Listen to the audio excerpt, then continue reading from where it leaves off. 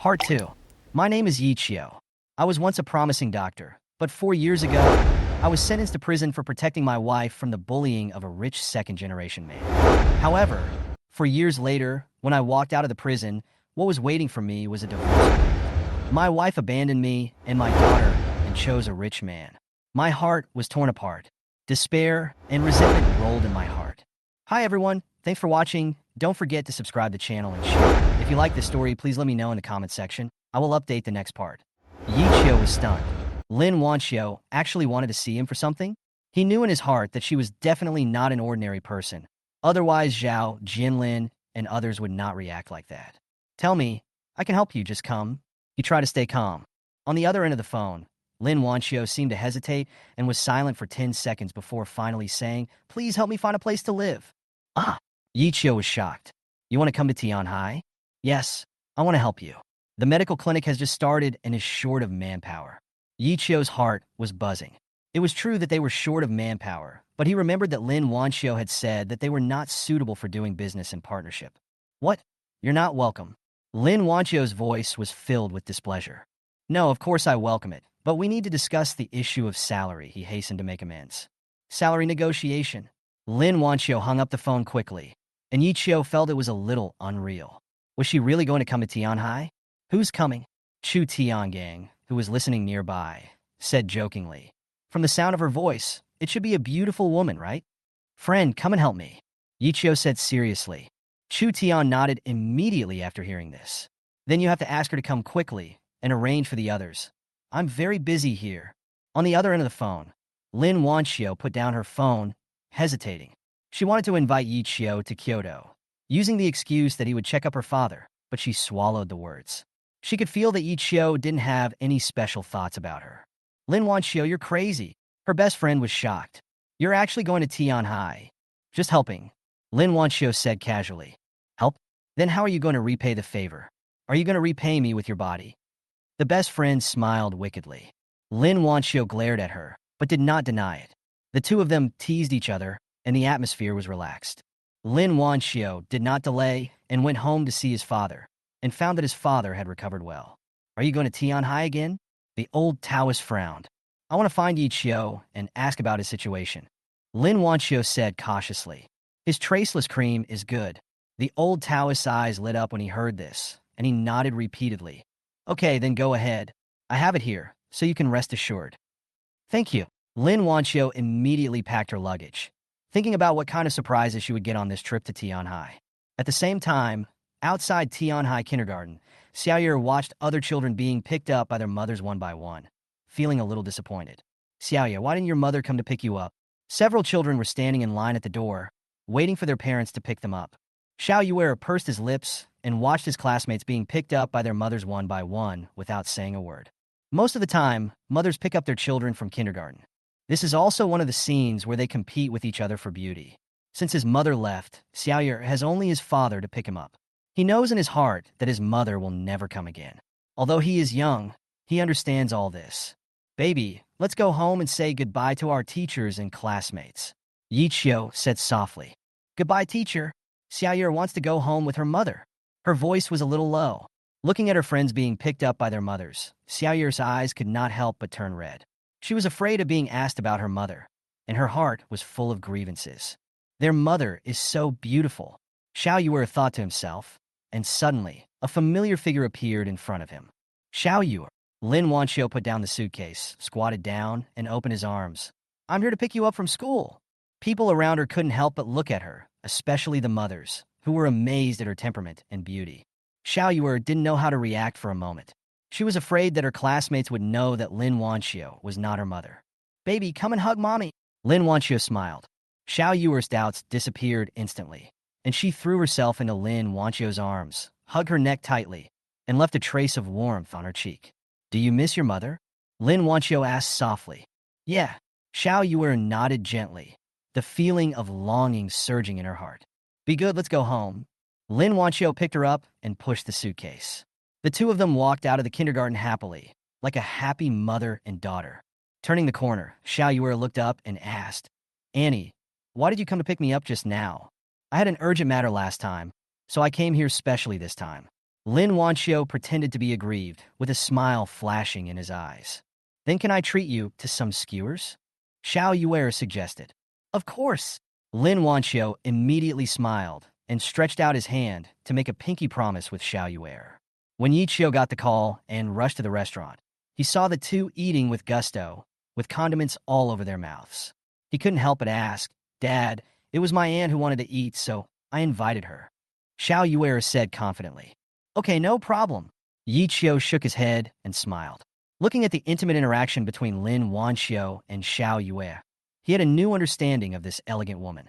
Children can't eat too much. Leave it to her. He said to Lin Wanio. Why can't she eat it? Lin Wanio smiled and handed the meatball to Xiao Yuer. If she likes it, let her eat it. Being happy is more important. Xiao Yuer's eyes sparkled, and he quickly split the meatball in half, his mouth bulging, and he smiled very happily. Yichio had no choice but to watch silently. After dinner, Yichio drove Lin Wanio to Chu Tiangong's villa. You will stay here for a while. The environment is nice, he introduced.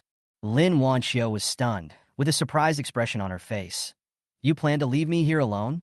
Yichio was filled with astonishment. Lin Wanio wanted them to live together? This was simply ridiculous. He was a divorced man with a child, and she was an unmarried lady from a wealthy family. Such rumors would ruin her reputation. Forget it, you blockhead. I'm too lazy to talk to you.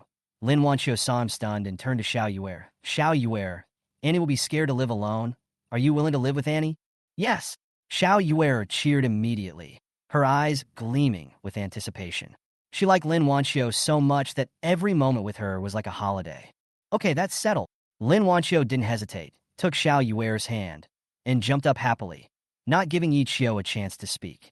Chu Tian just saw Yichio coming back to prepare clothes, and when he heard that Lin Wanio was going to stay, he showed a meaningful smile. He reminded Yichio to pay attention to protective measures, and Yichio's face was dark, as if he was avoiding some difficult topic. There were countless rooms in this villa, and Yichio was thinking that the three of them should each have one room, but Lin Wanio and Xiao Yuer obviously had no intention of separating, and they cuddled up to each other, ignoring him completely. Laughter continued to come from inside the door, as if he was an outsider.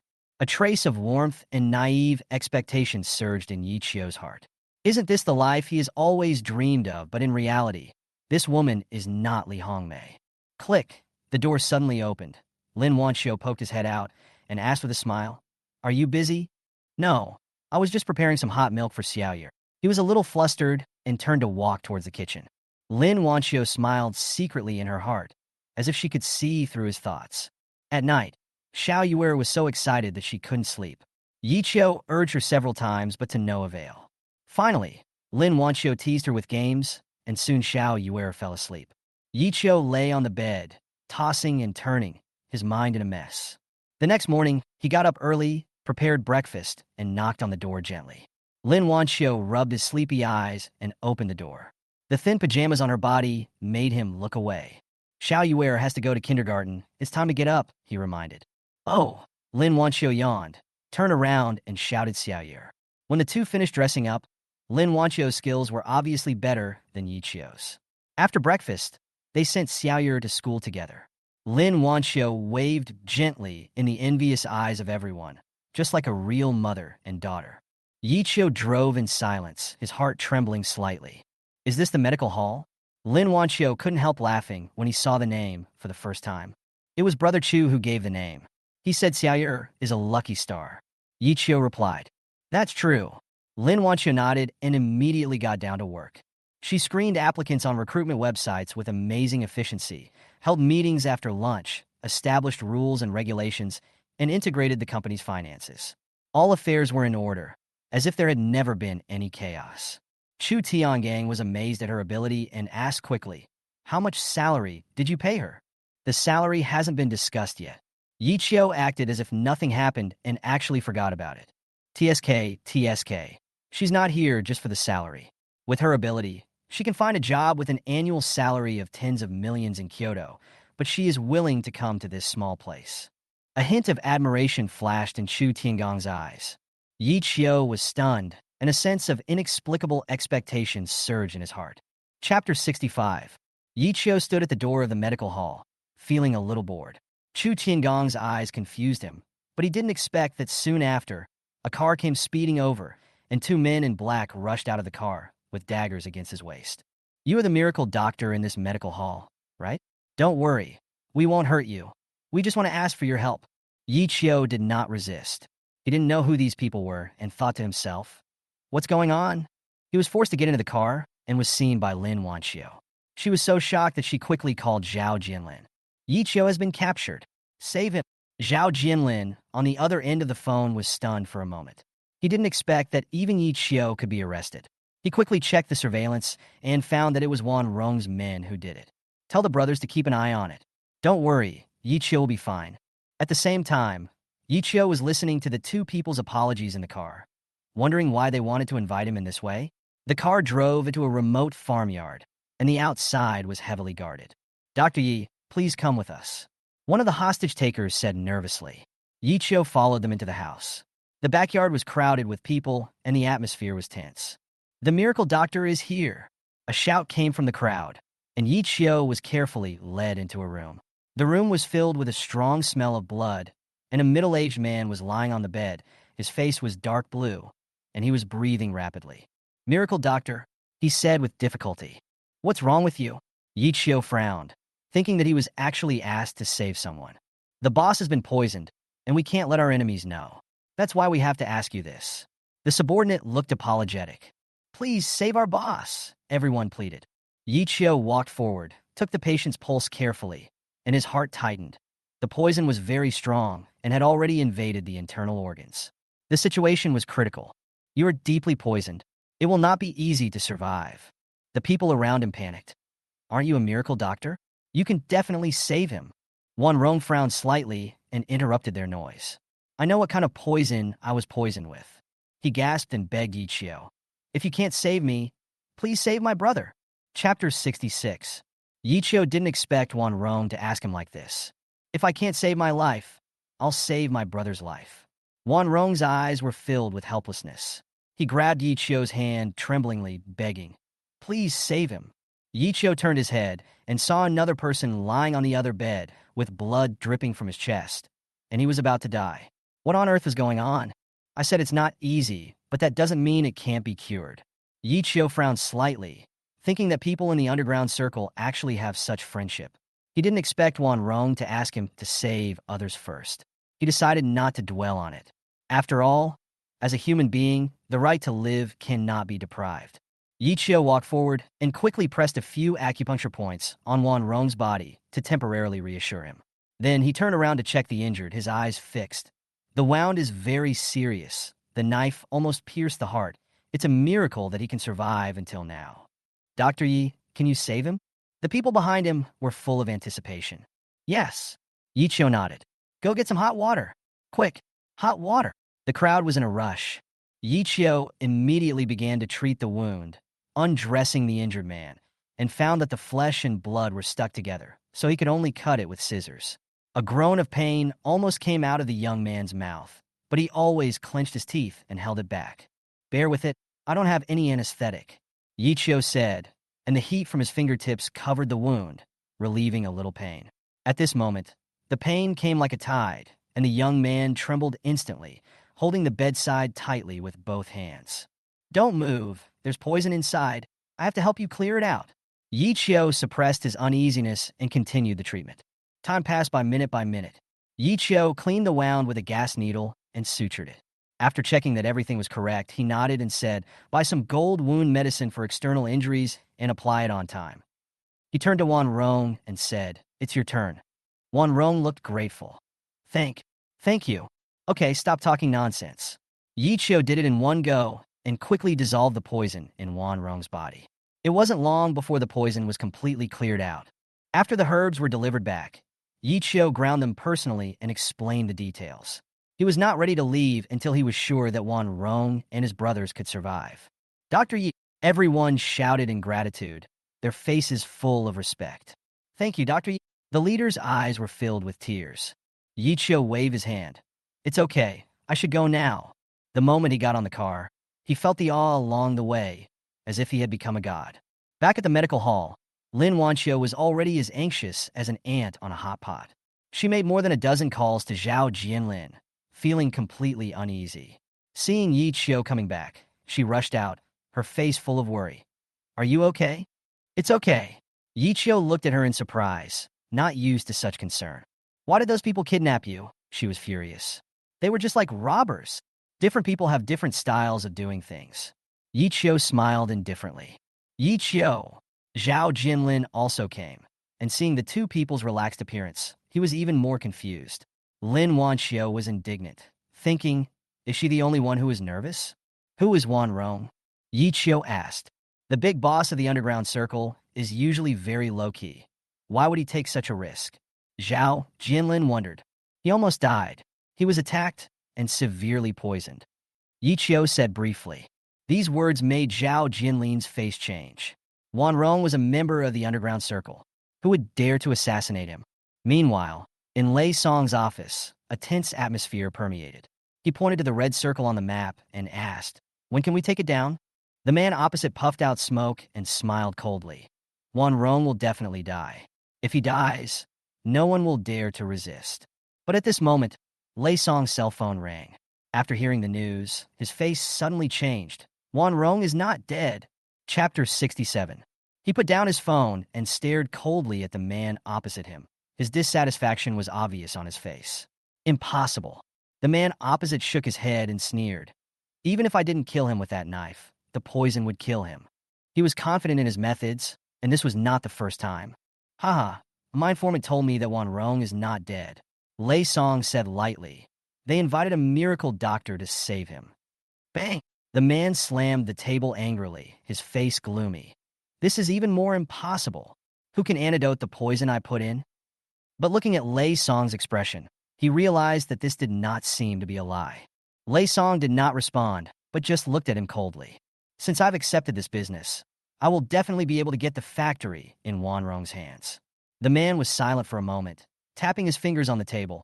Don't go back on your word about the shares you promised. Lei Song, keep my word. Lei Song said in a firm tone. Humph. The man stood up, a cunning light flashing in his eyes. He believed that Lei Song would not regret it because he intervened in this transaction, so he must get what he wanted, otherwise no one else could get it.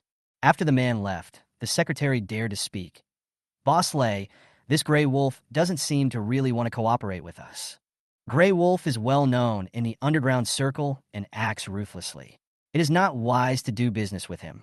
Every circle has its own rules. Grey Wolf's character is not very good, but if he wants to get the land from Wanrong, he is the only one who can do it. Lei Song frowned and calculated secretly in his heart. He knew that a big project would soon be implemented on that piece of land, and as long as he could get it, he would have a chance to surpass the Chu family. But Grey Wolf was so fierce. If he was unwilling to only get 1/3 of the shares after getting the land, it would be troublesome. Grey Wolf had already gotten into the car. Xiaolong, go to the medical hall and teach them a lesson so that they don't meddle in other people's business. He had a blank expression on his face, secretly hating that Wanrong had been saved. Yes, Xiaolong agreed, feeling excited. At the same time, in the pharmacy, Lin Wanio was very busy, but Yi Qiu was sitting leisurely, reading a book and drinking tea, which made her dissatisfied. Mr. Yi, why do I feel like something is wrong? She couldn't help but shout. Excuse me, how can I help you? Yi Qiu spread his hands. Lin Wanio was speechless and could only continue to work. Suddenly, there was a loud knock on the door, deafening. Where is that miracle doctor? A sarcastic voice came from outside the door. Yi Qiu took a look and motioned Lin Wanio to stay inside. He asked, what's wrong with you? You are sick. Brother Long sneered, and several people behind him held steel pipes and looked aggressive. Smash this medical hall. Yi Qiu still didn't stand up and seemed to not care about these people at all. This made Brother Long even more angry, and just as he was about to explode, he heard a scream from behind him. Several uniformed personnel quickly appeared and knocked down Brother Long's men. How dare you come here to cause trouble? Xiao Zhou sneered and stared at Brother Long. Brother Long's face changed, and he tried to escape but was knocked to the ground by a kick, wailing in pain. Yi Qiu and Xiao Zhou looked at each other, and they understood each other. I've taken the men away. Xiao Zhou waved his hand, and Brother Long and his men were handcuffed and taken away quickly. Are you in trouble? Lin Wanio walked out and looked at Yi Qiu. Tianhai is not like Kyoto. There are a lot of bad people here. Yi Qiu responded indifferently. You want to chase me away? Lin Wanio looked directly at Yi Qiu, his eyes burning. Yi Qiu's heart trembled, and he stepped back subconsciously. Boss, isn't it time for you to talk to me about my salary? Lin Wanio smiled slightly. The atmosphere between the two of them became tense for a moment. Yi Qiu tried to stay calm, but he didn't know how to respond. At the same time, Wan Rong was facing a life-or-death crisis. Grey Wolf brought two masters and easily knocked down Wan Rong's men. He sat on the sofa and sneered. I came here today for only one thing, your factory and land. I want them. Chapter 69. Wan Rong was furious after hearing what Grey Wolf said. What did you say? Didn't you hear me? I'll say it again. I want both your factory and the land. Grey Wolf was unceremoniously blew out a puff of smoke and rushed straight to Wan Rong's face. 15 million. If you know what's good for you, sign it. Don't waste my time. In fact, Le Song offered him 30 million, but the Grey Wolves only wanted to take half of it. Even so, 30 million was still far below the real value. Wan Rong was so angry that his whole body was shaking. He knew that the person who assassinated him was arranged by Grey Wolf, and he and Grey Wolf had never interfered with each other. Now it seemed that Grey Wolf came only for this piece of land. Absolutely not. He refused firmly. This factory was their foothold, and they would never sell it at a low price. Moreover, Grey Wolf was robbing nakedly, so how could he bow his head? Grey Wolf seemed to have anticipated his reaction. He smiled faintly, turned around and looked around, his eyes full of contempt. He only brought two experts with him and didn't care about any threats. Wan Rong, don't be so quick to refuse. Grey Wolf stood up and patted Wan Rong on the shoulder, his eyes full of threats. Isn't your injury a lesson enough? You should be content to be lucky enough to survive. After saying that, Grey Wolf left with a big laugh, leaving Wan Rong almost exploding in anger. The men behind him gnashed their teeth, wishing they could rush up and die with the two masters.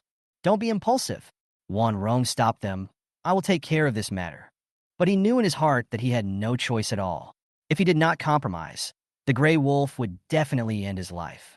Just as he was thinking hard, but to no avail, a car horn sounded outside. Wan Rong looked up, and the two masters also turned their heads. Yi Qiu walked in and immediately noticed something was wrong. Didn't you say you should stay in bed and rest? Who told you to come down? Yi Qiu scolded. Wan Rong felt warm in his heart, but before he could answer, the two masters stood in front of him. Get out, one of them said coldly.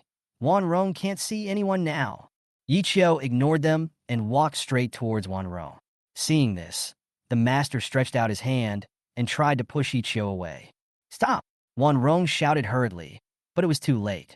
The master grabbed Yi Qiu's shoulder and tried to throw him out with force, but he didn't react at all, as if he was not touched at all. Ah! The man screamed, and when he looked down, his palm was covered in blood and in great pain. He simply couldn't believe it. Stop him! Another man shouted, and his fist struck Yi Qiu like lightning. However, the fist stopped in front of Yi Qiu, and Yi Qiu casually hit him with a palm, knocking him away and falling heavily to the ground. The scene was instantly silent, and Wan Rong's mouth was wide open enough to fit an egg in. He couldn't understand why Yi Qiu was so powerful that even the two masters were no match for him.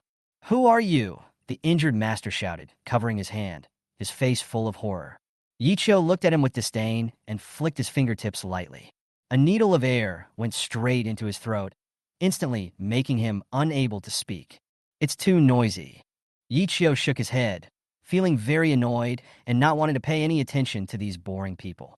In a flash, both masters fell to the ground, unable to move. Wan Rong stood there in a daze until Yi Qiu turned to him and frowned.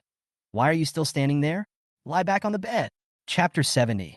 He looked at Yi Qiu, hesitant to speak. Dr. Yi, why are you here? Yi Qiu's medical skills had already astonished him, and the move just now made the masters present stare at each other in amazement. It was simply incredible. I came to see if you were dead or not. Yi Qiu said indifferently. Someone asked me not to let you die. Wan Rong was shocked. Such self-confidence was simply too arrogant. But at this moment, he realized that he was not alone. Dr. Yi, please save us. Wan Rong suddenly knelt down in front of Yi Qiu, and the brothers around him also knelt down and begged in unison. Get up. It's just a piece of cake. Yi Qiu helped Wan Rong up and let him lie down to prevent his wound from splitting. Those two people just now came to force me to hand over the factory and land. They were only willing to pay 15 million, which is half of the market price. Wan Rong's voice trembled, his face full of bitterness. My brothers all rely on this factory for their livelihood. If the factory is gone, everyone will starve. He smiled bitterly, tears flashing in his eyes, recalling the unfortunate people who followed him. Some are disabled, and some lost their limbs in car accidents. They are all the weak in society, and no one will take them in anymore.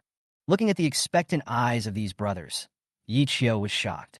Although Wan Rong was in the underworld, he was a kind and righteous man. He took a deep breath and said solemnly, "Since I know about this, I will take care of it."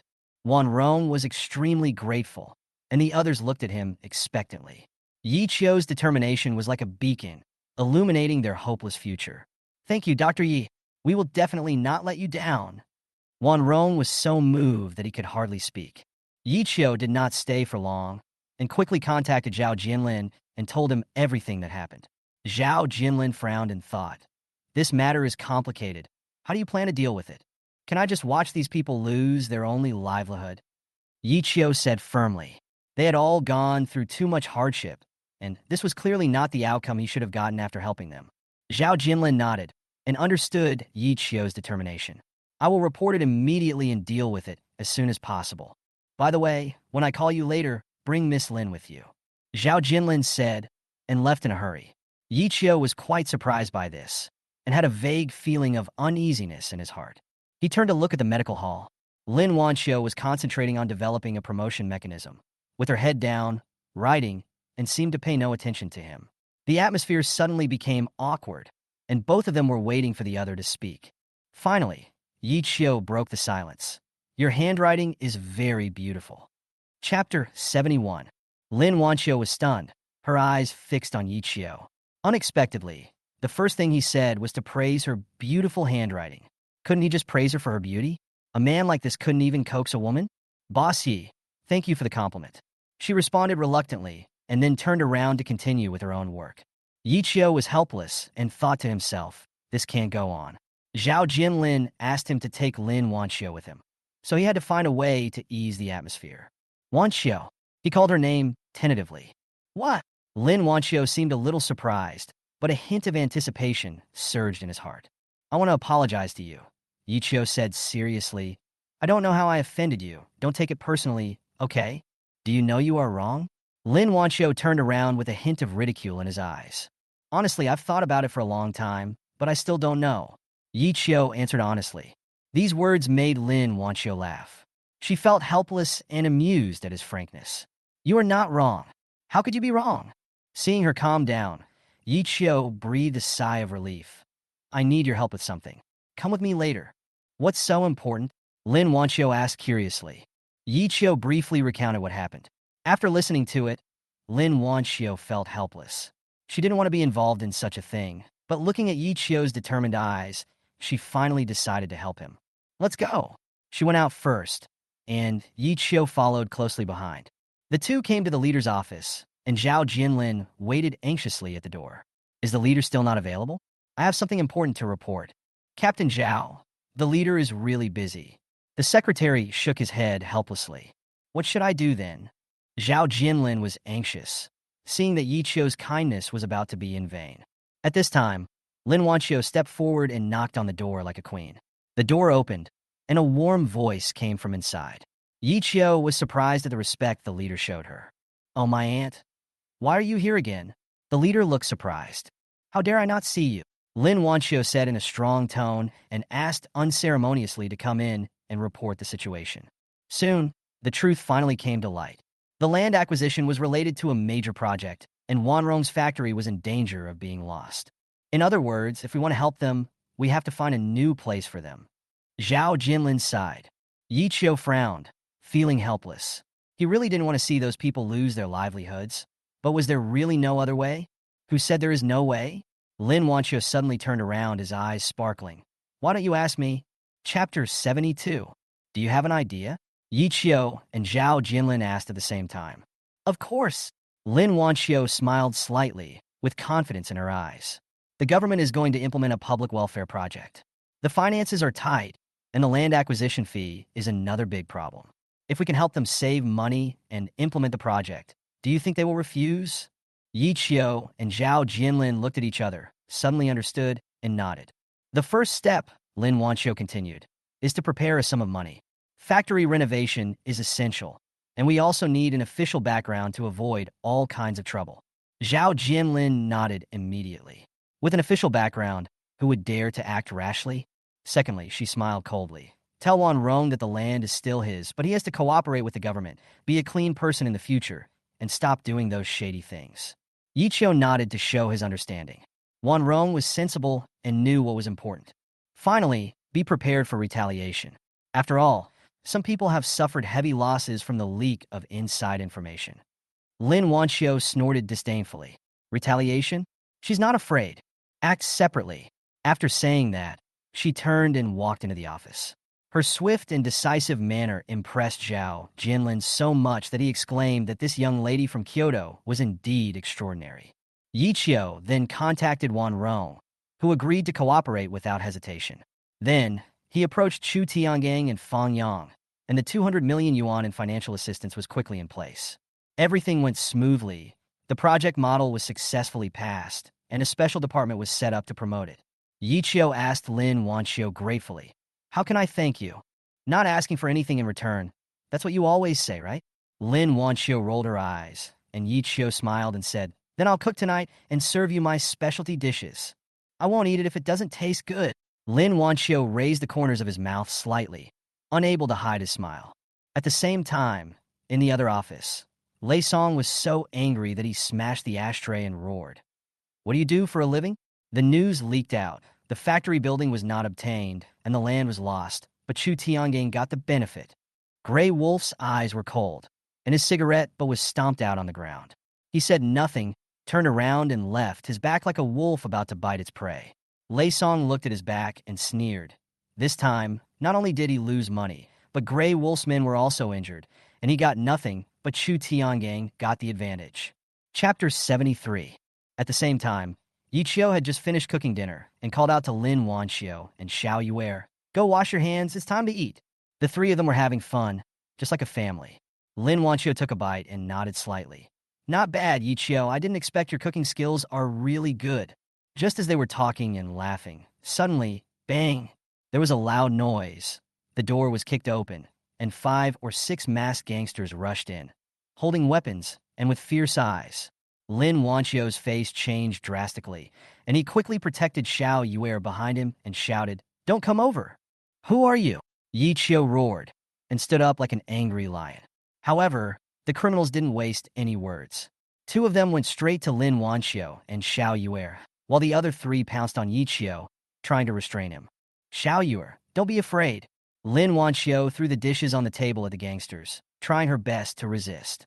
However, the murder weapon was about to fall on them. Yi Qiu's eyes were bloodshot, and he roared, rushing forward like lightning, instantly knocking down the 3 people in front of him. "Don't even think about hurting my family," he growled, and with a sudden pull of his hands, the 2 gangsters were thrown out and fell heavily to the ground. Yi Qiu was merciless, and within a few moves, he knocked all the gangsters to the ground, sealing their acupuncture points and making them unable to move. "Dad!" Xiao Yuer shouted in fear and threw herself into Lin Wanio's arms, trembling. Lin Wanio gently patted her back and comforted her. "Don't be afraid. Dad is here. He will protect us." Soon, Zhao Jinlin received the news and rushed over, taking several criminals away. He patted Yi Qiu's shoulder fiercely. "Some people in Tianhai are used to being arrogant. It's time to teach them a lesson." After seeing Zhao Jinlin off, Lin Wanio gently stroked Xiao Yuer's head and said to Yi Qiu, "Thank you, Yi Qiu. You are really our hero." Yi Qiu was stunned for a moment, and an inexplicable warmth surged in his heart. He nodded gently, his eyes firm. Chapter 74. Lin Wanio has always been a straightforward person. She did not hide her love for Yi Qiu. However, Yi Qiu never responded. She didn't know whether he really didn't care about her, or he hadn't gotten over his past relationship. Despite this, every time in a critical moment, Yi Qiu would rush to the front to protect her. The care in his eyes could not be deceived. Finally, she couldn't hold back the doubts in her heart and asked directly, "Do you like me?" Yi Qiu was stunned. A trace of panic appeared on his face, and he lowered his head and said, We are just friends. I care about you because we are friends. What I'm asking is whether you like me or not. Lin Wanio's gaze was sharp and straightforward, forcing Yi Qiu to retreat. After a long silence, Yi Qiu raised his head with a firm look in his eyes. We are just friends. Hearing this, the light in Lin Wanio's eyes dimmed, and she forced a bitter smile. I was just being sentimental. After saying that, she turned around and went back to her room, leaving Yi Qiu sitting in the living room with mixed feelings. The next morning, Yi Qiu prepared breakfast for the three of them, as usual. Lin Wanio and Xiao Yue were laughing and joking as usual, as if the embarrassment of last night had never happened. However, at this moment, the doorbell suddenly rang. Yi Qiu got up and opened the door and saw a strange face, a majestic old man standing at the door. Are you Yi Qiu? The old man asked coldly. It's me. Yi Qiu nodded and looked at the person who came in confusion. At this moment, Lin Wanio came out of the house. His face changed drastically, and he exclaimed, Dad, why are you here? Yi Qiu was stunned and extremely surprised. The person in front of him was actually Lin Wanio's father, Lin Xiao, the head of the Lin family. Lin Xiao coldly scanned the cozy house. A little girl who looked like a porcelain doll was sitting at the dining table, staring at him curiously with an innocent look. Seeing this scene, Lin Xiao's face became even gloomier. I must repay the favor of saving my life. Lin Xiao stared at Yi Qiu with a cold tone. Tell me, what do you want? Power? Or money? Yi Qiu frowned and said calmly, saving you is just a piece of cake. I don't need any reward. Lin Xiao sneered. Really? I don't think so. I'm afraid you want more than power and money, right? His eyes were like torches, and he carried an unyielding majesty. You saved me, and I owe you a favor. But you have to know that you are not worthy of Wanio. Chapter 75. You don't deserve her. Lin Zhao's cold words pierced Yi Qiu's heart like a sharp knife, and every word was like a nail, merciless. So, it's best not to have any unrealistic fantasies. After the voice fell, Lin Zhao's eyes were cold and ruthless. Dad! Lin Wanio couldn't help shouting. She didn't expect her father to humiliate Yi Qiu like this. She glanced at Yi Qiu and saw that he was trembling slightly, and there was a flash of anger in his eyes, but he held back and didn't refute. You're right. Yi Qiu smiled bitterly and nodded. I'm indeed not worthy of Wanio. You're worrying too much. As soon as the words fell, Lin Wanio's face darkened instantly. Her heart seemed to be shattered, and she completely lost the reason to persist. Did you hear that? Lin Xiao sneered and glanced at Lin Wanio. I didn't mean that at all. You were just being sentimental.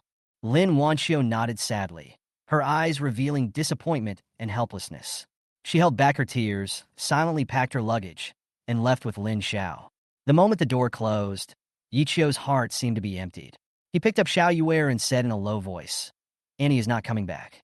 At this time, Yi Qiu's anger was piling up in his heart, and Zhao Jinlin suddenly sent a message. Grey Wolf is avenging you. He sent those people yesterday. Yi Qiu's eyes flashed coldly. Where is he? A few hours later, Grey Wolf was indulging in a luxurious nightlife, drunk, with music blaring in the hall and beauties all around him. Suddenly, with a loud bang, the door was kicked open, and Yi Qiu stepped in, his eyes as cold as a blade, his whole body exuding murderous intent. Who dares to cause trouble? Grey Wolf was drunk and roared. He waved his hand, and several drunken thugs immediately rushed towards Yi Qiu. Yi Qiu smiled coldly and said nothing. He punched them. Wherever he went, screams were heard, and the thugs flew away like straw. Screams rang out in the hall, and the air froze instantly. Grey Wolf saw Yi Qiu approaching step by step and suddenly grabbed the bottle and smashed it at him, cursing, I'm going to kill you, ah. Yi Qiu grabbed Grey Wolf's wrist and twisted it slightly. With a crack, Grey Wolf's wrist instantly broke in the opposite direction, and the wine bottle fell to the ground and shattered. Grey Wolf was sweating on his forehead in pain and gnashed his teeth. You dare to touch me? I won't let you go. Yi Qiu's sneer intensified. He exerted more force on his hand, and with a snap, the Grey Wolf's arm broke again. Yi Qiu whispered calmly, Next, where should I break it? Chapter 76. Grey Wolf fell to his knees tremblingly. No matter how ruthless he was, he had never seen a man as ruthless as Yi Qiu. The cold face and captivating eyes made him tremble all over. Let me go. Please let me go. Grey Wolf knelt down and begged for mercy, his tone miserable. "You can ask for anything, money, women, I'll give them to you." Yi Chio sneered and kicked the gray wolf away without mercy. The gray wolf curled up on the ground in pain, screaming. Outside the door, Zhao Jinlin rushed in with his men. Looking at the mess on the ground, he broke out in a cold sweat. There were at least 100 people, all knocked down by Yi Chio. Zhao Jinlin walked quickly towards Yi Chio and handed him a cigarette. "Do you regret it?" Yi Chio didn't take the cigarette and said calmly, "There is nothing to regret. Her family background is so prominent. I am not worthy of her." Zhao Jinlin sneered. "Not worthy? Yi Chio, you just closed yourself off and dared not take that step. Let me tell you, Lin Wanio is getting engaged." Before he finished speaking, Yi Chio's body shook suddenly, his eyes full of disbelief. "You can handle it yourself?" Zhao Jinlin threw the address of the engagement party to him and turned to leave. Yi Chio stood there stiffly, replaying the days with Lin Wanio and Xiao Yuer in his mind. The warm scenes were vivid in his mind. He suddenly made up his mind, picked up Xiao Yuer, and rushed to the airport. At the same time, at the Lin family in Kyoto, the grand engagement banquet was about to begin. Lin Wanio sat in front of the dressing table with a blank expression on her face. Her best friend Yang Shui came over and saw that she looked haggard. She couldn't help but said angrily, "If you don't want to get married, don't get married. Who cares about that young master? You like Yi Chio." Lin Wanio smiled bitterly and shook her head slightly. "But he doesn't like me." She had done so much these days, even moving to Yi Chio's house, but he always remained cold, making her unable to hold on any longer. Is he blind? Yang Shui clenched her fists in anger. Is there anyone in this world who can refuse you? How about I go and beat him up myself? Lin Wanio smiled, put on the earrings, and said to herself in the mirror, "It doesn't matter. It doesn't matter if it's not him. It's the same for anyone else." Just as she was hiding her heartache and preparing to attend the banquet, there was a sound of hurried footsteps at the door. She picked up the hairpin, the earrings, and the necklace, and compared them to the mirror with a smile on her face.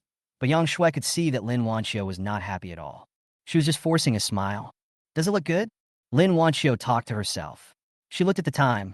In another hour, she would become someone else's woman. Chapter 77.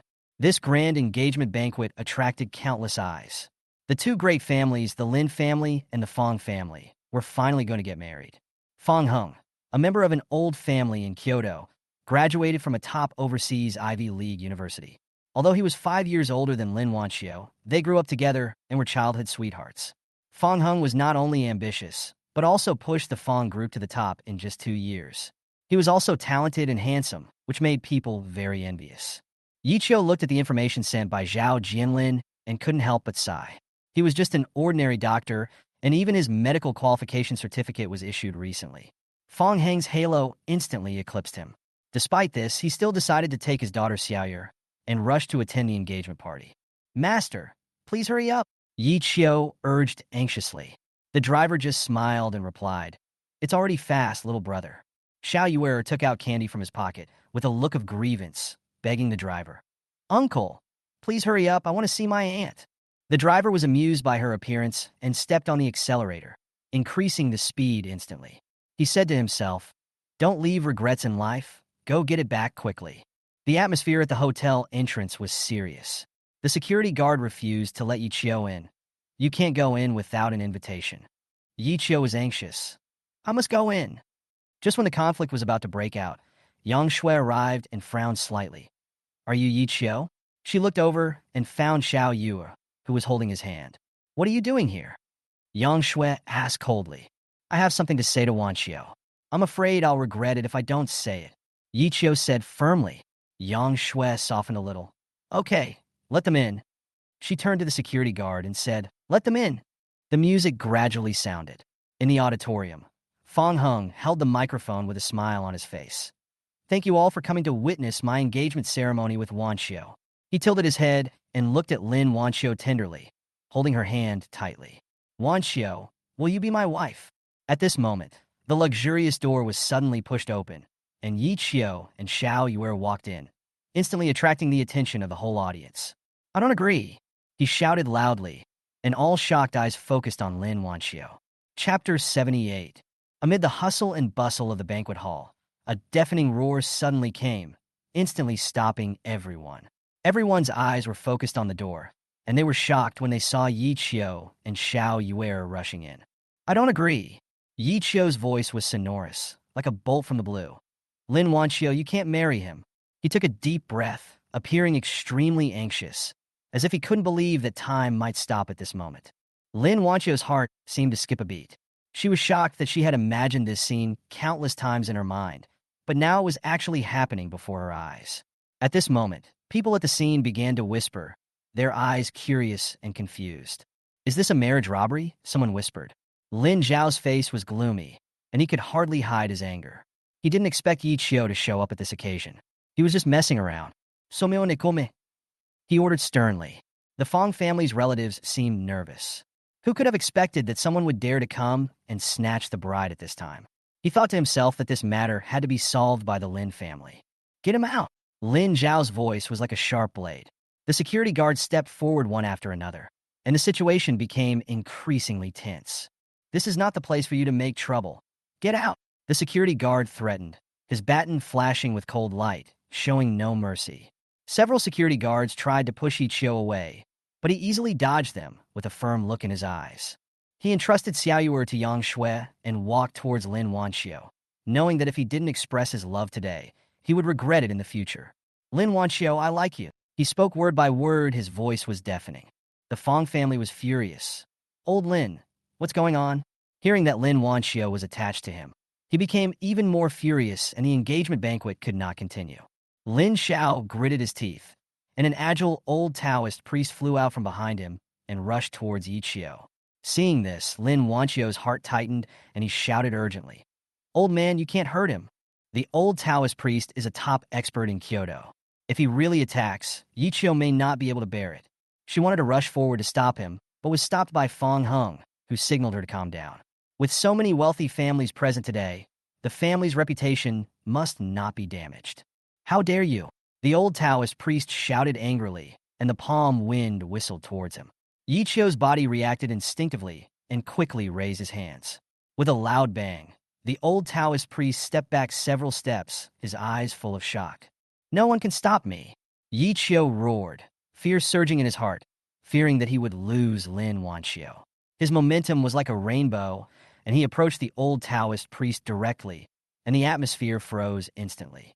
Boy, don't you know what the occasion is today? The old Taoist looked helpless. Come with me. Yi Qiu looked directly at Lin Wanio, determined. At this moment, Lin Wanio's tears were flowing, and her heart was complicated. She was touched and panicked, fearing that Yi Qiu would suffer an accident because of her. I'm sorry. Lin Wanio shook her head helplessly, as if this relationship had never even begun and had already ended. Yi Qiu felt a chill in his heart, as if all the good things had vanished in an instant. Chapter 79. Lin Wanio's mood was like a roller coaster, ups and downs. She couldn't believe that she had to reject Yi Qiu, the man who made her heart beat. Facing him, her voice trembled, tears welled up in her eyes. I can't go with you. The words were like a knife, cutting her heart. Yi Qiu was stunned, as if he couldn't believe her words. The hope in his eyes gradually died down as she rejected him. He smiled bitterly, took a deep breath, and said in a low voice, I'm sorry I disturbed you. I wish you happiness. After that, he turned and walked towards Yang Shui, who was holding Xiao Yu, his heart aching. Xiao Yu, let's go. He comforted the little girl with his warm embrace, but Xiao Yuer's tears fell, and her crying voice was full of loss. Annie, don't you want me to? That sentence was like a sharp knife, piercing Lin Wanio's heart. Her heart was torn apart, but in front of everyone, she could only remain silent and could not call them to stop. Everyone, I'm sorry. There was some misunderstanding just now. Lin Xiao hurriedly explained, trying to save the situation. Lin Wanio stood there, like a wooden man. His heart was in chaos, as if time had stopped at this moment. After everything was over, she hurriedly ran out, holding up her skirt. Fong Hung followed closely behind her, blocking her way. Get in the car. He drove and sped towards Kyoto Airport. At this time, Yi Qiu and Xiao Yuer were in the waiting hall, silent. Yi Qiu's thoughts were wandering, and suddenly, the flight information broadcast sounded. The plane to Tianhai is about to take off. Baby, let's go home. He picked up Xiao Yuer, but Xiao Yuer shook his head, his eyes full of expectation. Annie, don't you want to go back with us? At this moment, Fong Heng's voice came from behind. What, are you leaving now?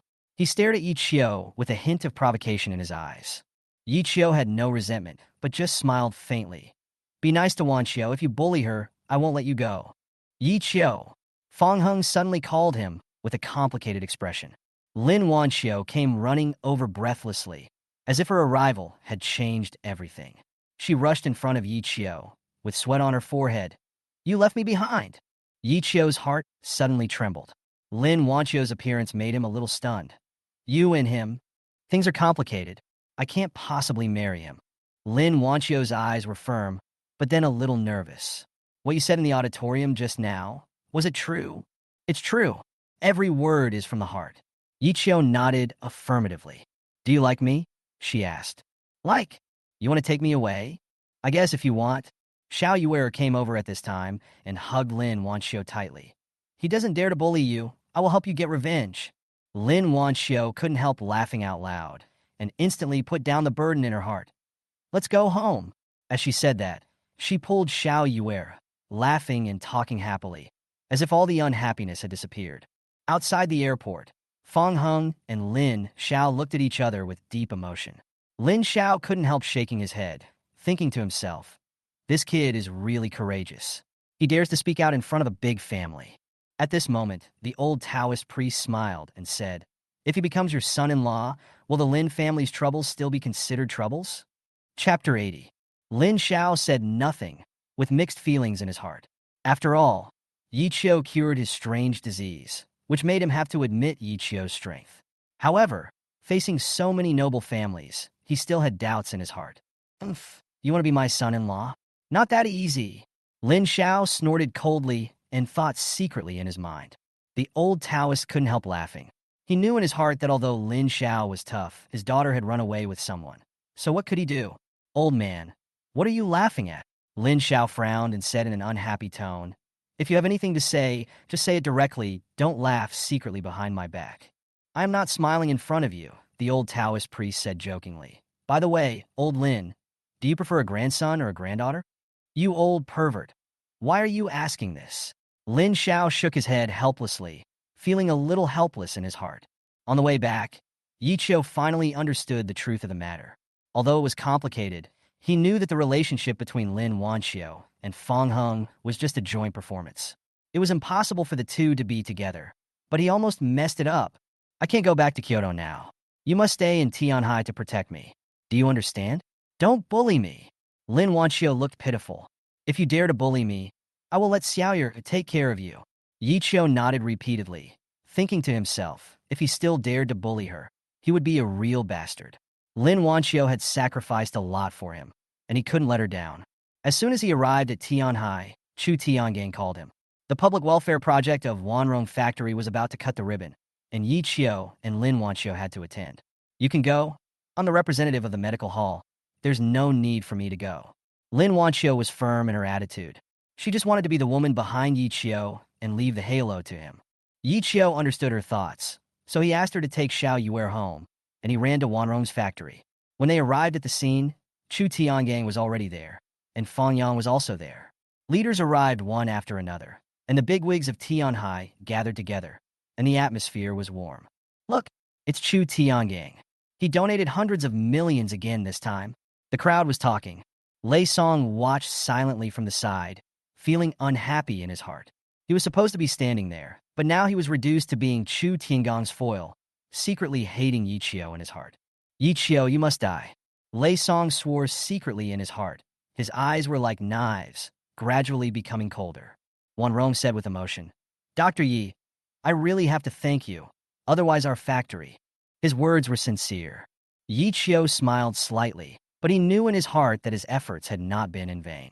The ribbon-cutting ceremony ended successfully, and Yi Qiu's reputation became more and more famous. When he got home, he heard thick smoke coming from the kitchen. Yi Qiu rushed in immediately and saw Lin Wanxiu frantically anxious. Don't use water. He pulled her out and the fire was suppressed instantly. I thought you could eat it when you came back, so I tried it. Lin Wanxiu seemed a little aggrieved. I'm afraid it's not edible. Yi Qiu didn't know whether to laugh or cry, thinking to himself that it was fortunate that he returned home in time. Xiao Yuer, keep a close eye on her from now on, and don't let her enter the kitchen. Yi Qiu instructed Xiao Yuer. Yes, Xiao Yuer responded seriously. Finally, Yi Qiu made a few dishes again. Lin Wanio looked at his cooking skills and couldn't help but admire him. She thought to herself, it seems that the safety of the kitchen in the future will depend on him. Chapter 81.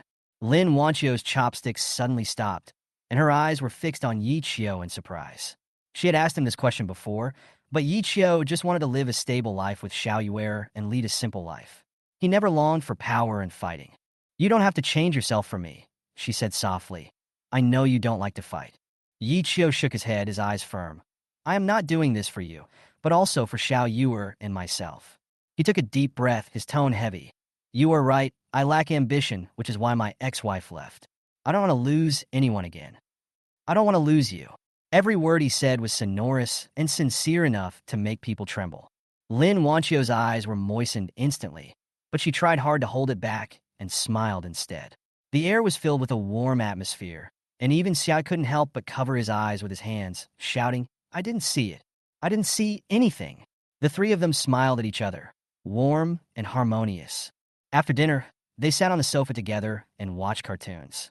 Suddenly, Yi Qiu's phone rang, and Chu Tiangong's urgent voice came from the other end. Yi Qiu, something happened. It's a big deal. What's the matter? Yi Qiu's heart tightened. Something happened at Wanrong's factory. Go to Tianhai, First Hospital. Before Chu Tiangang hung up, Yi Qiu's phone rang again. It was Wanrong's emergency call. Dr. Yi, come quickly. I have to go take a look. You take Xiaoyur to sleep, Yi Qiu said and rushed out the door. Lin Wanio followed closely behind.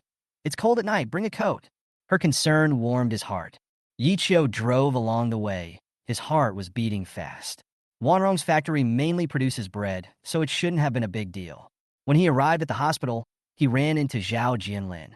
I was just about to call you, Zhao Jianlin said. Let's go in and take a look first. The two hurried into the ward. Gao Wan was already here. He frowned and said, there are 16 people at the scene with the same symptoms. I don't think it's food poisoning. Yi Qiu approached the patient, frowned, and decisively ordered, all of you get out. After a thorough examination, he said in a deep voice, Malaria. How could it be malaria? Gao Wan couldn't believe it. Close the factory immediately and do not allow anyone to enter or leave. Yi Qiu instructed, the source is in the factory. We must find it. I'll arrange it right away. Gao Wan nodded, feeling secretly nervous. Timely treatment is necessary. Artemisinin is the most effective. After Yi Qiu finished speaking, he and Zhao Jinlin went straight to the factory. Malaria is caused by plasmodium, which is mainly transmitted by mosquitoes, Yi Qiu explained in the car and said seriously, wait outside for a while, don't go in. I'll ask someone to send protective clothing immediately. Zhao Jinlin said hurriedly, feeling uneasy. I'm fine. Yi Qiu was full of confidence, exuding a righteous spirit that made him fearless of mosquitoes. They soon arrived at the factory, where the fence had been erected. Yi Qiu's figure was firm and fearless. Wait here, I promise everyone will be fine. Chapter 82. Yi Qiu walked into the factory without hesitation. Even though people outside were worried, as a doctor, saving lives was his duty. Captain Zhao, what should we do now? Wan Rong asked anxiously. Wait, Zhao Jianlin responded seriously. He knew that Yi Qiu would never act rashly, and no one else could help accept him. Walking into the factory, Yi Qiu saw a familiar environment. Wan Rong had already instructed the employees to gather in an open area, their faces full of anxiety and fear. Dr. Yi is here, someone in the crowd shouted excitedly. Don't be afraid. I'm here, you'll be fine. Yi Qiu comforted them, with a teasing smile. I heard you guys are pretty brave. Why are you almost crying? I'm afraid of death, an employee answered in a trembling voice. Don't worry, you won't die, Yi Qiu said. Now everyone line up in an orderly manner and come to me one by one. I will check you. If there is no problem, you can go out. He smiled, with a firm light in his eyes, like a flame of hope, igniting everyone's courage. Everyone immediately followed the instructions and lined up in an orderly manner. The tense atmosphere gradually eased. Yi Qiu quickly and accurately checked everyone's body. Within 20 minutes, everyone was checked and 24 people were found to be infected with malaria. I can tell you frankly that you are infected with malaria, but I can cure it. Hearing this, everyone finally felt relieved. Now, I need you to do me a favor. Yi Qiu said, this malaria is transmitted by mosquitoes. We must find this bug. Mr. Yi, are you keeping us here because we are already infected and getting bitten again won't make any difference? The young man asked cleverly. Smart. Yi Qiu nodded and encouraged everyone to recall the places they had been to. After discussion, they quickly deduced the common place, the public toilet. That's it, they said in unison. Yi Qiu didn't waste any time and immediately followed them to the public toilet. When they reached the door, he asked everyone to wait outside and walked in alone. The hygiene is pretty good. Yi Qiu observed the environment, his ears keenly capturing faint sounds, as if something was moving quietly. Suddenly, he found several fiery red ants and quickly caught 2 of them in a transparent bag. This kind of ant is not common in Tianhai. This is the culprit, Yi Qiu said to the people outside. Everyone was stunned and couldn't believe it. Don't underestimate them. They are very poisonous. Yi Qiu instructed them to use pesticides regularly and carry out disinfection work. Walking out of the factory, Zhao Jinlin paced back and forth. Seeing that Yi Qiu was safe and sound, he finally breathed a sigh of relief. How about it? 24 people have been infected, but have not shown any symptoms yet. I'll have the hospital send a car to pick them up for treatment later. Yi Qiu said as he took out the ants from the bag, his tone serious. Also, this one was probably put in there by someone. Chapter 83. Zhao Jinlin frowned, his expression solemn, as if the sense of crisis was growing stronger in the air. He whispered, are you saying that someone deliberately put these ants into the factory? His voice was filled with anger and shock. Yi Qiu nodded, his eyes firm. That's right. This kind of red ant is extremely rare in China and is mainly distributed in tropical areas. This is already considered a biological invasion. Besides, it just happened to appear in Wanrong's factory. There must be something wrong behind it. Yi Qiu added. A series of thoughts flashed through Zhao Jinlin's mind. This factory had just recently become the implementation point of a public welfare project, and Chu Tiangang and Fang Yang's investment involved countless stakeholders. It was inevitable that someone would be dissatisfied and want revenge. I warned you long ago that someone would take action against this project, but I didn't expect it to be so sinister. Zhao Jinlin took a deep breath. We must thoroughly investigate this matter. What should we do now? He immediately asked. The surveillance investigation yielded no results, and Zhao Jinlin realized that the mastermind behind the incident might have been hiding in plain sight. I have a way. Yi Qiu showed a confident smile. Let the ants find the criminals themselves. Zhao Jinlin was a little bit unbelievable. This sounds like a fairy tale. Yi Qiu smiled slightly and explained. I am proficient in mysterious medicine and have some special abilities. Through divination, I can help these ants find their targets. Zhao Jinlin was still confused, but he nodded firmly. No matter what you do, just tell me, and I will cooperate. But ants are small and move slowly, so it will take a long time to find the culprit behind this. He pointed at the tiny fiery red ant, his brows slightly furrowed. It's not slow. Yi Qiu shook it lightly, and 2 thin wings spread out on the back of the fire-red ant. This is a flying ant. He carefully placed the 2 flying ants in his palm, and suddenly a stream of air enveloped them. Yi Qiu chanted in a low voice, and the inaudible air needle carved mysterious patterns on the ant's wings. Go! He shouted softly, and the red ant flew up and disappeared from sight in the blink of an eye. If it were someone else, I would really think he was a charlatan. Zhao Jinlin shook his head. A bitter smile appeared on the corner of his mouth. He must be arrested. Don't worry, they're going to look for people and will not harm innocent people. Yi Qiu comforted. So what's next? Do we go to the hospital and wait? Zhao Jinlin asked tentatively. I'm afraid not. Yi Qiu shook his head. This time our opponents are not simple. They have suffered losses before and will never be fooled easily. The only drug that can cure this disease is artemisinin. This drug is strictly regulated and only available in infectious disease hospitals. Yi Qiu continued. The mastermind may have already fled Tianhai, but he can't escape far. The patient will not go too far. We just need to find out who is receiving treatment, and we can lock onto the target. Zhao Jinlin nodded, but he soon realized that he did not have the authority to retrieve this information. I'll come to ask Mr. Gao for help. Yi Qiu offered. He understood Zhao Jinlin's distress. If there's anything you need me to do, please let me know at any time. Zhao Jinlin expressed his support. The 2 quickly split up. Yi Qiu rushed to the first hospital, found Gao Qiao directly and expressed his request without any hesitation. I need you to help me find out that information. This kind of behavior must not be let off. Yi Qiu's tone was firm and unambiguous. I'll see if I can retrieve it. Gao Qiao frowned slightly. However, whether it can be done depends on whether the person is willing. Can you get him to give you face? Yi Qiu said bluntly. Gao Qiao couldn't help but laugh. That's not necessarily true, but if you come forward, there will definitely be no problem. He immediately took out his cell phone and made a call, but just as Yi Qiu had expected, the other party refused as soon as he mentioned the matter. Don't come to me for this kind of thing. My friends are busy. If you don't have anything else to do, I'll hang up now. Yi Qiu asked you for help. Gao Qiao explained quickly. When Yi Qiu was mentioned, the other side's attitude really changed 180 degrees, and even complained. Yi Qiu, why didn't you say so earlier? It just so happens that I have a student in the provincial capital's health system. I asked him to make the arrangements. It's no big deal. Gao Qiao responded cheerfully and deliberately turned the call to speakerphone so that Yi Qiu could hear the changes in the other party. But remember to tell Yi Qiu that there is an exchange meeting in my school. Can he come over to have some fun? Professor Su's voice sounded, full of anticipation.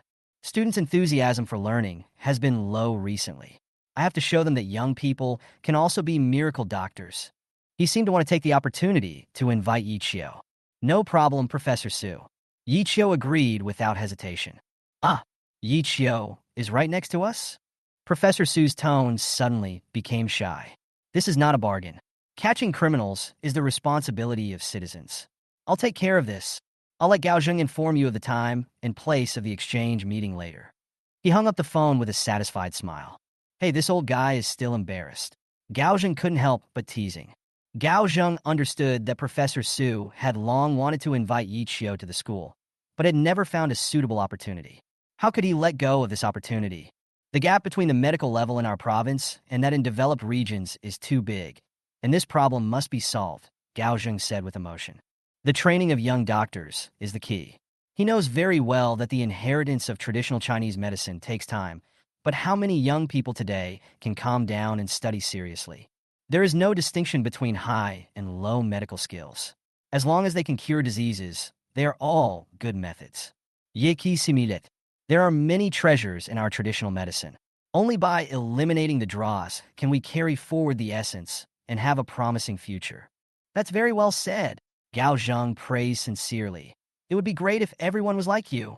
Chapter 84. Everyone wants to be Yi Qiu? What a joke. Gao Qiao couldn't help laughing. At his age, after going through so many vicissitudes, he barely managed to gain a foothold in medical skills. A genius like Yi Qiu is rare in a century, and there are people who want everyone to be like him. Of course, this is a beautiful wish, Gao Pei said lightly. If everyone is like you, there will be no incurable diseases in the world, and who will be tortured by illness?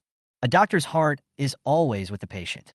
Even though he is getting older, Gao Wan is still not forgetting his responsibility and passion, which is admirable. I will keep Mr. Gao's words in mind. Yi Qiu nodded and replied. Gao Wan laughed and patted his shoulder. The two said goodbye and went about their business. Suangu's surveillance had been arranged properly and was ready to lock onto the target at any time. At the same time, Lei Song's anger was about to burst out. The successive failures of his plans had accumulated resentment in his heart, and his angry curses echoed throughout the office. Didn't you say it was useful? I gave you a chance, and this is how you repay me? Lei Song's face was distorted as he angrily accused the secretary. Boss Lei, this is impossible. Why wasn't Yi Qiu bitten by flying ants? The secretary argued aggrievedly. He had come up with this sinister plan, but he had never expected that Yi Qiu would be lucky enough to escape the disaster. And it was a group of people who were unlucky. Flying ants are contagious after biting people, but Yi Qiu was safe and sound, which was simply incomprehensible. Get lost. I don't want to hear your nonsense. Lei Song was furious and felt that everyone around him was trash. The secretary was worried that his trust was gradually decreasing. When he was feeling upset, he suddenly felt a sharp pain in his neck. He slapped his neck, and a fiery red flying ant was killed on the spot. What's going on? He immediately ran to the bathroom, looked in the mirror, and saw the red spot on his neck. He panicked. I was bitten? It's over. He was shocked. How could Fei Yi appear here? Wanrong's factory was 30 kilometers away from here. The secretary couldn't understand why he seemed to come to him specifically. It's over, it's over. He knew very well how powerful the flying ants were. His mind went blank and his face turned pale instantly. He hurriedly drove to the infectious disease hospital. On the way, he was worried about being caught, so he suddenly had an idea and turned around and drove towards the provincial capital. The infectious disease hospital in the provincial capital was crowded with people, and the mixed crowd allowed him to seek medical treatment in secret. After arriving at the hospital, he quickly explained the situation to the doctor and took the initiative to mention the possibility of malarial parasites. After examination, the doctor confirmed the condition and prescribed a treatment plan. The secretary felt relieved and sat on the chair, praying that everything would be fine. At the same time, Yi Qiu and Zhao Jianlin also received intelligence that someone from Tianhai was being treated with malaria drugs in the infectious disease hospital in the provincial capital. Zhao Jianlin made careful arrangements and rushed to the hospital quickly. The secretary looked up and saw several people surrounding him. His face changed drastically. "Who are you? Come with us. I have something to ask you." Zhao Jianlin showed his ID. "I'm not leaving," the secretary responded in panic, wondering how he had been discovered. "Don't worry, we also have a hospital over there that can treat malaria." Zhao Jianlin's words seemed to be the last straw that broke the camel's back, and the secretary's face turned pale in an instant. "Take him away." Zhao Jianlin gave an order. The secretary had no power to resist and was controlled and taken back to Tianhai for interrogation. After interrogation, the secretary's memory was confused and his speech was unclear, but his relationship with Lei Song was discovered. Zhao Jianlin sneered. "How do you want to explain your grievances with Wan Rong?" "No, impossible," the secretary muttered to himself, realizing the seriousness of the matter. "I just want to prove myself. Now is the time. Tell the truth. Are you the mastermind?" Chapter 85. The secretary was already scared. Zhao Jianlin's interrogation method was perfect. He used coercion and kindness at the same time, which made him dare not hide anything. This play was obviously operated by Lei Song. Lei Song was not a small role. The secretary was panicked and felt that he was really going to be locked up until he died. "What happened?" Yi Qiu asked immediately when he saw Zhao Jianlin coming out of the interrogation room. "This guy is Lei Song's secretary," Zhao Jianlin said in a deep voice. "Lei Song? The one who participated in the ribbon-cutting ceremony?" Yi Qiu's surprise was like a bombshell. Lei Song has always been the benchmark of the Tianhai Public Welfare Alliance. On the surface, he seems to be very successful. How could he be involved in something shady? For profit. Zhao Jianlin shook his head helplessly. Business competition is always full of dirty tricks. You know the competition between Lei Song and Chu Tiangang. His last big project was a complete failure. Could it really be him? Yi Qiu's heart was shaken, and he felt a surge of rage. How could he do such a sinister thing for the sake of profit? "Since we've found out it's him, let's arrest him," Yi Qiu said angrily. "Catch? Do you think it's that easy?" Zhao Jianlin smiled bitterly and shook his head. "It's impossible to convict Lei Song based on the secretary's words alone. He is not a small character. Without solid evidence, rash actions will only cause more trouble. Is this the injustice of the law? Just because he is a big boss, he can get away with it?" Yi Qiu was indignant. "We need more evidence," Zhao Jianlin said. "Otherwise, even if we want to take action against him, it will be extremely difficult. Lei Song's legal team is not simple. As long as we find evidence, we can make him pay the price." Yi Qiu's eyes were burning with fighting spirit. "Yes, but be careful. Lei Song is not easy to deal with," Zhao Jianlin reminded. Yi Qiu nodded and decided to go all out to find evidence to prevent Lei Song, the evil man, from turning over. At the same time, Chu Tiangang also learned the news and was furious and ready to fight back. Lei Song soon found out that his secretary had been arrested, and he was so angry that he wanted to kill someone. "Idiot! Idiot!" he cursed in his heart. The plan that he could have controlled behind the scenes was now completely disrupted, and his name had been firmly remembered by Zhao Jianlin. Chu Tiangang will never give up. Lei Song realized the seriousness of the situation, and a surge of fear surged in his heart. Yi Qiu is even more of a trouble. He has superb medical skills and extraordinary martial arts. Once he wants to attack me, it will be like a dagger hanging around my neck. Lei Song secretly decided in his heart that he must take action against Yi Qiu. Only in this way can he keep his position. "Since you want to die, I'll grant your wish." Lei Song smiled coldly, took out an old mobile phone from the drawer, and dialed a number. "What's up?" There was a lazy response from the other end of the line. "There's a job. Do you want to take it?" Lei Song said coldly. "How much?" The other party suddenly became interested. "That depends on how many targets you take down. There are several adults and one child. I'll give you money based on how many you kill." Lei Song's tone was fierce. The other party was silent for a moment, and then said excitedly, "This job is interesting, I'll take it." Chapter 86. Lei Song stood in front of the huge French window, his eyes empty, thinking about his next chess piece in his mind. After receiving the call, his plan was already in motion. He liked to deal with such work the most. Everything was under control. Since he secretly plotted against Yi Qiu, he knew that there was no turning back on this road. Yi Qiu must die. Otherwise, his competition with Chu Tiangang would be like sailing against the current, and it would be difficult to win. His contempt for Chu Tiangang grew day by day, thinking that this self-made man was just lucky and was not worthy of competing with him, a descendant of a famous family. "If I can't become the number one in Tianhai, no one in the family will recognize me." Lei Song's goal became more and more determined. Only by eliminating Yi Qiu could he realize his ideal. At the same time, Yi Qiu had just confirmed Lei Song's identity and made up his mind. Zhao Jianlin and Chu Tian were doing their best to collect evidence and vowed to bring this so-called big shot to justice. Yi Qiu had a deep understanding of the cruelty of this world. Power and money can make many people superior to others, and he was powerless to change all this, so he could only strive for justice. "I want to go to the provincial capital too." After dinner, Lin Wanio raised her hand excitedly, followed by Xiaoyer. Facing the two strong requests, Yi Qiu nodded helplessly. "Okay, you all go." He knew in his heart that he could not resist their coquettish offensive. The next morning, the three of them were ready to set off. Along the way, the carriage was filled with laughter. Xiaoyer was very happy to go to the provincial capital for the first time, while Lin Wanio was happy because of the warmth of family. The scenery outside the car window passed by quickly, and Yi Qiu felt the long-lost happiness. Arriving at the provincial medical university, the security guards stopped their car. No outside vehicles are allowed to enter. Yi Qiu showed the invitation letter, and the security guard let him go after a careful inspection. At this moment, Yi Qiu felt the pressure brought by youth and also realized his talent and opportunities in the field of medicine. They walked into the auditorium. Many scholars gathered at the door. Yi Qiu looked particularly young in the crowd. He observed silently and suddenly heard a burst of enthusiastic praise from behind him. "Xiao Xia, you have become a visiting professor." Just as he was about to join the discussion, a burst of hurried footsteps sounded. "Excuse me, please make way." Yi Qiu walked over, saw that the passage was blocked, and said with a smile. Chapter 87.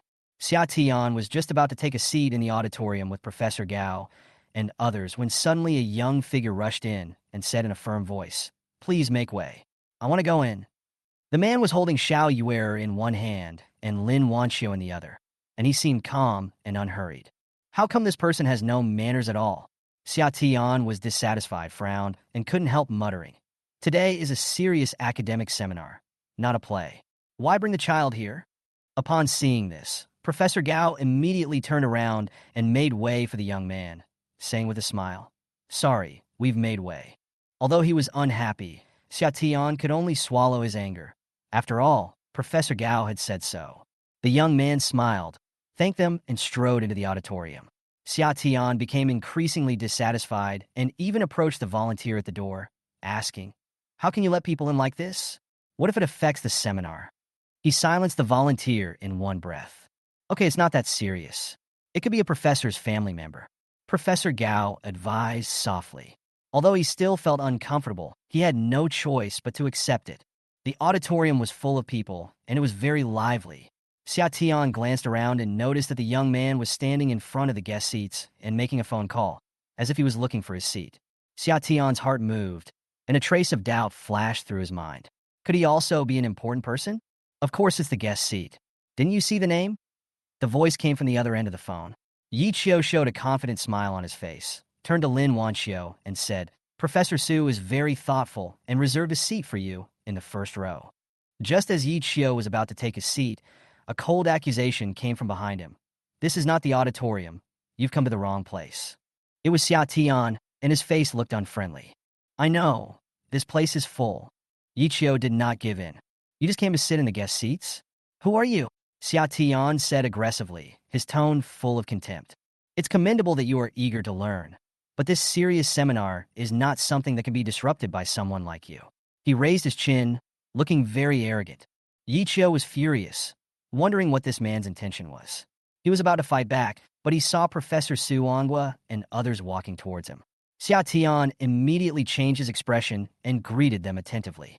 Mr. Su, the seminar is about to begin. Let's take a seat first. Xia Tian pretended to be enthusiastic, smiling, and did not take Yi Qiu seriously at all. Yi Qiu's mouth curled up slightly, thinking to himself that he didn't care what these people thought. Just as he was about to ignore them, Su Ongwa's voice came to his ears. Yi Qiu, you're here? Yi Qiu turned around, and his heart moved. It turned out that he had attracted the attention of the professors. He straightened up, walked towards the professors, and responded with a smile. Yes, Professor Su, I'm looking forward to today's seminar. Xia Tian was standing aside, feeling mixed emotions. This young man's aura seemed different from others. Could he really be someone who should not be underestimated? I heard that the traceless cream you developed is very effective. Can you help me do an experiment? Professor Gao's eyes were shining with anticipation. At this moment, Xia Tian's heart suddenly skipped a beat, and he wondered what ability this boy had to attract the attention of the professors. But he was unwilling to accept this and wanted to show off here. This little trick can't be hidden from me. Chapter 88. Xia Tian was stunned, with incredible thoughts churning in his mind. Yi Qiu was actually the unparalleled genius, he mentioned. This was absolutely impossible. He just wanted to kick this guy out, but he didn't expect that he was actually a big shot. Professor Su, you are finally here. Yi Qiu stood up and greeted him with a smile. Xia Tian's head suddenly buzzed. This kid is really not simple. I was almost chased away. Yi Qiu said with a smile, not being polite. Who dares to drive you out? Su Onghua said with a smile. I'll drive him out first. After hearing the order, Xia Tian was shocked. He didn't expect that Yi Qiu was so important in Su Ongua's eyes. This is Yi Qiu, the developer of the miraculous medicine Traceless Ointment. Su Ongua's tone was full of respect when he introduced him. The young are really promising, Professor Gao exclaimed. Several people surrounded Yi Qiu, discussing and communicating enthusiastically, completely ignoring Xia Tian. Xia Tian felt unbalanced. The more he thought about it, the more he felt that Yi Qiu was just a rich kid with a gilded reputation and was not worthy of such support. He never believed that this kid had any real ability. The meaning of medical skills is to cure diseases and save lives, Yi Qiu said lightly, which immediately attracted everyone's nods of praise. Xia Tian was indignant and interrupted. There is no distinction between high and low medical skills, but there are categories of medicine. Modern medicine is the mainstream. There is no doubt that technological advances have increased patient survival rates. Professor Gao supported Xia Tian, which seemed to make him more confident. Medical skills don't need more than 10 or 20 years of accumulation before they can be used. Xia Tian's eyes were firm, and he was secretly proud of himself. The opportunity to suppress Yi Qiu had finally come. Yi Qiu smiled slightly, but his heart was calm. As soon as he entered the door, he felt Xia Tian's hostility. He didn't expect that this kid would dare to question him in public. You both make sense.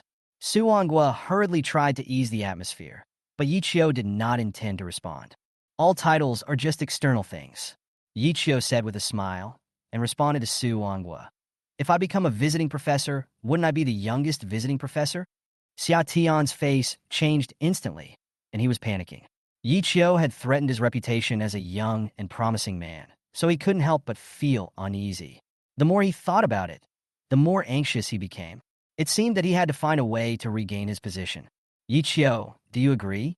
Su Onghua looked expectant. At this time, Xia Tian's face became more and more ugly. Chapter 89. Xia Tian was shocked, and Yi Qiu's words rang in his ears like thunder. He wanted to know what Yi Qiu wanted to do, but the greater shock came from Su Ongua's impatient laughter. Of course it's the youngest. Su Ongua's tone was like a master who controlled everything. As long as you nod, the offer letter will be delivered immediately. He seemed to have seen the scene where Yi Qiu was envied by Gao Qiao. Yi Qiu smiled slightly and nodded in agreement. Since Professor Su is so kind, I won't be polite. I've been waiting for this for a long time. Su Onghua was ecstatic and made a phone call to arrange for the appointment letter. The other professors at the scene were stunned, especially Xia Tian, who felt unbalanced. He had worked so hard to get the visiting professorship, but Yi Qiu broke his record as soon as he arrived. Isn't this inappropriate? Xia Tian couldn't help himself any longer and questioned. There are procedures for hiring visiting professors. We can't treat it like a joke. He was burning with anger, and questioning Yi Qiu's qualifications became a way for him to vent his anger. Su Onghua was stunned for a moment, slightly unhappy, but he rationally controlled his emotions. Professor Xia, everyone recognizes Yi Qiu's strength. I have the right to invite him. At this time, Yi Qiu interrupted and said, "It seems that Professor Xia is the first one who is not convinced." Yi Qiu, don't be angry. Su Ongua's face changed slightly. He was angry because others questioned Yi Qiu. Now it was his turn, and he naturally didn't want to repeat the same mistake. Just as the atmosphere was getting tense, Yi Qiu's eyes wandered over Xia Tian, as if he was seeing through something. A doctor cannot treat himself. Yi Qiu suddenly said, Professor Xia doesn't believe in my medical skills, and even thinks that Western medicine is better than Chinese medicine. Then I'm curious. Why didn't you even find the hidden disease in your body? What did you say? Xia Tian's face changed slightly, and his heart trembled. He never expected that his shortcomings would be exposed in public. Chinese medicine treats illness before it occurs, and finds problems before your symptoms appear. Yi Qiu pointed directly at the acupuncture point 3 inches below Xia Tian's heart. Try it, press for 3 seconds.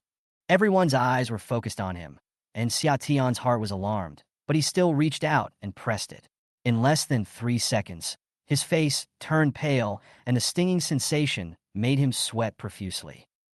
He couldn't help but scream out, and his body trembled involuntarily.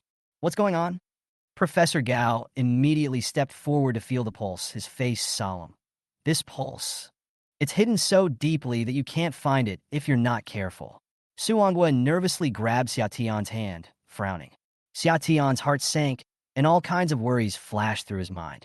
He had a physical examination just 6 months ago, so how could there be a problem suddenly? You have a cardiovascular mutated tumor. Yi Qiu said bluntly, his voice steady and calm. The scanning machine can't see the shadow. Only careful people can find it. Under everyone's gaze, Xia Tian felt as if he was falling into an abyss. He hurriedly pulled out his own examination report, and the professors gathered around to examine it carefully. As Yi Qiu said, abnormal signs gradually emerged. Xia Tian's heart felt like it was struck by lightning, with shock and fear intertwined. How could I? He clenched his teeth, a trace of despair rising in his heart. Chapter 90. All of the people present here are leaders in their respective fields, with rich experience and great achievements, and they will not be easily fooled. Yi Qiu's words shocked Su Onghua again. This guy is actually telling the truth. The senior professors who were originally skeptical about Yi Qiu's medical skills were now full of admiration. They were all veterans who had been immersed in medicine for decades, but they had never discovered Xia Tian's hidden illness. But what about Yi Qiu? He only took a few glances and accurately diagnosed the disease, which was simply astonishing. Yi Qiu, how did you find out? Professor Gao asked anxiously. Professor Gao, observation, auscultation, questioning, and palpation are the basis of medical diagnosis. Yi Qiu said bluntly. Professor Xia's sallow complexion indicates that his qi and blood are deficient, and there must be a problem with the blood supply to his heart. And the bloodshot under his eyes is definitely not caused by staying up late, but by the stagnation of liver qi and the upwelling of yang fire. Professor Gao nodded frequently, marveling at Yi Qiu's sharpness and wisdom. Xia Tian was flustered by Yi Qiu's sharp eyes and couldn't even say a word of doubt. Who would have thought that he would become a patient in this seminar? Your illness is very troublesome. Su Onghua interrupted the silence, his eyes solemn. He and Professor Gao looked at each other, and there was a hint of uneasiness in his words. The tumor was located close to the ventricle, so the operation was extremely risky, and even the best surgeons could not guarantee a foolproof outcome. Upon hearing this, Xia Tian felt as if struck by lightning. His face turned pale, and his inner panic was beyond description. I'm done, he said dejectedly, tears welling up in his eyes. It's not that troublesome, Yi Qiu said calmly. I have a way to cure you. Today I will take this opportunity to teach you a lesson. Everyone was shocked.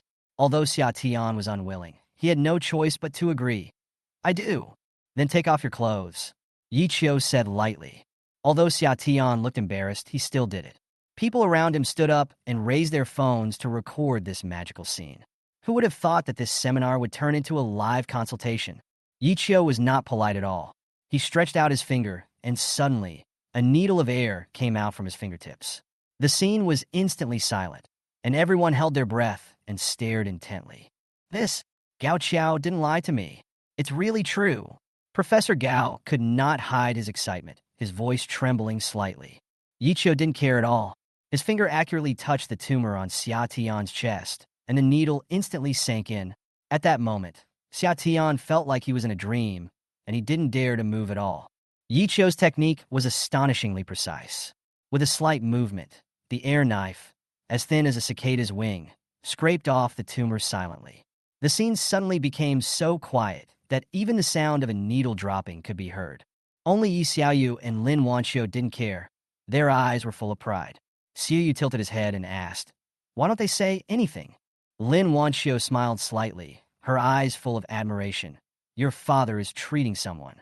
There was no surprise on her face.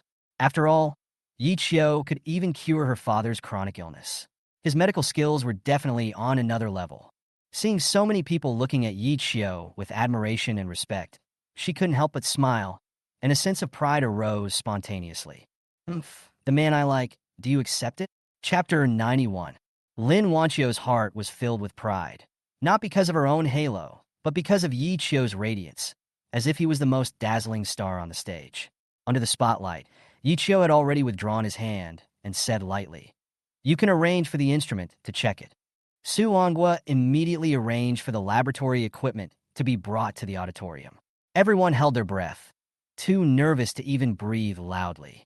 Xia Tian, on the other hand, sat upright, full of anticipation and trepidation. When the test results finally came out, Su Onghua exclaimed, "Is it really gone?" Professor Gao and other professors also gathered around, staring at the screen intently, their faces full of disbelief. "It's really gone. How magical." Xia Tian was shocked. Yi Qiao's technique made him feel something strange in his body, and at this moment he finally believed it all, with shame and gratitude on his face. "Professor Ye." He opened his mouth, with endless guilt in his heart. "I surrender. I am convinced."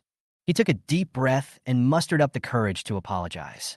After all, it was Yi Qiao who saved his life. Yi Qiao smiled slightly. "Why would I be angry? It is normal for Professor Xia to trust me. I can't bear to see such an excellent doctor like you leave the operating table. It is the patient's loss." These words shocked Xia Tian. It turned out that compared with Yi Qiao, his vision was too narrow. The audience applauded, and several professors clapped their hands excitedly. The atmosphere of the entire seminar reached a climax, and everyone felt the mystery and value of medicine. The significance of this lesson went far beyond the classroom, and it conveyed faith and original intention. When the dinner started, Yi Qiao was admired by everyone, and Lin Wanio was filled with joy, feeling extremely proud of Yi Qiao's achievements. Xiao Yue raised his little face and excitedly told everyone, "That's my dad." After 3 rounds of drinks, Yi Qiao stood up and said goodbye. When he walked out of the restaurant, his face was slightly red. Lin Wanio looked at him and couldn't help but teasing, "You drink too much. I really don't know if I can carry you." Yi Qiao smiled without saying anything, her eyes as gentle as the stars, as if she was the only one left in the world. They got in a taxi, and Lin Wanio asked, "Are you drunk? Then you should rest first, and I'll call you when we get there." Just as he closed his eyes and felt the alcohol getting stronger, he suddenly felt a chill on his back and became alert, thinking that there was something wrong with this taxi. Yi Qiao urged his righteousness and quickly sobered up, noticing that the driver was fully armed, with only a pair of sinister eyes on his face. He was secretly alert, pretended to vomit, opened the car door, and got out. Lin Wanio followed closely behind, patting his back with concern. At this moment, the driver suddenly revealed his fierce nature, holding a dagger in his hand and approaching Lin Wanio. "What are you going to do?" Lin Wanio exclaimed, panicking. The driver's eyes flashed with madness. A fierce smile appeared on the corner of his mouth, and the dagger stabbed straight at him. But at the critical moment, Yi Qiao suddenly stood up, standing in front of Lin Wanio like a beast, his eyes like lightning, and shouted angrily, "You dare to attack my woman! You are looking for death!" Then, he pushed out with one palm, and the driver was blown away and hit the car heavily, with astonishment and fear mixed on his face. Today, your life belongs to me. Yichio's momentum was unstoppable. Chapter 92. Yichio's punch was as heavy as a mountain, hitting the killer's chest directly, and the crisp sound of bone cracking resounded through the night sky. The killer's face was full of horror, and he never expected that this seemingly drunk man could counterattack so quickly. How did you find out? He sneered and looked fierce, obviously confident in his ability to hide. You underestimated me too much. Yichio didn't want to explain. He kicked his feet and rushed towards the killer. Anyone who wants to hurt the people around him will be punished. Boom! The air waves rolled, and Yichio's fist was wrapped in righteousness, and the speed was amazing. Before the killer could react, Yichio's fist hit him again, and his entire chest was dented, and the car door was deformed by the shock. Puff! The killer spurted blood wildly, and the fear in his eyes became more and more intense. Facing such a terrifying opponent, he realized that he was powerless to resist. How can you be so strong? The killer murmured, looking at Yichio in pain, his heart full of despair. Yichio didn't give him another chance and turned around and hurriedly pulled Lin Wanio away. Xiao Yuer was still sleeping peacefully, and Yichio was relieved, hoping that she would forget all this. Back at the hotel, Lin Wanio finally calmed down and said seriously, "Who is that person? Who on earth wants to kill us?" "I suspect it's Lei Song." Yichio frowned, secretly angry in his heart. This big taxpayer of Tianhai dared to put his family in danger again and again. "You have to be careful," Lin Wanio whispered, feeling worried. She knew that Yichio's rise would inevitably encounter resistance. "I will take a rest," Yichio responded softly, but secretly vowed in his heart to avenge his family. The next day, everything returned to normal. Yichio received a call from Zhao Jianlin, asking about the killer. Yichio replied calmly, "He can't survive." Zhao Jianlin immediately understood and hung up the phone. After returning to Tianhai, Yichio did not look for Zhao Jianlin, but went straight to Lei Song's building. He was furious and did not want to let go of the villain who attacked his family. At this time, Lei Song was looking down at everyone, waiting for news from the killer. Suddenly, there was a knock on the office door, and the female secretary pushed the door open and said, "Mr. Lei, the doctor you made an appointment with is here." "Doctor?" Lei Song frowned slightly and was about to ask when Yichio walked in. "I didn't expect that you were not dead." Lei Song's pupils suddenly shrank, and his heart was in turmoil. "Is it an accident?" Yichio closed the door, sat down leisurely, and stared at Lei Song with eagle-like eyes. "Dr. Yi, we have seen him." Lei Song pretended to be calm, but he was already panicked in his heart. "I'm warning you, don't mess with my woman," Yichio said calmly, with an arrogant light flashing in his eyes. "People like you have bad luck, but I'm not an ordinary person." Lei Song's heart tightened, and his hand quietly reached for his cell phone, ready to call someone. "You don't have much time left." Yichio's voice was like a heavy hammer, hitting Lei Song's heart and causing him to feel a sharp pain in his heart. "What do you want to do to me?" Lei Song could hardly control himself, his tone revealing uneasiness. "I originally wanted to deal with you myself, but now it seems that I don't need to do anything." Yichio curled his lips into a sneer. "Huh? What do you mean?" Lei Song's face changed. He was a little afraid of Yichio's look. "You don't have much time left." Yichio tapped the table lightly 3 times with his fingers, like a heavy hammer, and Lei Song suddenly felt a sharp pain in his heart. Chapter 93. Yichio's fist hit the killer's chest like a mountain, and several bones cracked under the heavy weight. The killer was horrified and thought to himself, "Impossible. When he first got on the car, he was drunk. How could he be pretending to be drunk? How did you find out?" The killer sneered, his eyes flashing with ferocity. "I disguised myself so well, but you saw through my tricks." Yichio ignored it, stepped forward, and rushed forward again. He would never let go of anyone who tried to hurt someone close to him.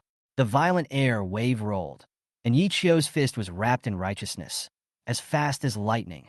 Before the killer could react, he was hit by Yichio's fist again, his chest was sunken, and the car door was even deformed. Blood spurted out, mixed with fragments of internal organs, and the killer's eyes gradually turned into fear.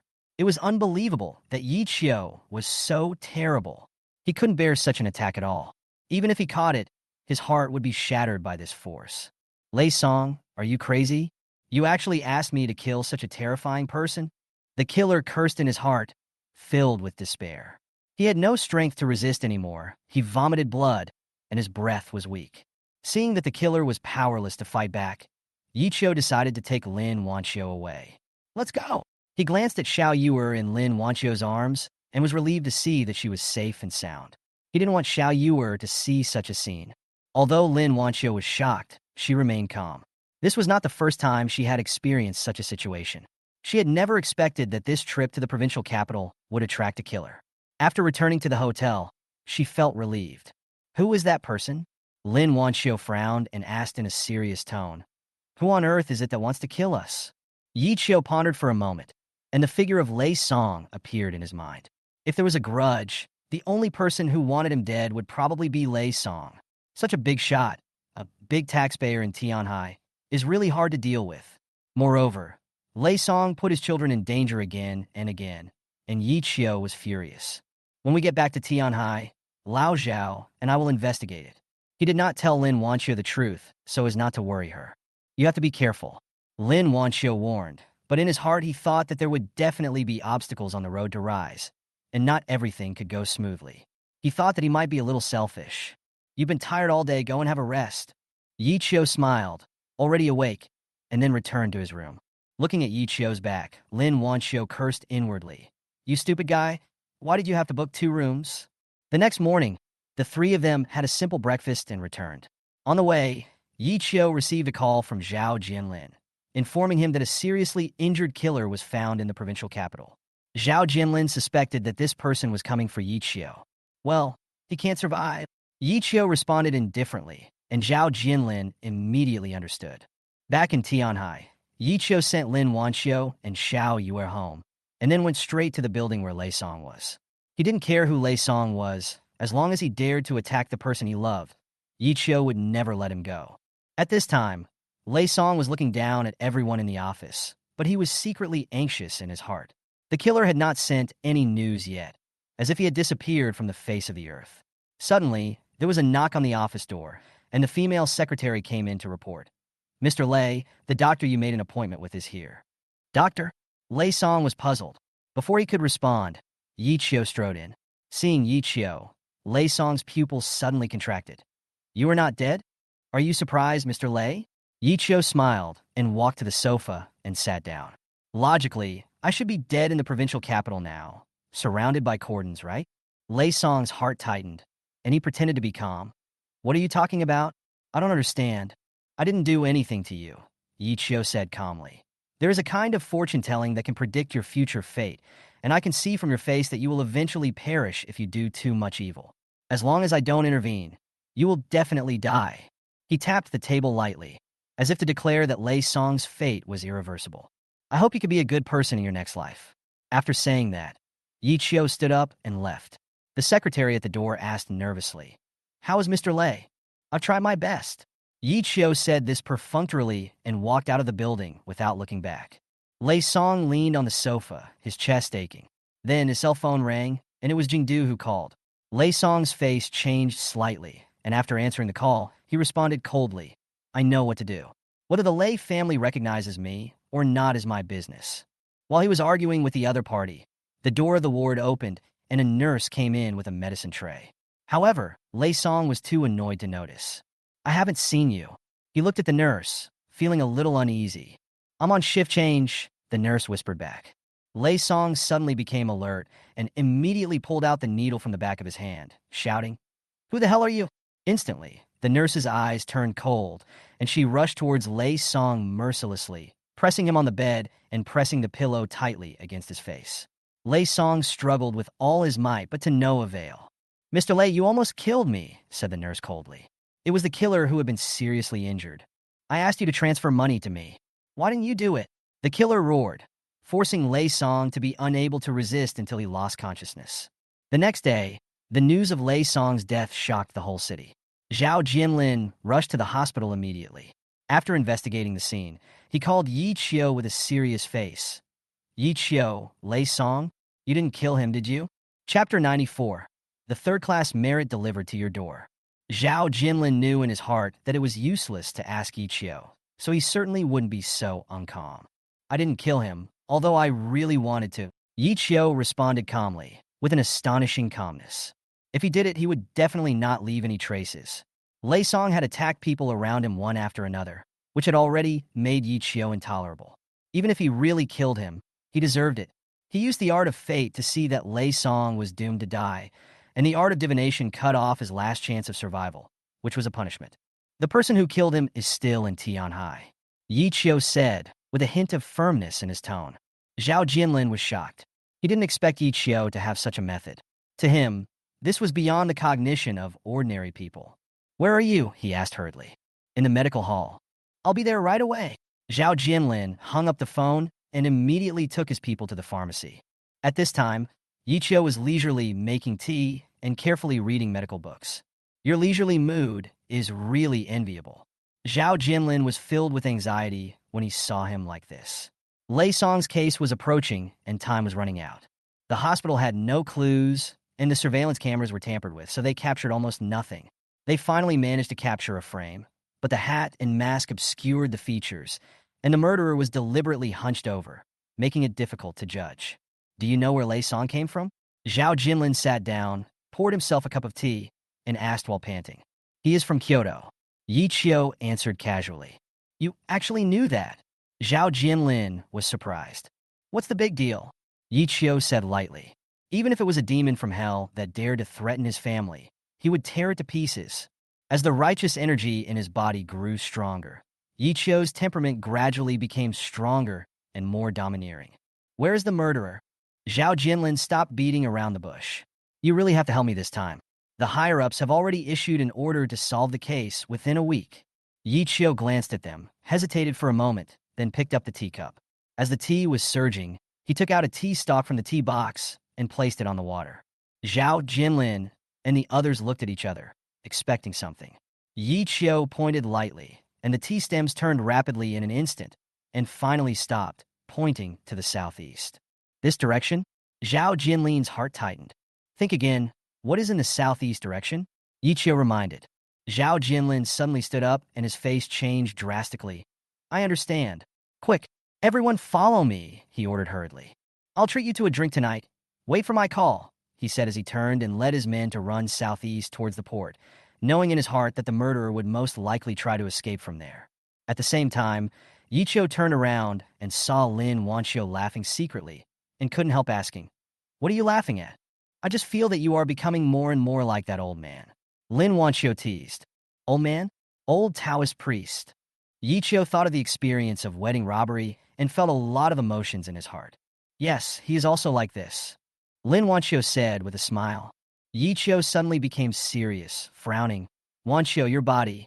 Lin Wanio's heart tightened. Was there something wrong with her body? But she didn't feel anything unusual.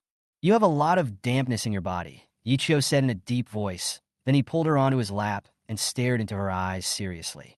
Lin Wanio's cheeks instantly turned red, and she asked hurriedly, "Then how should I treat it?"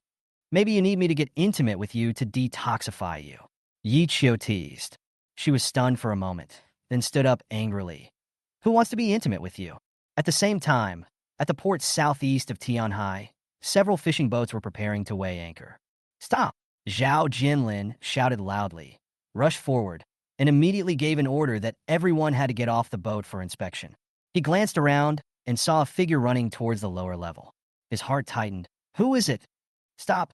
I'll shoot if you move again." Zhao Jinlin chased after him relentlessly. Chapter 95. Zhao Jinlin chased after him without hesitation, but the figure disappeared in an instant. He thought to himself, where could he hide on the boat? With a wave of his hand, Xiao Zhou and others quickly surrounded the suspect from all sides, cutting off his escape route. He reminded everyone to stay alert and not be careless.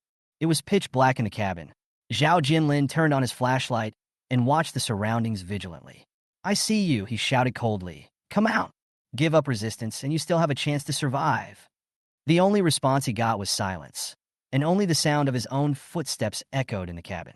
He held the flashlight tightly, his finger on the trigger, ready to respond to any emergency at any time.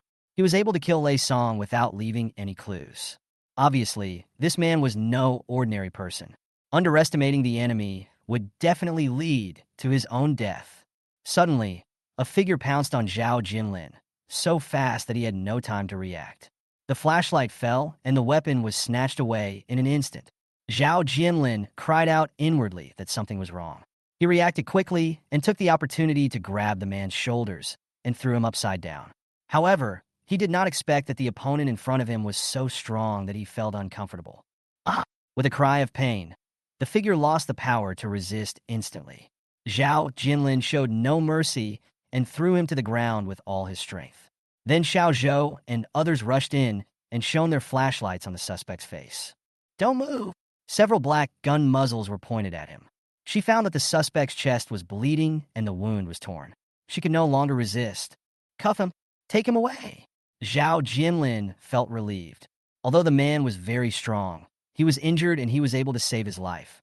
In the evening, Yi Qiu and Lin Wanio picked up Xiao Yuer from school and were about to go home. Chu Tiangang suddenly appeared and wanted to take Xiao Yuer back to the Chu family to stay for 2 days. Xiao Yuer was so excited when he heard that there was something delicious and immediately ran after him. "Oh, don't worry.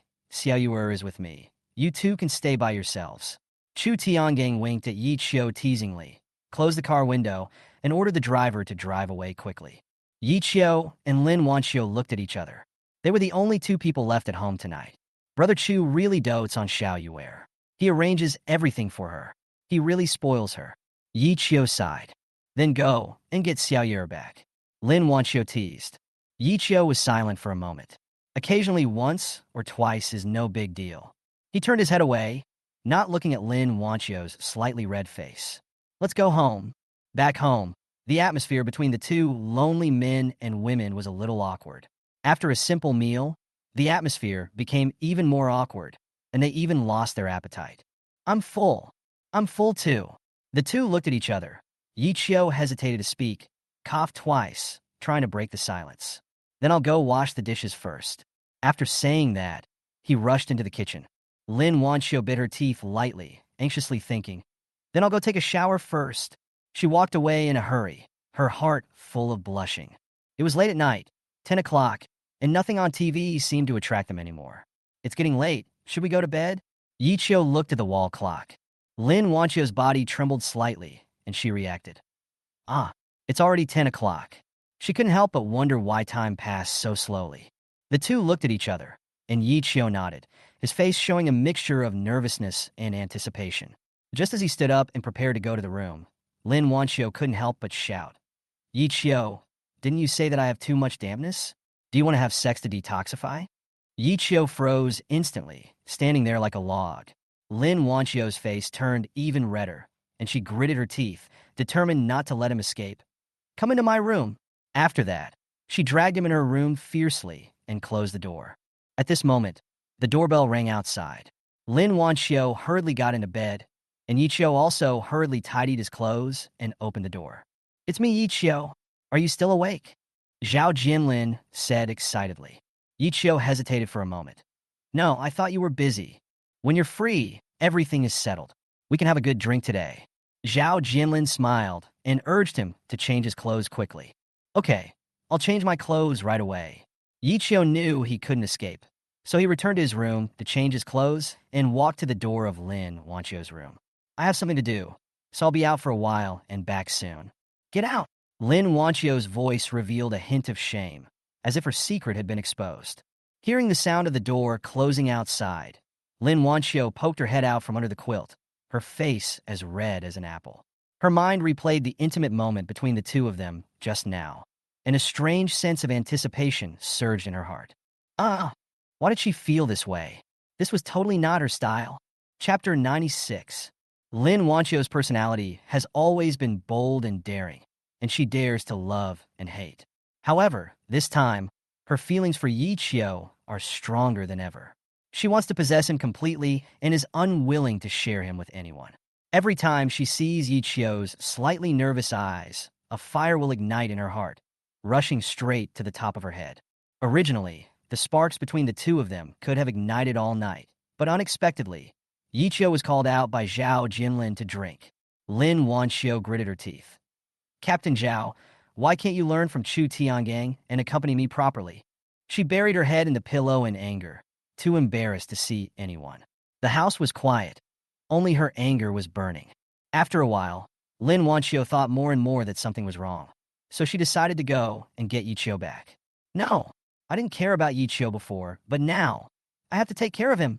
She quickly changed her clothes and prepared to go out.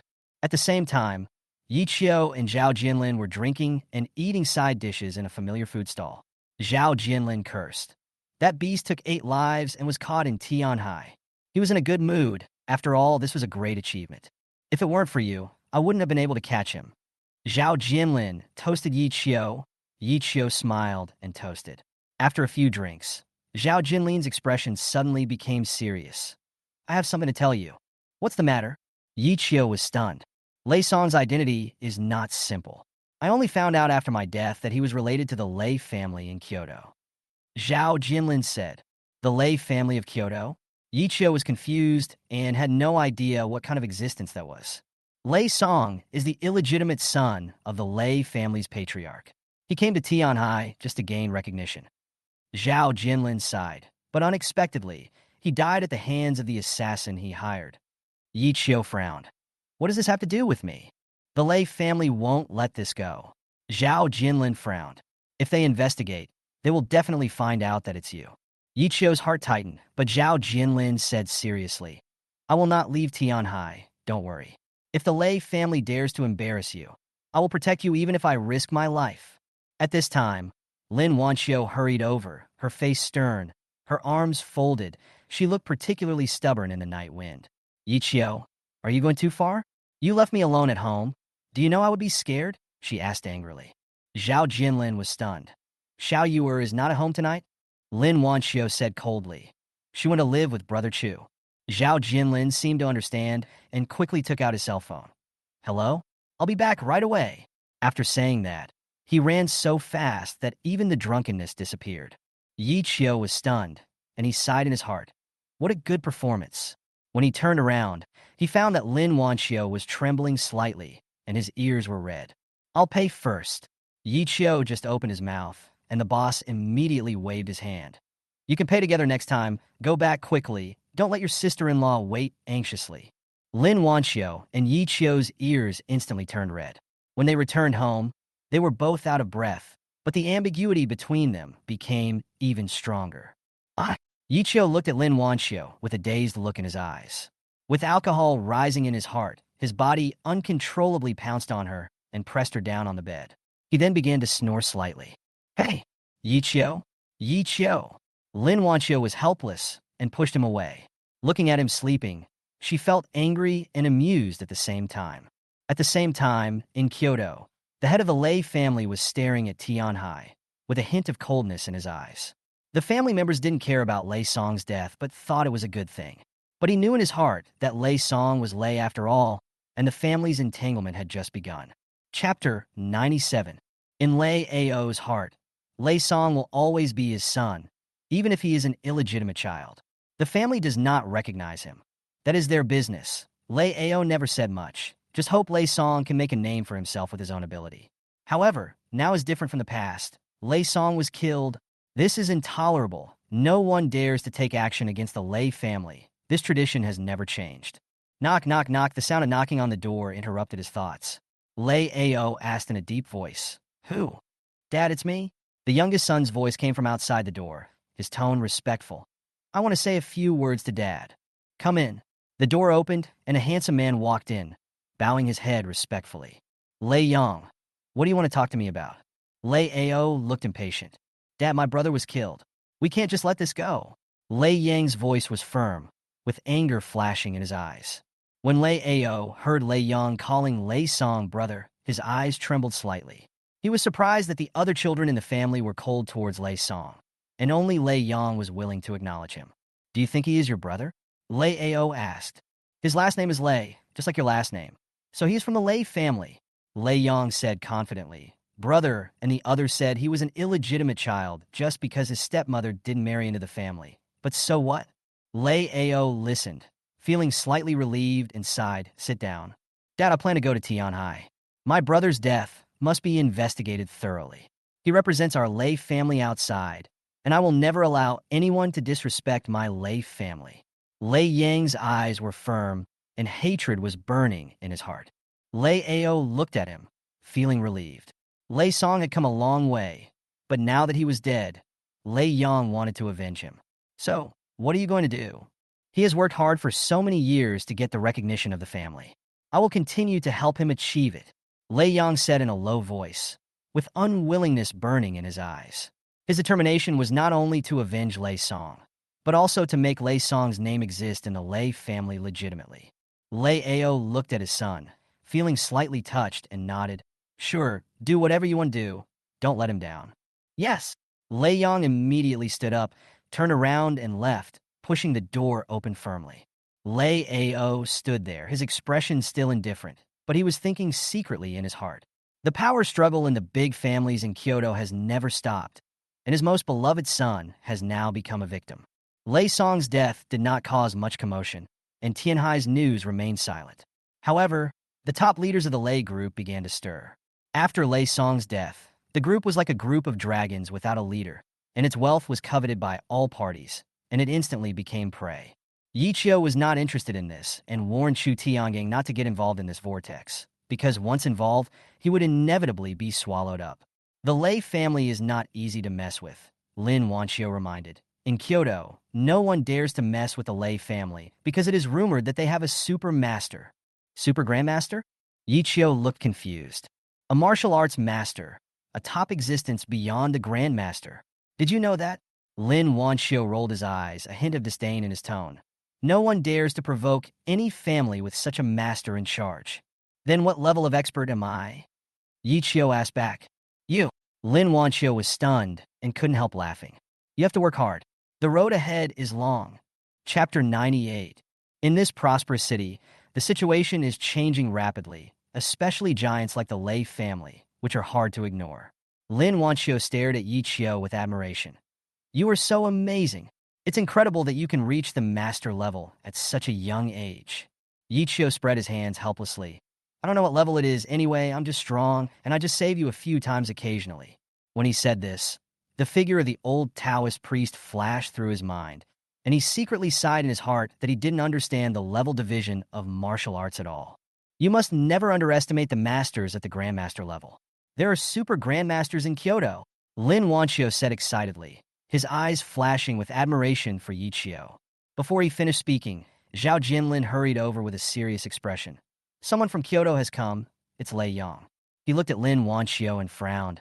Do you think he will cause trouble for Yi Qiu? Who is Lei Yang? Yi Qiu thought. Lei Song's younger brother is incredibly young. Zhao Jinlin answered seriously, feeling wary of the young heir to the Lei family. He dares to cause trouble for me? Yi Qiu smiled slightly. Don't underestimate the noble families in Kyoto, especially the Lei family, whose strength is unfathomable. Lin Wanio's expression suddenly became serious. If they want to cause trouble, you'd better come back to Kyoto with me. I know you were worried about me. Yi Qiu nodded, but he secretly disagreed in his heart. Lei Song's death had nothing to do with him, so why should he be afraid? At the same time, Lei Yang had already arrived at the Lei group. The legal team and middle-aged experts following behind him made the air full of oppression. The executives looked at each other, full of doubts and uneasiness. Mr. Lei, what is your intention? It is not right to take over the Lei group directly. An executive was furious, but was afraid of the reputation of the Lei family. You misunderstood. This little bit of industry is not worth my trip. Lei Yang stood in front of the window, his eyes like an eagle, smiling coldly, as if he was looking at a few ants. Lei Song's industry was, of course, built with your support. Lei Yang's tone carried a hint of majesty, as if he was giving a warning. I heard that many people are interested in the Lei group. His eyes were sharp and chilling. The executives were secretly delighted, but they were also wary of this young successor, fearing that he might turn against them at any time. Without Lei Song here, whether the Lei group can continue to shine depends entirely on your performance. Lei Yang smiled slightly, with hidden waves in his heart. Chapter 99. Lei Yang smiled coldly, with a hint of cold light in his eyes. He had never thought that Chu Tiangang would dare to fight back. Did he really think he had the ability to compete with the Lei family? Well, you are indeed a member of the Chu family, with a hot temper, and you dare to shout. Lei Yang curled his lips in contempt, not caring at all about the bodyguards who were about to rush over. His aura was like a cold sea breeze, chilling. Don't be so quick to get angry, Lei Yang said slowly.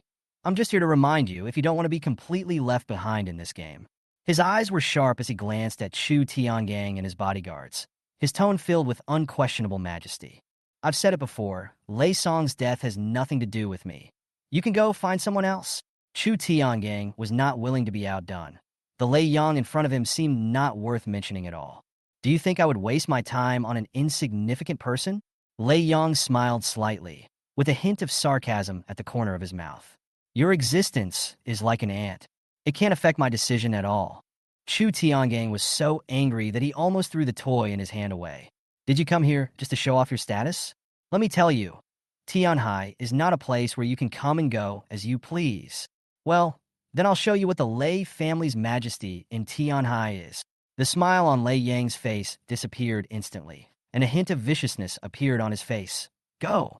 At his command, Uncle Fu behind him acted quickly, and several masters rushed forward in an instant, and the atmosphere instantly became tense.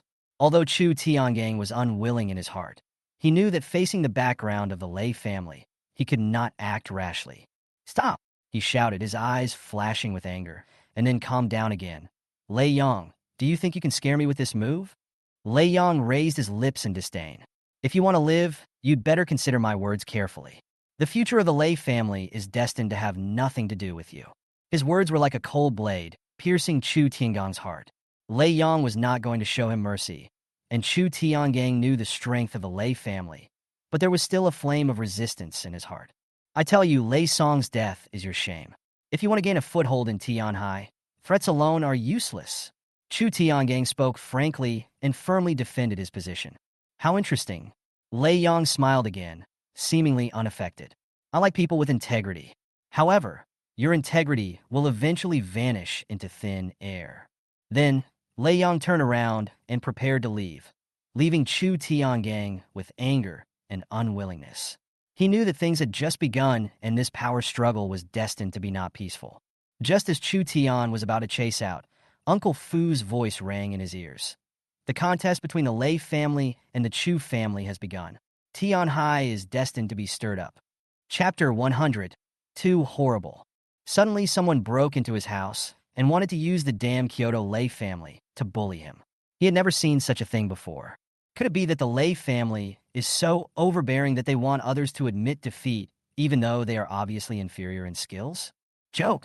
Looking at the dozen or so bodyguards rushing towards him, Lei Yang was not afraid at all, and even revealed a hint of sympathy in his eyes. He stood there without moving, but just called out softly, Uncle Fu. As soon as the words fell, the old man behind him suddenly moved. Swish, swish, swish. He didn't look like an old man at all. He was very agile and strong. He knocked the two bodyguards to the ground with just one encounter. In less than half a minute, more than a dozen bodyguards were knocked to the ground, without the strength to resist. Chu Tiangong's face changed drastically, and he hurriedly protected Xiao Yuer behind him. He thought to himself, oh no. He didn't expect that Lei Yang actually brought an expert with him. I am not happy with your answer. Lei Yang stared at Chu Tiangang. Now, I'll give you a chance. Kneel down and apologize to me. Otherwise, you and that little girl will have no chance to survive today. In his eyes, it seems that the lives of ordinary people are not worth mentioning, and are just a matter of a word from his mouth. Chu Tiangang was furious when he heard Lei Yang's threat, saying that he didn't even want to let Xiao Yuer go. He wanted to curse back, but when he saw Uncle Fu's eyes, he couldn't help but tremble. Don't be afraid, little fish. Chu Tiangang felt that Xiao Yuer was a little scared, so he protected her behind him and gritted his teeth and said, aren't you afraid of bringing shame to the Lei family by doing this? I just want you to know how big the gap is between ordinary people and aristocratic families. Lei Yang's eyes turned cold. Kneel down. Thump. Without waiting for Chu Tiangang to react, Uncle Fu flicked his fingers and a stone hit Chu Tiangang's knee. He screamed and fell to his knees with a thud.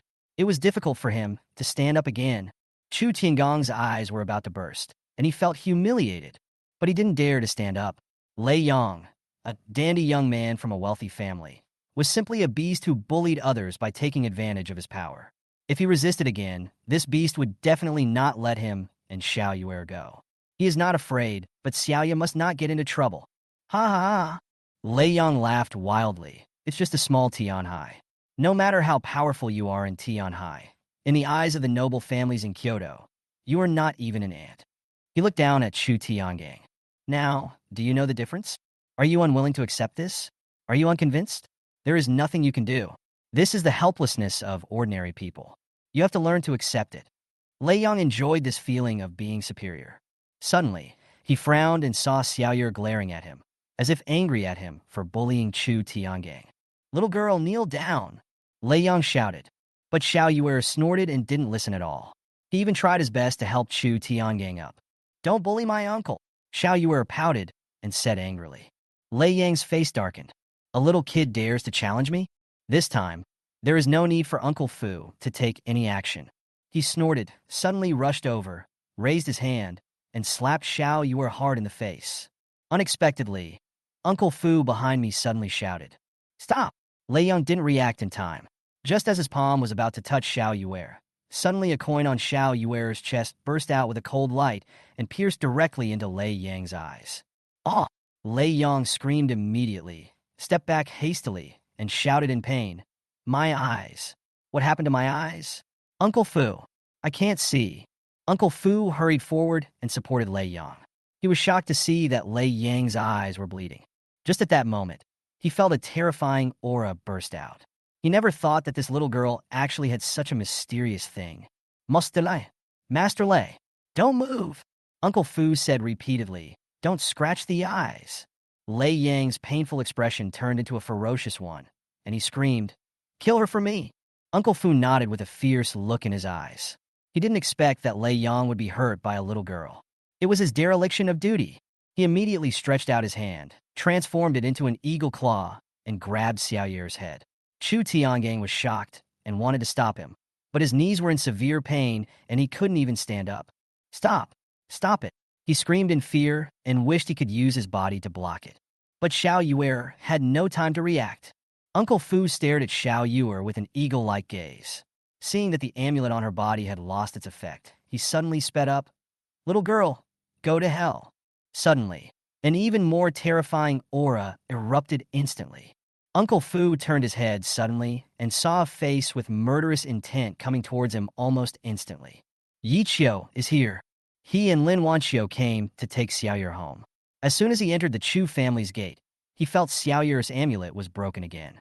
Without caring about Lin Wanio, he rushed in immediately. At this moment, seeing someone was about to attack Xiaoyur, Yi Qiu exploded instantly. You old thief. You're looking for death. Yi Qiu's voice was like a huge thunder, and his whole body was wrapped in a righteous aura, like a human-shaped Tyrannosaurus Rex. No one can hurt his daughter. No one, not even God, can do it. He caught up with Uncle Fu in an instant, grabbed Uncle Fu's wrist with one hand, and his fingers were like steel pliers, exerting force suddenly, which scared Uncle Fu. What a terrible power! He responded hastily. But Yi Qiu was so furious that his dantian was roaring, and streams of righteous energy gushed out, directly locking onto Uncle Fu. What's this? Uncle Fu was horrified. How could Yi Qiu, who was so young, leak his true energy? Impossible. Without waiting for him to react, Yi Qiu directly broke his wrist. Crack. Uncle Fu felt pain and stepped back immediately, but Yi Qiu didn't want to let him go. If he hadn't arrived in time today, Xiaoyur would be in trouble. Anyone who wants to hurt his daughter must die. He continued to hold Uncle Fu's hand, raised his fist suddenly, and was about to hit Uncle Fu's heart. Uncle Fu was so scared that he didn't care about anything else. He immediately twisted his arm, trying to break it off, in order to break free from Yi Qiu's hand. Crack! Uncle Fu retreated, one arm hanging down and his whole body twitching in pain. It's too dangerous. If he was a little slower, he would be torn to pieces by Yi Qiu. Mustela? Uncle Fu bared his teeth and looked at the furious Yi Qiu warily, as if he saw a wild beast awakening from the wilderness. Let's go. Let's leave here immediately. Yi Qiu is too strong. I didn't expect that Tianhai would have such a terrifying master. Even though I am a grandmaster, I can't last more than 2 moves in front of Yi Qiu. Kill them. Kill them. Lei Yang was still shouting. I am from the Lei family. Who dares to touch me? Uncle Fu didn't care about him at all. Now, let alone someone from the Lei family, Yi Qiu would dare to kill even the Lord, and he couldn't stop it at all. Let's go. Uncle Fu knocked Lei Yang unconscious with a palm strike and fled with him. He was afraid that if he was a step slower, both of them would die here today. Chapter 101. Think carefully. Yi Qiu wanted to chase him, but Lin Wanio behind him hurriedly shouted, "Stop chasing." She hurried over and saw Lei Yang. She didn't expect that he would come to Tianhai and come to the Chu family. If Yi Qiu chased after him at this moment, he would definitely kill Lei Yang in a rage, and things would become even more troublesome. After all, the Lei family is a noble family in Kyoto, not an ordinary family. Yi Qiu took a deep breath, suppressed the anger in his heart, walked to Chu Tiangang, and helped him up. "Are you okay?" "I'm fine." Chu Tiangang shook his head. It's good that Xiaoyu is not injured. He felt a little scared and humiliated, but when he thought about it, Lei Yang was from a big family in Kyoto, and he was just an ordinary person, so he really couldn't afford to offend him. Even if they were humiliated, they had to endure it. In the eyes of the aristocratic families, rich people like them were just people with a little money and were not to be feared at all. But Yi Qiu couldn't bear it. Looking at the wound on Chu Tiangang's knee and thinking of Lei Yang forcing Chu Tiangang to kneel down in order to humiliate him, Yi Qiu felt angry. Lei Yang even wanted to force Xiao Yuer to kneel down to him. Otherwise, he would kill Xiao Yuer. Yi Qiu wished he could just wipe out Lei Yang. Lin Wanio picked up Xiao Yuer and patted her back gently to calm her down. She looked at Yi Qiu and could feel that Yi Qiu was furious at the moment, with a cold, murderous aura emanating from him. Yi Qiu calmed down first. It's okay as long as Lao Chu and Xiao Yuer are fine. She didn't want to make a big deal out of it. The current Yi Qiu didn't have the ability to compete with the Kyoto family, let alone the Lei family, which was rumored to have a supermaster. No, but who would have thought that Yi Qiu would shake his head and look at Lin Wanio seriously? If this matter doesn't work out, let's just forget about it. What right do they have to humiliate others like this? Just because they are a noble family in Kyoto? They are superior to others? Why? Yi Qiu said righteously. They have no right to trample on the dignity of others. I will settle this account with them. Lin Wanio's heart was shocked. She didn't expect Yi Qiu to be so strong. In her opinion, aristocratic families are indeed much stronger than ordinary people because they control too many resources, power, status, money, and many more. Not to mention a small city like Tianhai. Even in Kyoto, there is no force that dares to provoke the aristocratic families. But Yi Qiu didn't take the aristocratic families seriously at all, not just the Lei family. The last time he went to Kyoto to grab the bride and wanted to bring her back, it was the same. If it were anyone else, Lin Wanio would feel that they were overestimating their own abilities and were completely futile. But when Yi Qiu thought this way, she felt somewhat relieved. My vision was indeed correct. But right now, it's not time yet. I know how you feel. I will accompany you to settle this account with them. Lin Wanio took a deep breath and said. At the same time, Uncle Fu took the knocked-out Lei Yang and fled Tianhai at a high speed, not daring to stay in this terrible place for long. He never thought that he would be injured in a small place like Tianhai, and almost lost his life here. Ahem! As soon as he opened his mouth, blood spurted out, along with a trace of debris. Recalling the moment when Yi Qiu took action, he is still frightened. If he had been a step slower, he would have died today. Even Lei Yang can't escape. Uncle Fu did not dare to be careless. Regardless of his serious injuries, he immediately took Lei Yang and fled back to Kyoto. When he rushed back to the Lei family in Kyoto, he fainted as soon as he entered the house. What happened? When Lei Ao heard the news, he rushed over immediately. Seeing that Lei Yang's eyes were bloodshot and Uncle Fu was seriously injured and unconscious, he was shocked and hurriedly asked the doctor to come and save them. Didn't they go to Tianhai? How did it become like this? Outside the door, Lei Ao frowned and waited for a long time before the doctor came out of the room. How about it? Master Lei, Uncle Fu is seriously injured. He has a broken arm and 4 bones. His internal organs are also damaged, but his life is safe. We don't know when he will wake up. Young master's words. The doctor hesitated and said, Please forgive me for being unable to do anything. He will never see again. Upon hearing this, Lei Ao's face changed. Can't see it? Lei Yang was fine when he left, but became blind when he came back. How could he accept this? Young master's eyes have been severely damaged by some unknown means. His optic nerves have been severed. The possibility of regaining sight is very slim, unless what? Unless there is a kind of immortal doctor who can control the air to form needles and repair the broken optic nerves one by one. Otherwise, there is little hope. However, there is no one who can do this anymore. Now this method only exists in legends, and even he has never seen it. Lei Ao didn't say anything, but his face was gloomy and dripping.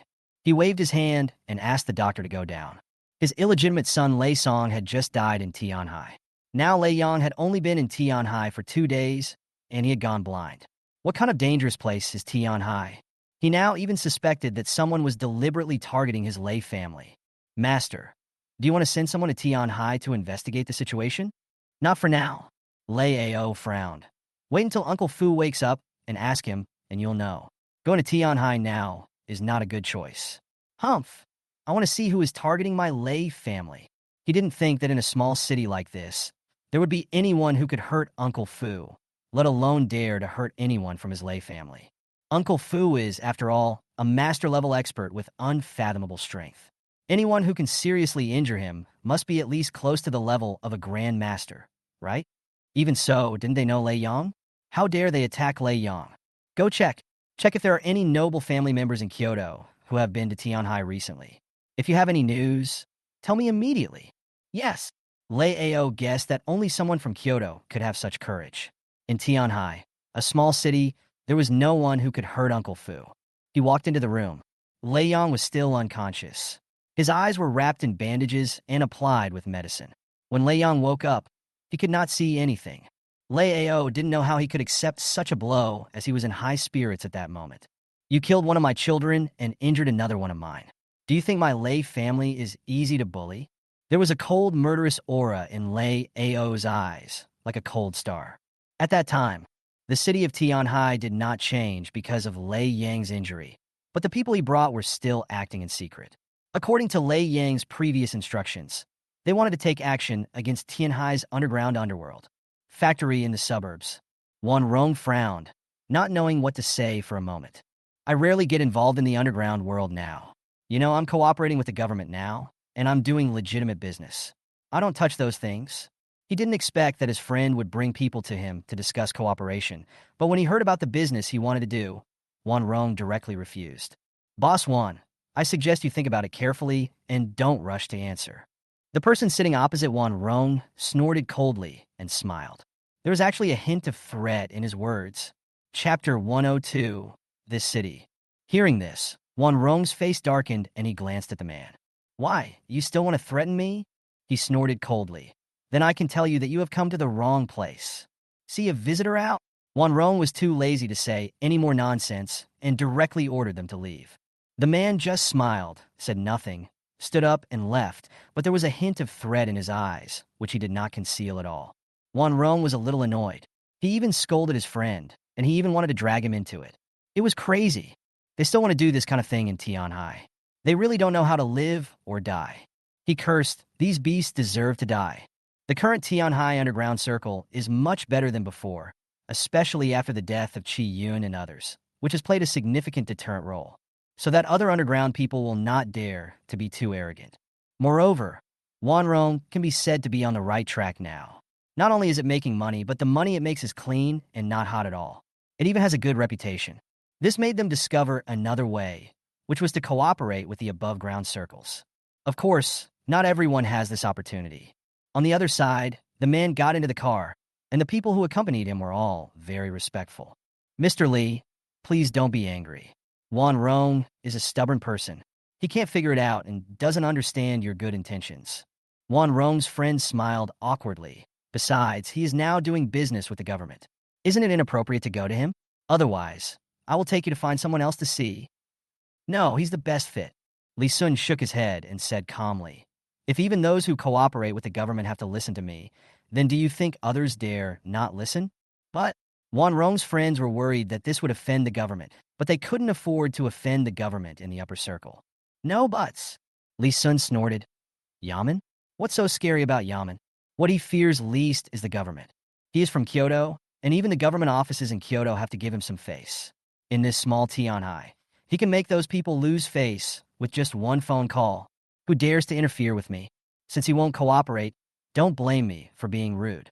At Li Sun's command, several people in the car immediately got out and walked towards the factory. Mr. Li, it's none of your business.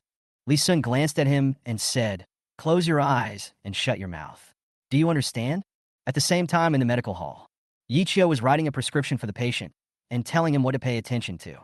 "Mr. Yi, the goods haven't arrived yet, and the customers outside are urging us to get them." The employees in the store felt helpless. Yichio looked up. "The medicine hasn't arrived yet?" He glanced at the time. It had been more than 2 hours. Shouldn't it have been delivered in the morning? "Did you call and ask?" "I called, but no one answered. I called several people, and no one answered." "How is this possible? The medicines in the pharmacy have now been handed over to Wanrong for production, and the production line has been set up there. The cooperation has been very good during this period, and the medicines have been delivered in a timely manner, ensuring the supply without squeezing the inventory. But today, it hasn't been delivered yet, and I can't contact anyone." Yichio frowned slightly, feeling that something was wrong. It's understandable if you can't contact one person, but how can you not contact several people? "I'll go over and take a look." Yichio immediately drove towards the factory. Before he reached the factory, he saw from afar that the road was blocked by several roadblocks. This was the only way for the factory to deliver medicine.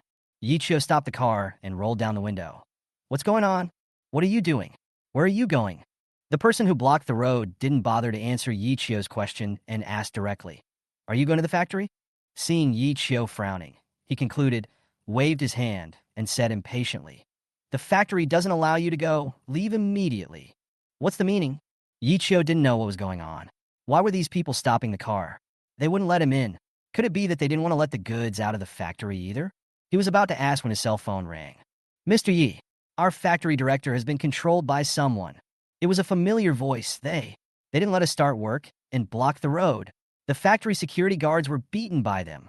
Hearing this, Yichio couldn't help but be shocked. He didn't expect such a thing to happen. In Tianhai, is there anyone who dares to do such a thing?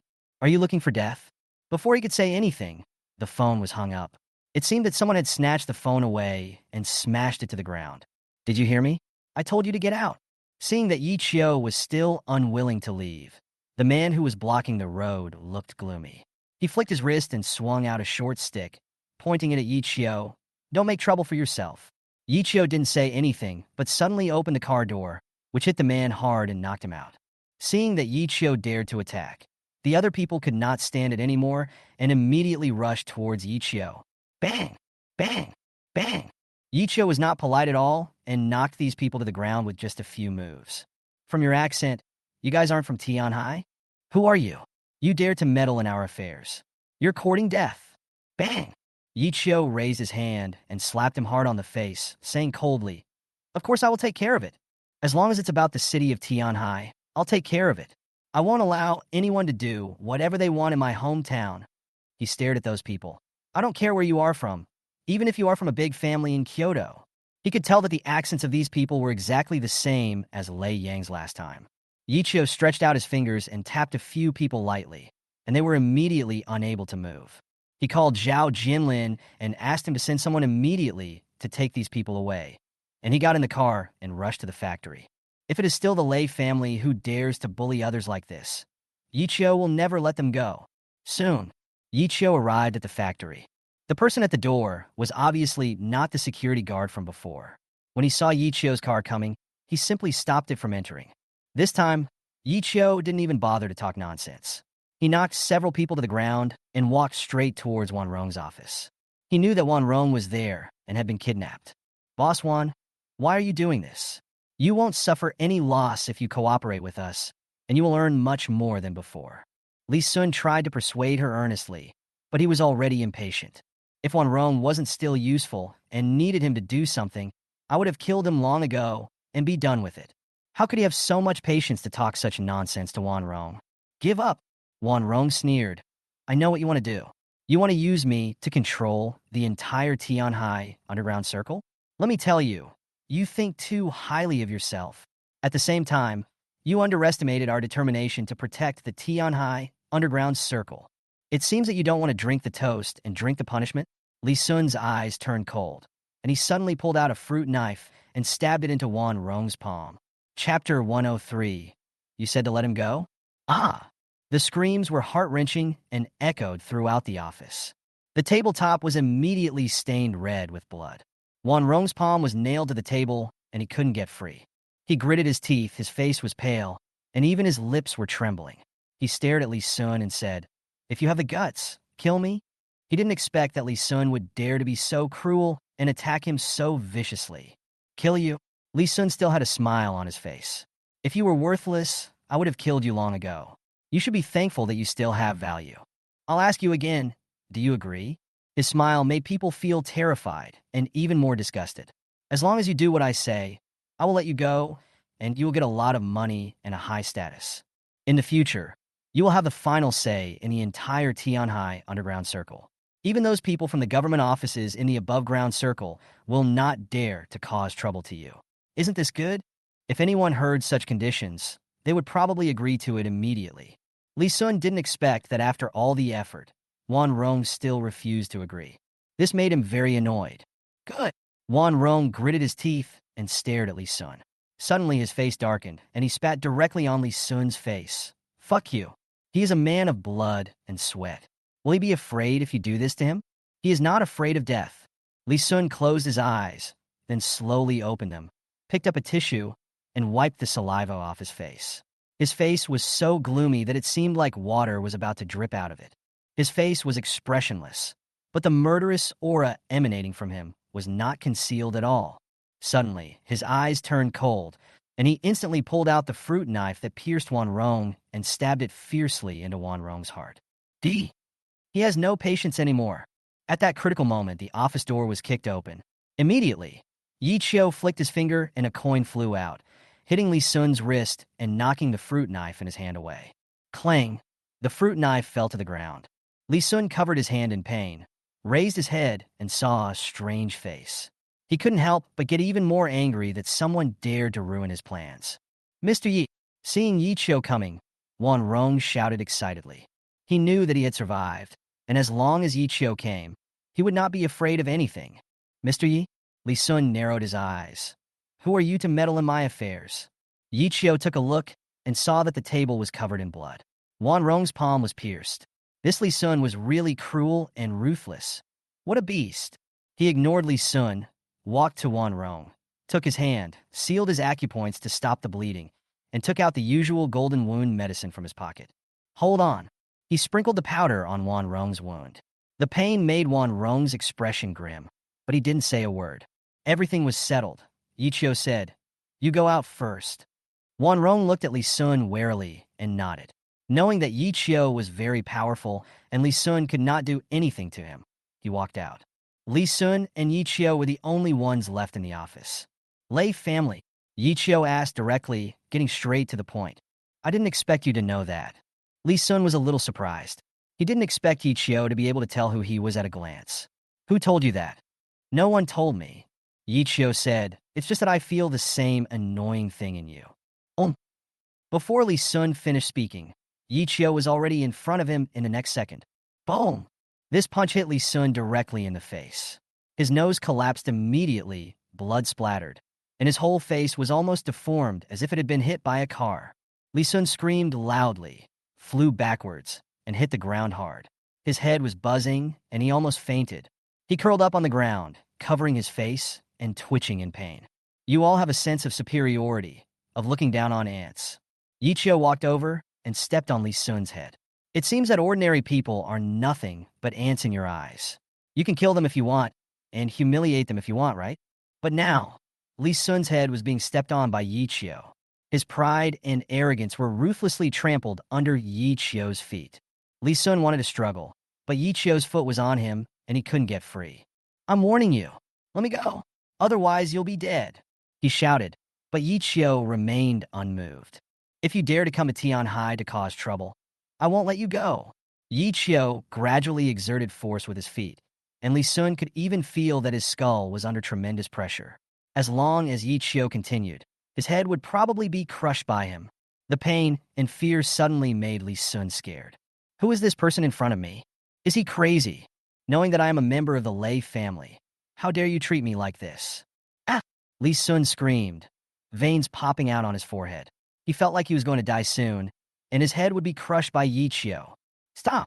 At this time, hurried footsteps were heard outside the door.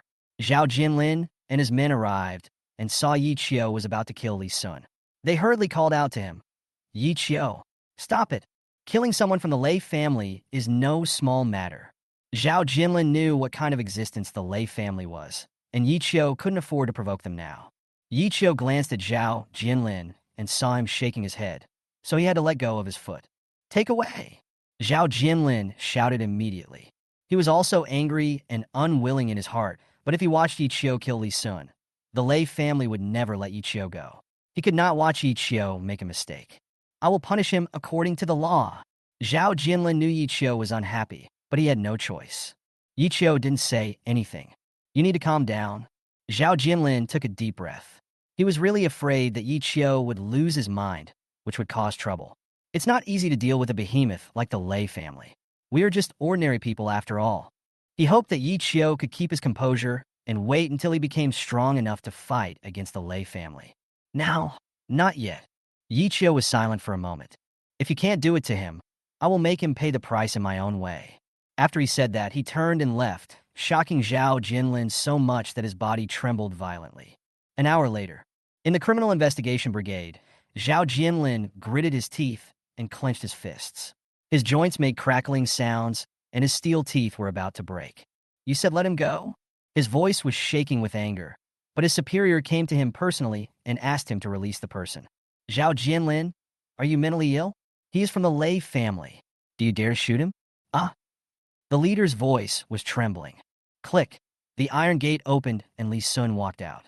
His face was covered with wounds and bandages, but his pace was still very arrogant. He walked up to Zhao Jinlin, squinting his eyes and grinning strangely. Captain Zhao, thank you for saving my life. Now, it's my turn to take revenge. Chapter 104. I'm waiting for you. That unbridled smile made Zhao Jinlin look very ugly. But when Li Sun saw Zhao Jinlin's expression, he became even more arrogant and burst into laughter. If it weren't for you, I might have been killed by that guy. Yi Qiu, right? I remember this name. After Li Sun finished speaking, he nodded, turned, and left. Zhao Jinlin clenched his fists and suddenly turned around to attack, but was grabbed by the leader behind him. What are you doing? Old Zhao, calm down. Do you know who he is? He is from the Lei family, a noble family in Kyoto. The leader roared, and there was also resentment in his voice, but there was nothing he could do. After receiving a call from Kyoto, he had to release the person. He's not a human. He's a beast. Zhao Jinlin gritted his teeth, his eyes full of disappointment. He suddenly felt a little powerless. Do you know how many innocent people will be hurt if you let him go? The leader didn't speak. Zhao Jinlin laughed sarcastically. Of course you don't know. Even if you do, you will pretend not to know. As long as you don't lose your job. That's all. You. The leader is angry. I quit. Zhao Jinlin ignored him and waved his hand. I quit. After saying that, he turned and left. Li Sun walked out of the team and felt that the air outside was particularly fresh. It took less than an hour from the time he was caught to the time he was released. In this small Tianhai, who could really do anything to him? As long as there was a call from Kyoto, Zhao Jinlin would not dare to touch him. He could only be angry at his own incompetence, and then watch himself leave unwillingly. Yi Qiu, now it's your turn to be unlucky. Li Sun sneered, looked at a taxi approaching in the distance, and stretched out his hand to stop it. To Qingshan Hotel. As soon as he got in the car, he took out his cell phone and dialed a number. Well, I'm out. I'm going back to the hotel now. You guys hurry up and get ready. After hanging up the phone, Li Sun leaned back in his chair, thinking about how to start. According to Lei Yang's order, he must take over the Tianhai underground circle within a month, followed by the provincial capital, and then further expand to the entire coastal area. Even if one only controls a part of the coastal area's underground circles, one can gather terrifying resources. In the future, these resources will be able to bring great help to the Lei family. Lei Yang wants to take action before other families react. Hello, we're here. The taxi arrived at the hotel entrance. Li Sun threw a stack of banknotes casually, got out of the car, and went straight into the hotel. It feels so good to be free, but who can restrict one's freedom? As long as the Lei family is behind him, no one dares to touch him. Li Sun used the room card to open the door and walked in. As soon as he entered, He felt something was wrong. There was actually someone sitting on the sofa. His face changed slightly, and he turned around and tried to leave, but the door could no longer be opened. "Why are you here?" He was not afraid of Zhao Jinlin, or even the entire underground circle of Tianhai, because he himself came from the top-level underground circle. But now, the person sitting in front of him was Yi Qiu. That madman. "I've been waiting for you for a long time." Yi Qiu had a blank expression on his face, staring at Li Sun. "Because I know they have no other options for you, so they can only let you go. But I can't let go." Upon hearing this, Li Sun's face changed drastically. "What you up to? Do you really dare to kill me? I am from the Lei family. If I die, none of you will be able to escape." He gritted his teeth and threatened. "When the time comes, not only you, your woman, your children, but also your friends will all die. Ha ha ha. Do you still dare to touch me?" Yi Qiu stood up and slowly raised his hand, which scared Li Sun so much that his face turned pale, but he still remained stubborn. "Come on, let me see if you have the guts to do this. Going against my Lei family, against the Kyoto family, I want to see if you have the guts to do this." Puff, suddenly, a stream of air turned into a sharp arrow, shot out from Yi Qiu's fingers, and instantly pierced into Li Sun's chest.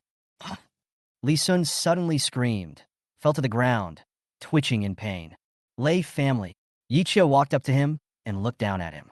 "You know Lei Yang, right?" When he heard Lei Yang's name, Li Sun's pupils suddenly contracted. "Yi Qiu actually knows Lei Yang? He actually wanted to hurt my child." Yi Qiu's eyes became very bright, like stars in the dark night, which made Li Sun tremble with fear. That kind of light easily brought out the fear in his bones. "No one can hurt my child. If you dare to do so, you will bear the consequences." Yi Qiu could clearly see with his eyes that the energy he had released had already penetrated into Li Sun's body and was gradually destroying his internal organs. Li Sun is definitely going to die. But no matter how they checked, they couldn't find the cause of death. The only conclusion they could give was that he died suddenly of a heart attack. Li Sun was twitching, his face full of fear. He never thought that Yi Qiu didn't care about the Lei family at all, and even dared to attack Lei Yang. So what did it matter if he wanted to kill himself? Don't, Li Sun begged. "Please let me go, I was wrong. Please let me go." Yi Qiu didn't even look at him. He took out his cell phone, walked out of the room, and dialed the emergency number. "Hello, I have a patient here, please." He went downstairs and the ambulance arrived quickly, as if it had been waiting nearby for a long time. Immediately, Li Sun was taken to the hospital for emergency treatment. Yi Qiu knew that even a god could not save him. Besides, this kind of scum and beast, only a god would be sick to save him. Yi Qiu returned to the pharmacy, where Zhao Jinlin was waiting. Seeing that Yi Qiu had just returned, he had already guessed it, but did not ask anything. "I quit." He poured himself a cup of tea and said, "I don't want to do this any longer." He really felt aggrieved. He had caught so many bad guys over the years, but now, his persistence seemed meaningless because some bad guys were right in front of him, and he couldn't catch them. Even if he is caught, someone will release him soon. What's the point? It's okay. You don't need to blame yourself. Yi Qiu knew that Zhao Jinlin was blaming himself and felt guilty for not being able to bring the evildoer to justice. "There needs to be people like you who stand up for justice," he said seriously. "If you can't hold on, what about others?" Zhao Jinlin was stunned. "The more resistance there is to something, the more we should do it. Don't worry, the wicked will be punished by God." Yi Qiu and Zhao Jinlin looked at each other with eyes as bright as torches. These guys who think they are superior and look down on others will all pay the price. His eyes were bright and exuded a righteousness that gave Zhao Jinlin a strange feeling. It seems that those eyes are the justice of this world. Ring, ring, ring. Just as he was daydreaming, Zhao Jinlin's cell phone rang. It was Xiao Zhou calling. "Boss, there's a situation." "Where are you?" Chapter 105, Guardian. Zhao Jinlin held the phone, slightly hesitant. He has already resigned. Is he still going now? "Boss? Hello? Come quickly. Without you, the brothers are worried." Xiao Zhou shouted. "Where is the location?" Zhao Jinlin took a deep breath and asked. Immediately, he hung up the phone and looked up at Yi Qiu. "This city needs a patron saint." Yi Qiu smiled and said, "Go quickly." Zhao Jinlin didn't say anything else, turned around, and left quickly. How could he let go of his brothers who had been through life and death with him? How could he just watch Xiao Zhou and the others face danger? Yi Qiu was right. This city needs a patron saint. If I retreat, Who else will dare to stand up? Looking at Zhao Jinlin's back as he walked further and further away, Lin Wanio felt a little emotional. You are truly special. She looked at Yi Qiu. Zhao Jinlin was actually a little disheartened, and Lin Wanio could sense it. As a person from the upper circle, especially since she is from a noble family, she knows very well that ordinary people like Zhao Jinlin have no way to fight against the real powerful people. Many times, they're just tools of the powerful. But Yi Qiu was able to give Zhao Jinlin strength and allow him to re-examine his true heart. This is truly a rare quality. Looking at the man in front of her, Lin Wanio said, "There are many imperfections in this world, but I believe that you are the one who can make up for these shortcomings." Yi Qi checked it. "I'm not that great." "You have it, and if I say yes, then yes." Lin Wanio glared at him and dared to talk back.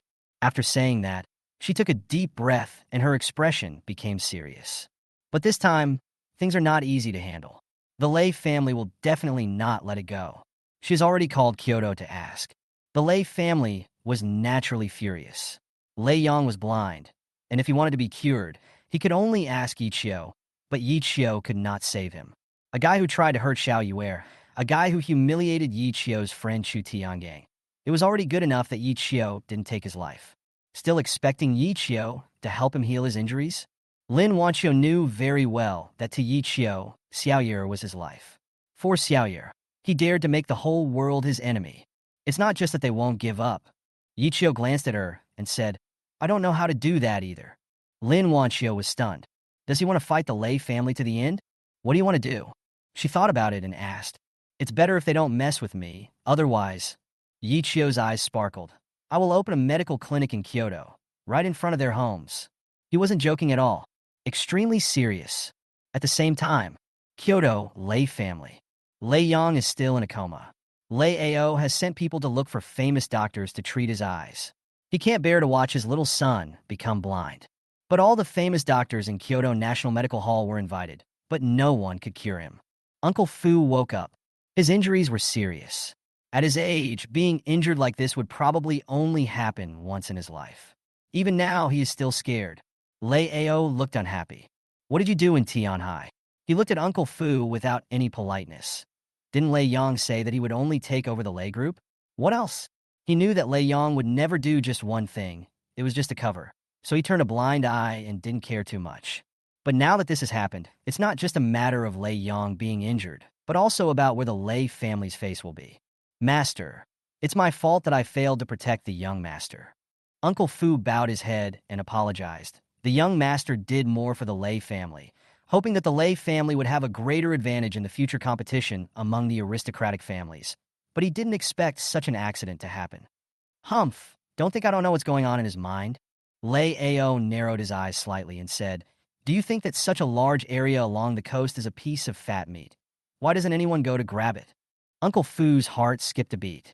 "Are you thinking that as long as you control the underground circles along the coast, you can seize a lot of resources?"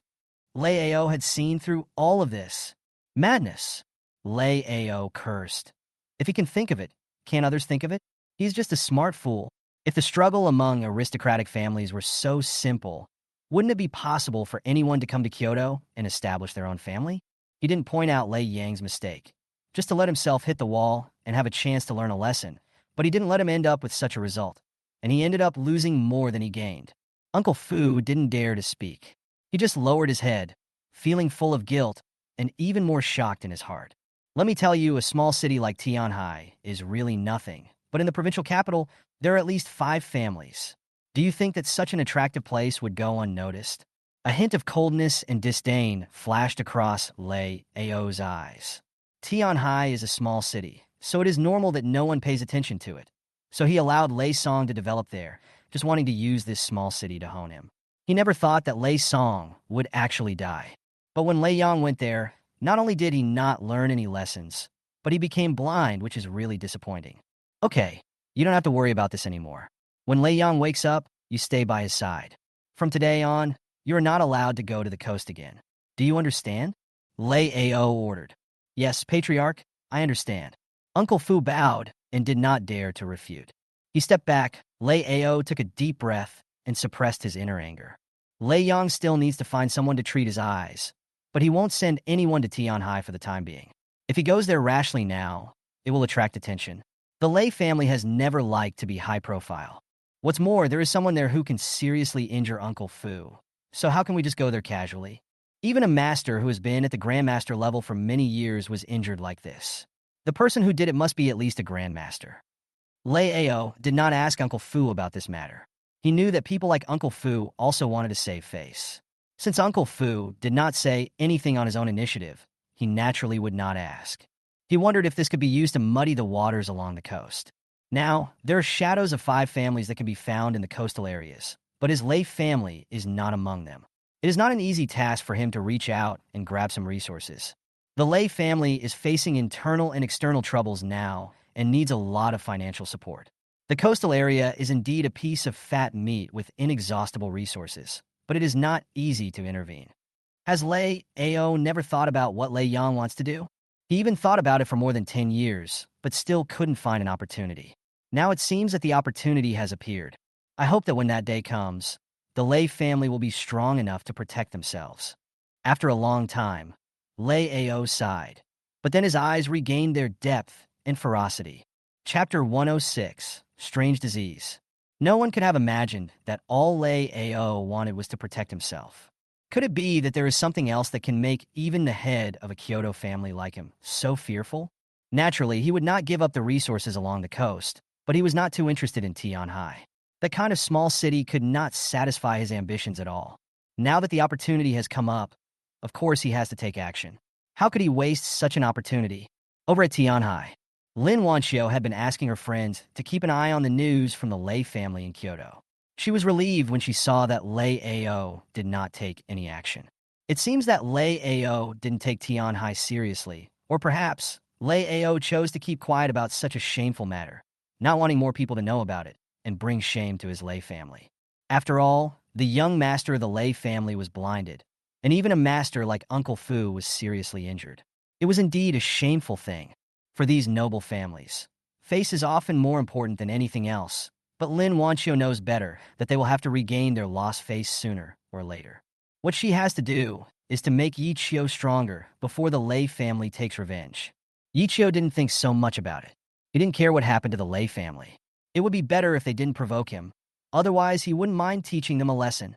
Life returned to normal. It was as if nothing had happened. Yichio still picks up and drops off Xiao Yuer every day, and occasionally helps solve some difficult and complicated problems, while Lin Wanio devotes himself wholeheartedly to expanding the development of the medical hall and making it bigger and stronger. The days of the 3 of them were busy, yet comfortable and relaxed. This day, Yichio had just solved a difficult problem and was sitting there drinking tea when a car stopped at the door. "Ma'am, this is it. They said the miracle doctor is here." A young man walked in and looked around, as if he was looking for someone. Behind him was a woman dressed in luxurious clothes, with a proud face and an air of luxury all over her body. She walked into the pharmacy and smelled the scent of the medicinal herbs. She couldn't help but frown and didn't go in any further. The young man's gaze stayed on Yichio for a moment, then shifted away. "Excuse me, who is the miraculous doctor in Xiaoyue Medical Hall?" He looked for a long time, but couldn't seem to find the person he was looking for, so he had to run and ask someone else. "Here, Dr. Yi is there." The man turned his head, and his eyes fell on Yichio again. He was stunned for a moment, as if he thought others were joking with him. So young? He had never seen anyone who became a miracle doctor at such a young age. He thought about it, then walked up to Yichio and said, "Excuse me, are you the doctor in charge of this medical hall?" "I don't deserve it." Yichio glanced at him and said modestly, "I only know a little bit about medicine. What do you want to talk to me about?" The man didn't know Yichio was being modest. He thought he was telling the truth because he was afraid of being misunderstood. He smiled helplessly and said, "My master has a strange disease. The doctors in the big hospitals can't help him, so He wanted to try his luck, but he didn't dare say so because his wife was here. "So I would like to ask you to go and see if there is any solution." His wife had told him so he had to do as she told him. But who would dare to believe this so-called miracle doctor, who might even be younger than himself? Don't let it happen that the master, who originally had no serious condition, gets treated by this guy and something goes wrong. He can't afford it then. What's the disease? What are the symptoms? Yichio didn't care about the young man's eyes. He was used to it. Because he was young, it was difficult for people to believe in his medical skills. What else could he do? He said, "Tell me the symptoms, and I can make a rough diagnosis." Just as the young man was about to speak, the lady behind him coughed twice. "Our master's illness is very strange, and he has been locking himself in the room. How can we see it?" She glanced at Yi Chio, still worried that he might not be good enough, and waved her hand. Forget it, forget it. I may have found the wrong place. I'll look for someone else." "You're so young, yet you dare to call yourself a miracle doctor. You must be a liar, right?" "Humph." The lady still felt that Yi Chio was not the miracle doctor she was looking for. Where could there be such a young miracle doctor? After saying that, a hint of disappointment flashed in her eyes, and she turned and left. Yi Chio watched them leave and couldn't help shaking his head. Do I have to have white hair to look like a miracle doctor? After the car left, the two men went to other places, but they couldn't find the so-called miracle doctor, so they had to return to the provincial capital. As soon as I arrived at the door, the housekeeper ran out in a hurry, his face full of anxiety. Madam, it's bad. The master has gone crazy again." When the lady heard this, she ran in quickly. From the study, she heard bursts of screams and the sound of the master banging his head against the door fiercely. Bang! Bang! Bang! It was as if there was a wild beast locked up in the study, torturing itself madly, and the roars it made one's skin tingle and feel numb. Master!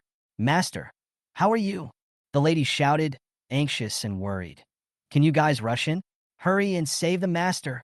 When the young man heard this, he wanted to rush in immediately, but he heard the master's voice from inside. "Don't come in," I said. "Don't come in. Whoever dares to come in will die immediately."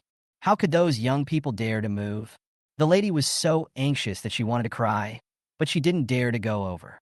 "Master, what happened to you? You tell us what we should do, you tell us." In the study, no one responded, and the noise gradually subsided, as if nothing had happened. This situation had happened several times in succession, and each time it was so scary. And now the frequency of relapses is getting higher and higher, but they have no idea what the situation is. The master refused to say anything and just locked himself up, not allowing anyone to get close to him. But they would be worried. "Madam, we must find a solution as soon as possible." The housekeeper sighed, his face full of worry. "I heard that this might be caused by evil spirits. It's useless to find a doctor." "Possessed?" The lady frowned. As an educated person, how could she believe such words? "Don't talk nonsense," she scolded. "We must believe in science. There is no such thing as being possessed by evil spirits." The housekeeper had no choice but to shut up, but what else could he do? Everyone in the yard had a gloomy face and was at a loss as to what to do. "Madam, that miracle doctor, maybe he really has a solution." After a long while, the young man spoke. "I heard from my relatives before that the miracle doctor knows about this kind of thing. Chu Tiangang, the famous charity boss in Tianhai, had a similar thing happen to him, and it was the miracle doctor who cured him." Just now in the medical hall, the lady didn't believe Yi Chio, and he didn't dare to say anything. Yi Chio was indeed young, and when it came to his medical skills, it might be hard for people to believe, but when it came to such mysterious things, age might not necessarily be related. The lady turned her head and frowned slightly, thinking that she had just returned from Tianhai and had made it clear that she didn't trust Yi Chio. Could it be that she had to invite him over again? Then where would you put your own face? Chapter 107. Attitude is important. "Madam, the master's illness cannot be delayed." The housekeeper was a little anxious. He glanced at his wife. If she wasn't the wife of the Shao family, he really wouldn't be able to help himself. The master is so ill, but she is still worried and concerned. It is really inappropriate for the master to marry such a young concubine. "So what do you say we should do?" Madame Shao couldn't help but said, "We have found so many doctors, but none of them can help. I'm worried too. Isn't there a Professor Su in the provincial hospital? I heard that his medical skills are quite good. Have you ever looked for him?" The butler asked. "You knew there was such a doctor. Why didn't you tell me earlier?" Mrs. Shao was a little angry, and the housekeeper wanted to get angry, but didn't dare to, so she could only say, "Then hurry up and find it." He always thought that Madame Shao would mobilize all her connections to find the person, but she didn't expect that she didn't look for the nearest expert and instead went to Tianhai. What was she thinking? Without thinking too much, the housekeeper immediately found Su Ongwa's contact information through a friend and called him. "What? You are conducting research in another place and not in the provincial capital? What should I do then?" The housekeeper was very anxious. Su Ongwa is not in the provincial capital. This is really terrible. Tianhai. When the housekeeper heard Su Onwo recommending them to find a miracle doctor in Tianhai, he was stunned for a moment. My wife just came back from Tianhai and said there is no miracle doctor there. He looked up at Madame Xiao, and Madame Zhao's expression changed slightly. Is there really a miracle doctor in Tianhai? But they searched for a long time and still couldn't find it. Well, he will find a way. If he can't do it, then I guess there's nothing I can do either. Su Onwo's tone made the housekeeper's heart tremble. He hung up the phone and turned to look at Mrs. Xiao. Professor Su said that the miracle doctor in Tianhai might be able to help. Oh, and he said that the miracle doctor is very young, so we shouldn't get him wrong. Hearing the word young, Madame Zhao's face became even uglier. Is it really Yi Qiu? She had questioned Yi Qiu to his face. So now was she asked to go back and ask him again? Madam, it's that young miracle doctor. I said he was. The driver clapped his hands and wanted to say something, but Mrs. Xia glared at him, and he dared not say anything more. What are you still standing there for? Madame Xiao shouted. Go and invite them over. The driver nodded and turned around and left in a hurry. Mrs. Xiao looked at the closed door of the study, frowned slightly, and her face was full of worry. She is the lady of the Xiao family, but she is Xiao Zhenghua's second wife. Xiao Zhenghua married her a few years after his first wife passed away. Also, because of her young age, few people in the Xiao family think she is qualified. What's wrong with being young? Does being young mean you are not qualified? She didn't know that she also doubted Yi Qiu's medical skills because of his young age. Otherwise, Yi Qiu would have been here treating Xiao Zhenghua. The housekeeper glanced at her and said nothing. He stood at the study door, waiting for the doctor to arrive. Tianhai Medical Hall. Seeing the driver coming back, Yi Qiu showed no reaction. Dr. Yi, I'm so sorry, I didn't recognize you. Could you please come with me and save my master? The driver seemed very polite. Why didn't your wife come? Yi Qiu asked. The driver knew that Yi Qiu was angry, so he smiled awkwardly. Dr. Yi, don't be angry. My wife is busy taking care of the master, so she has no time to come. Don't worry, we won't reduce the consultation fee by a penny. Let her do it herself. Yi Qiu shook his head and said you're welcome. Why would he agree so easily when he doesn't even have the minimum respect for me? Attitude is very important when doing things. Yi Qiu doesn't care whether the other party has money or not. He has saved penniless homeless people and poor people with nothing in their homes. But if you don't even have the minimum respect for yourself, why would he help you? After saying that, Yi Qiu ignored it. The driver had no choice but to call back immediately. What did you say? He's so arrogant. Do I have to apologize to him? Madame Xiao said angrily. Come if you want. When had she ever suffered such humiliation? Why should she apologize to a doctor? Madam, the master's illness cannot be delayed. The driver was so anxious that he almost cried. He really had nothing to say to this young lady. If something happens to the master, will you still be able to stay in the Xiao family? He couldn't help it. Hearing this, Mrs. Xiao was silent for a moment and then hung up the phone. The driver had no choice but to wait at the door of the pharmacy. Every now and then, when he saw Yi Qiu stop and was no longer busy, he would go in and beg for mercy, but Yi Qiu remained unmoved. He also has his temper. Soon, another car arrived. Mrs. Xiao got out of the car, her face still looking a little bad. Madam, you are finally here. The driver rushed over and said, Hurry up, it will be too late if you are late. Mrs. Xiao walked into the pharmacy and was choked by the pungent smell of medicinal herbs, which made her cough uncontrollably. Dr. Yi, I was wrong before, please don't be angry. My master is in a very bad condition. Can you please come with us and help save him? Her attitude became much better, but Yi Qiu could tell that she was not sincere. Respecting others is the most basic quality. Yi Qiu glanced at her and said, You can question my medical skills, but calling me a liar is a bit too much. I'm sorry, I didn't mean it. I was so anxious that I couldn't control myself. Please don't mind. Mrs. Xiao continued to apologize, but she snorted in her heart, thinking that Yi Qiu was taking advantage of her. If he couldn't cure the master's illness, then don't blame her for being rude. If she hadn't been worried that something might really happen to Mr. Xiao and her position in the Xiao family would be lost, she would not have bowed her head and apologized to Yi Qiu. Yi Qiu could naturally see it, but he didn't want to argue with Mrs. Xiao. Okay, since you apologized, I can go with you to take a look. He stood up, said something to Lin Wanio, got in the car, and headed towards the provincial capital. The Xiao family's facade looks unusual, and it is considered a well-known large family in the provincial capital, with countless businesses under its umbrella. However, no one expected that Mr. Xiao would suddenly get this strange disease and lock himself up. Please show me. The butler did not dare to be impolite. Like Madame Xiao, he was over 50 years old, which made him know that one should not judge a person by his appearance. Not to mention, even Professor Su Wang was said that Yi Qiu was amazing. However, his attitude made Mrs. Xiao unhappy. The housekeeper was so polite to Yi Qiu, a stranger, but he was never very polite to herself. Yi Qiu nodded, walked to the study door, and knocked. Master Xiao, I'm the doctor who came to treat you. He took the initiative to speak. Bang! There was silence in the study for a moment, and suddenly something hit the door hard, making a clanging sound. Go away! I'm not sick. Chapter 108, Nightmare.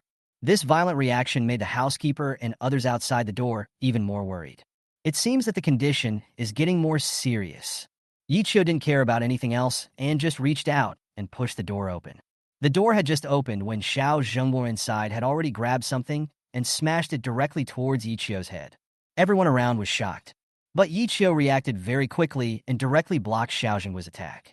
Then he lightly touched his neck with his finger. Xiao Zhengguo's bloodshot eyes suddenly lost their luster. His body softened, and he fell asleep. Master! The housekeeper and several others ran over immediately. How is my master? He's very nervous and probably hasn't slept for several days and nights. He's very tired. Let him rest for a while. Yi Qiu said. The housekeeper and others hurriedly carried Xiao Zhengguo to the room. Yi Qiu did not follow him, but looked around the study. There were writings and drawings on the walls, as well as various marks, and there were dents from being hit by chairs, sticks, and other things. The surroundings were in a mess, and it didn't look like a study room at all. This place is more like a cage, and Xiao Zhengguo is trapped here like a mad beast. Yi Qiu frowned slightly and had some guesses in his mind. Hurry up and save people. What are you still looking at here? Behind him, Mrs. Zhao's voice came. Seeing that Yi Qiu did not go to save people, he looked around in the study, and no one knew what he was doing. To cure illness and save lives, we must at least know the cause of the patient's illness. Yi Qiu turned his head and glanced at her. Prescribe the right medicine for the right disease, you know. His eyes, sharp as light, stared at Madame Xiao, causing her heart to beat violently. She seemed a little flustered, cursed softly, and turned away. In the room, Xiao Zhengguo fell asleep, and several housekeepers were guarding by his side, not daring to leave even a step. The second and third masters are both out of town and haven't had time to come back yet. The master has been ill for 2 or 3 days. We have consulted many doctors, but none of them can help. The housekeeper sighed. In the past 2 days, the master has locked himself up, not eating, drinking, or sleeping. He seems to be crazy. What's going on? He told Yi Qiu about the situation. Xiao Zhengguo was fine before, but just a few days ago, he seemed to have suddenly gone crazy. He cursed at the wall, and even smashed things and banged his head against the wall, which scared everyone. Yi Qiu nodded. Don't worry, it's nothing serious. After taking Xiao Zhengguo's pulse, he found that there was nothing wrong with his pulse, just that he had been subjected to too much stimulation. As for what kind of stimulation it was, he would probably have to wait until Xiao Zhengguo woke up to know. Thank you, Dr. Yi. Now should we let the master have a good rest?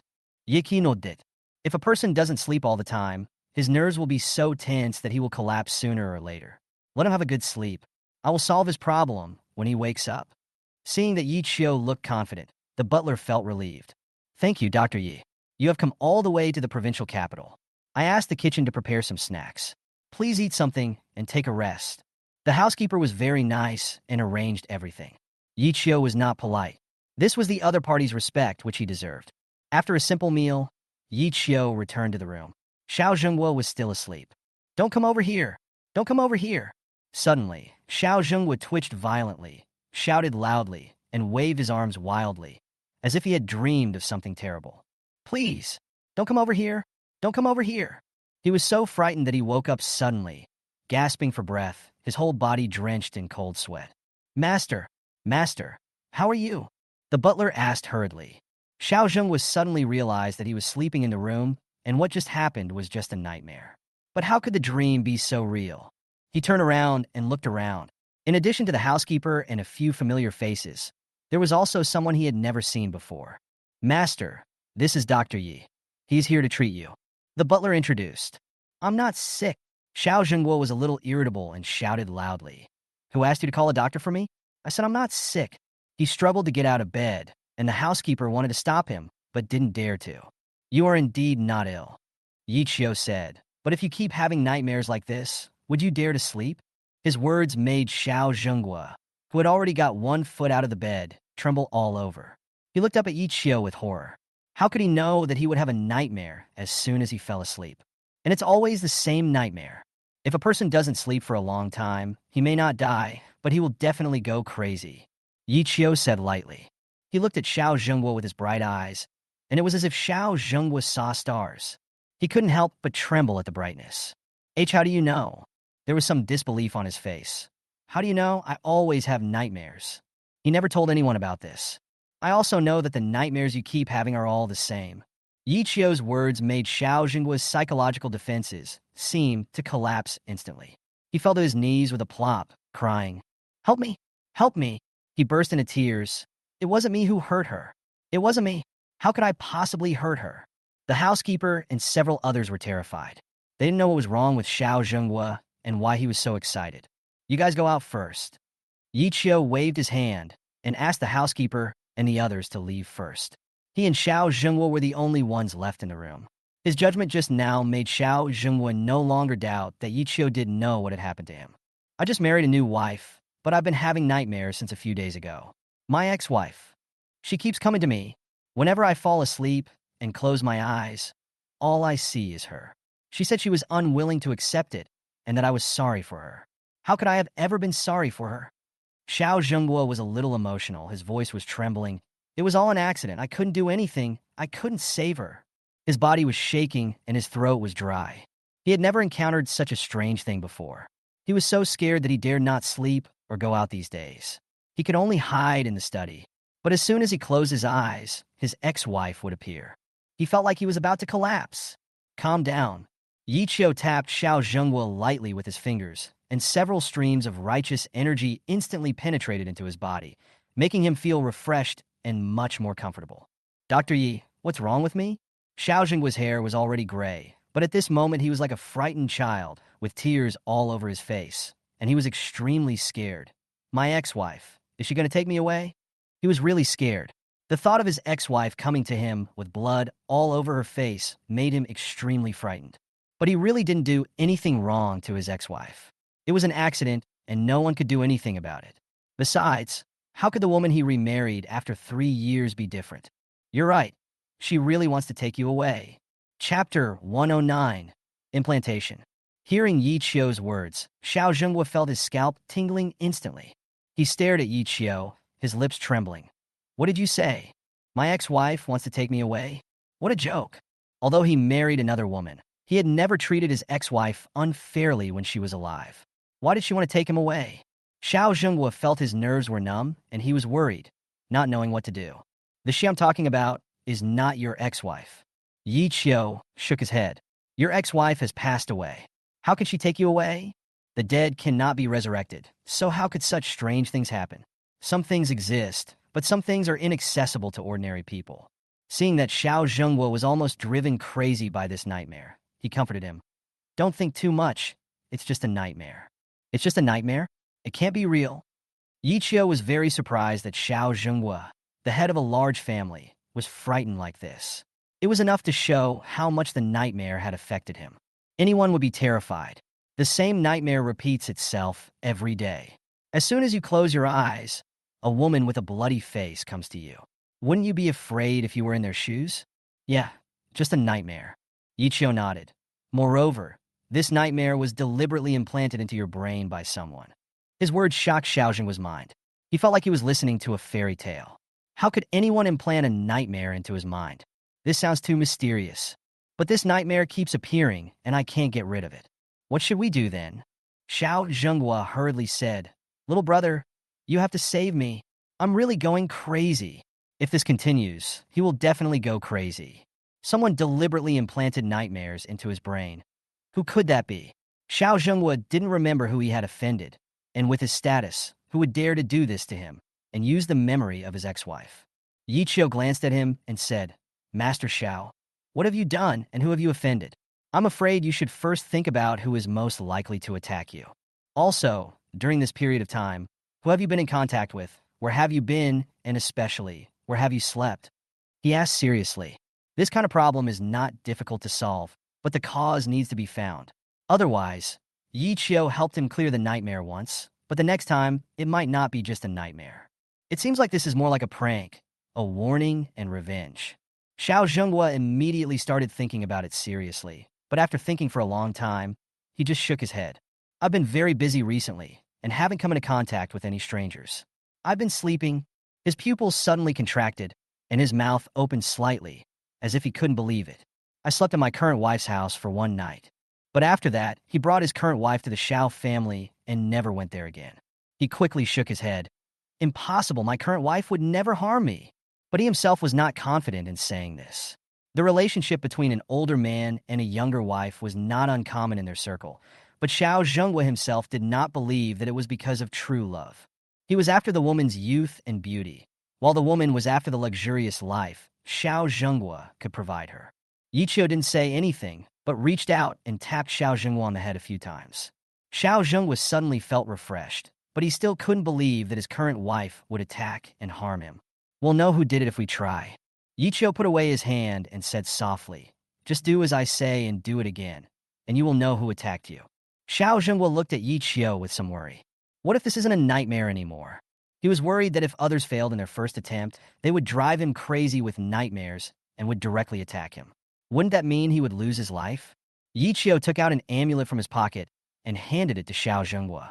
Put this on and you'll be fine. Xiao Zhenghua took a deep breath. Although he still had some doubts in his heart, he chose to believe Yichio. At least Yichio did solve his problem, so he would no longer have nightmares when he closed his eyes. The door opened. Xiao Zhenghua came out safe and sound, and everyone breathed a sigh of relief. Master, Madame Xiao walked up to him, her eyes red with tears still hanging in the corners of her eyes. I'm so glad you're okay. You scared me so much. That charming face would confuse anyone. But Xiao Zhenghua remembered what Yichio said in his heart and just said, I've been under a lot of work pressure these days, and I didn't sleep well. It's no big problem. I can't sleep well at home, so I'll go to your place and sleep. He said directly. Ah? Hearing this, Madame Zhao's face changed slightly. No one has lived there for a while and might be very messy. It doesn't matter. Xiao Zhenghua said calmly. Let's go now. I still want to have a good sleep. As he said this, he turned to look at the butler. Entertain Dr. Yi well for me. Xiao Zhenghua took Madame Xiao and left directly.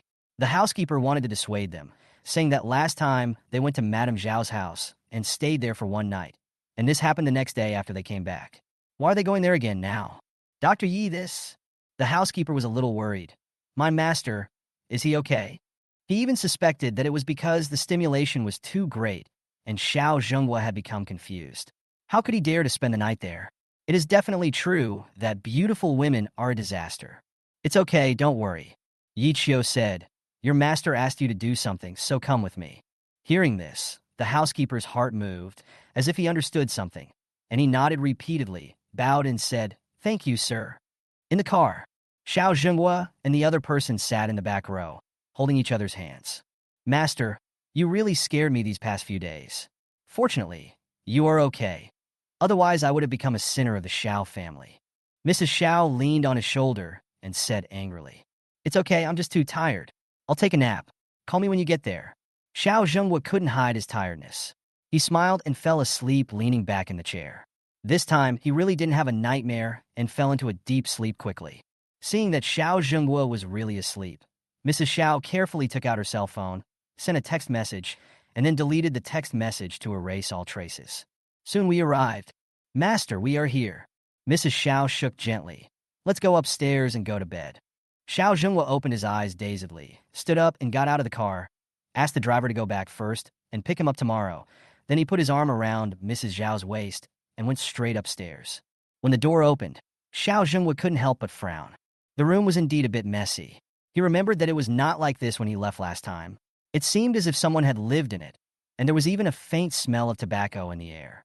Although it was covered by the perfume, he, a non-smoker, was very sensitive. Oh, I told you it's a mess. Go and have some rest while I clean it up. Mrs. Xiao hurried to the sofa and rolled up her messy clothes, with a trace of panic in her eyes. Chapter 110, Reward You. Xiao Zhenghua didn't say much, seemed very tired, nodded, and went into the bedroom to rest. But after a while, he could hear a slight snoring sound. Mrs. Xiao walked to the door and took a look. She was relieved to confirm that Xiao Zhenghua was asleep. Just as she was about to turn around, a person suddenly appeared behind her, stretched out his hands and hugged her directly, and his palms even reached into her clothes unscrupulously. Madame Zhao's face changed slightly, and she lowered her voice and said, "Why haven't you left yet? Don't mess around. What if he wakes up?" He can't wake up? There's a drug in the perfume. He can finally get a good night's sleep." As he spoke, the man's hands became more dishonest. He moved closer to Mrs. Zhao's neck and kissed her all over. He even deliberately pushed her into the bedroom and wanted to do some unspeakable things in front of Xiao Zhenghua. "Don't mess around. Stop it." Madame Xiao was in a panic. She quickly pushed the man away and glared at him. "Get out. Get out now." She immediately pulled the man out of the door and closed it, fearing that Xiao Zhenghua would suddenly wake up. "Why, now that you've become Mrs. Xiao, you're planning to dump me?" The man sneered. "Don't forget, I'm your boyfriend. Can you calm down a little?" Madame Xiao straightened her clothes and looked at the man. "Didn't we agree that I would give you some money and you would leave the provincial capital? I already have a new life. Don't bother me anymore." Sure enough, as if he had guessed what Mrs. Xiao would say, the man laughed. During this period, he lived in this house. He had no job and no source of income. He relied entirely on Mrs. Xiao for money, just because he used to be Mrs. Zhao's boyfriend. If Xiao Zhenghua hadn't liked her, he wouldn't have lost his girlfriend. Mrs. Xiao also knew that she did not like Xiao Zhenghua, but which woman could refuse a billionaire like him and a life of luxury? "You want to get rid of me with that little money?" The man shook his head. "Since your husband is so rich, give me this amount, and I will disappear and never appear in front of you again." He held up a rootless finger. 500,000? 50 million? Are you crazy? You are the one who is crazy." The man roared, his eyes red, and he grabbed Madame Zhao's hand and said viciously, "How dare you abandon me and marry someone who can be your father at this age? I think you are crazy. Do you think he really likes you? He just wants to sleep with you." Madame Xiao raised her head and looked straight at the man, not being polite at all. "Don't you want to sleep with me? You are a crappy hypnotist, making a few $1,000s a month, and I will sleep with you. He makes hundreds of millions a month, and I would rather be slept with by him." Bang! The man was so angry that he slapped Madame Xiao hard, knocking her to the ground. His face became very ferocious, as if he was a cat that had been stepped on, and he jumped up directly. His self-esteem was thrown to the ground and trampled on. "I'll kill him," the man said angrily. He pushed the door open and was about to rush in, but Mrs. Xiao hurriedly held him back. "What do you want to do? You almost drove him crazy last time. Isn't that enough? Stop it. If anything really happens to him, you can't escape." The man ignored it. "Get lost. He's a hypnotist. Last time, he hypnotized Xiao Zhenghua while he was asleep and implanted the nightmare into his consciousness. This made Xiao Zhenghua have the same nightmare every time he fell asleep, teaching him a lesson for stealing his woman. Who would have thought that he would actually find someone to cure him? But this time, he didn't want to overthrow Xiao Zhenghua. The man rushed in, grabbed a pillow, and was about to cover Xiao Zhenghua's face with it. Just as he touched Xiao Zhenghua, suddenly, a strong light appeared. The man only felt a flash of light in front of his eyes, and then he could not see anything. A sharp pain came over him, making him scream in pain. "What's wrong with my eyes? I can't see. Aya!" He screamed miserably, not knowing what had happened, and Mrs. Xiao was equally terrified. She saw the man's face covered in blood and started screaming. "Buzz!" Xiao Zhenghua opened his eyes and saw Mrs. Zhao's pale face and the man with blood all over his face. He immediately jumped off the bed. "You too," he said angrily. "It turns out that you really harmed me." Madame Xiao opened her mouth to explain, but how could she explain it now? Kill him. Kill him now." The man was still shouting. "Kill him. Let's take the money and leave quickly." Xiao Zhenghua felt a chill on his back. The person he slept in the same bed with turned out to be such a vicious person. He even colluded with others and almost killed him. Bang! Suddenly, the door outside was kicked open. Yichio walked in, followed by the housekeeper and others. "Master!" Seeing this, the housekeeper immediately called for people to rush forward and capture the man, while Mrs. Xiao collapsed on the ground. She knew that she was finished. "Master, are you okay?" The housekeeper said worriedly. "Are you fine?" Xiao Zhenghua is still a little scared now. If Yi Qiu hadn't taken action, his nightmare would never stop and he would have been driven crazy sooner or later. Moreover, we don't even know when we will die at the hands of this couple. Brother Yi, thank you very much. Xiao Zhenghua expressed gratitude. You're welcome. Yi Qiu glanced at Madame Xiao and the man and said, don't do anything that would kill for money. He also didn't expect that Mrs. Xiao actually had a boyfriend. It was understandable that women pursued a better life. But if they abandoned their lovers because of vanity, it would sooner or later cause trouble. Seeing two people being taken away, Yi Qiu didn't say much. If there's nothing else, I will leave first. Master Xiao, goodbye. Xiao Zhenghua cupped his hands and said, Brother Yi, I owe you a favor. When you have time to come to the provincial capital, please come to my house and have a visit. He was in no mood to entertain Yi Qiu now. He would not be able to swallow this humiliation if he didn't teach this couple a lesson. Yi Qiu nodded, said nothing, and left. This kind of bloody thing is not uncommon in the circle of wealthy people, but it is indeed a bit too much to the stage of robbery and murder. I am afraid that after this incident, Xiao Zhenghua would rather remain single than look for any young woman again. Yi Qiu didn't take this matter to heart. As soon as he returned to Tianhai Pharmacy, Lin Wanio heard the voice, ran out excitedly, and hugged Yi Qiu's neck. Quick, reward me. Ah? Yi Qiu was stunned for a moment. What reward? How to reward? I've just opened up market channels in the provincial capital. I'm going to set up a distribution station in the provincial capital and open our pharmacy in the provincial capital. Shouldn't you reward me? Lin Wanio had a smug and proud look on her face. She said that she would open Yi Qiu's medical clinic in Kyoto, and she must do it. The provincial capital was just the beginning. Of course it's okay to reward you. Yi Qiu looked at this flawless face and said seriously, but it's still daytime. Can we do it at night? Chapter 111, Strange Smell. Is it okay at night? Lin Wanio's head buzzed, and then he realized that the reward he was talking about was completely different from the reward Yi Qiu was talking about. The employees around pricked up their ears. They didn't expect the boss and his wife to be so unrestrained. Are you already discussing evening activities in broad daylight? What are you thinking about? Lin Wanio punched Yi Qiu in the chest. Her face flushed instantly. Who said that? I mean, oh no, I won't say any more. She ran away in a panic. Even though she was a bold and outspoken woman, she still felt that she was being teased by Yi Qiu, an honest man. She even felt that Yi Qiu's honesty was just an act, and his true colors were revealed after he tricked her into submission. Often the most advanced hunters appear in the form of prey, and Yi Qiu definitely belongs to this category. I got fooled. Seeing Lin Wanio running in with a shy look on her face, Yi Qiu exclaimed, Didn't you say you were going to treat me to a big dinner? If not tonight, when will we have it? He thought Lin Wanio wanted to blackmail him into having a sumptuous dinner. Yi Qiu turned around and saw the girls around him, all of them blushing, as if he had said something that made their blood boil. But did he? Yiki. Outside the door, Zhao Jinlin called him and walked in quickly. He looked at the girls at the counter. Their faces were red all the way to their necks.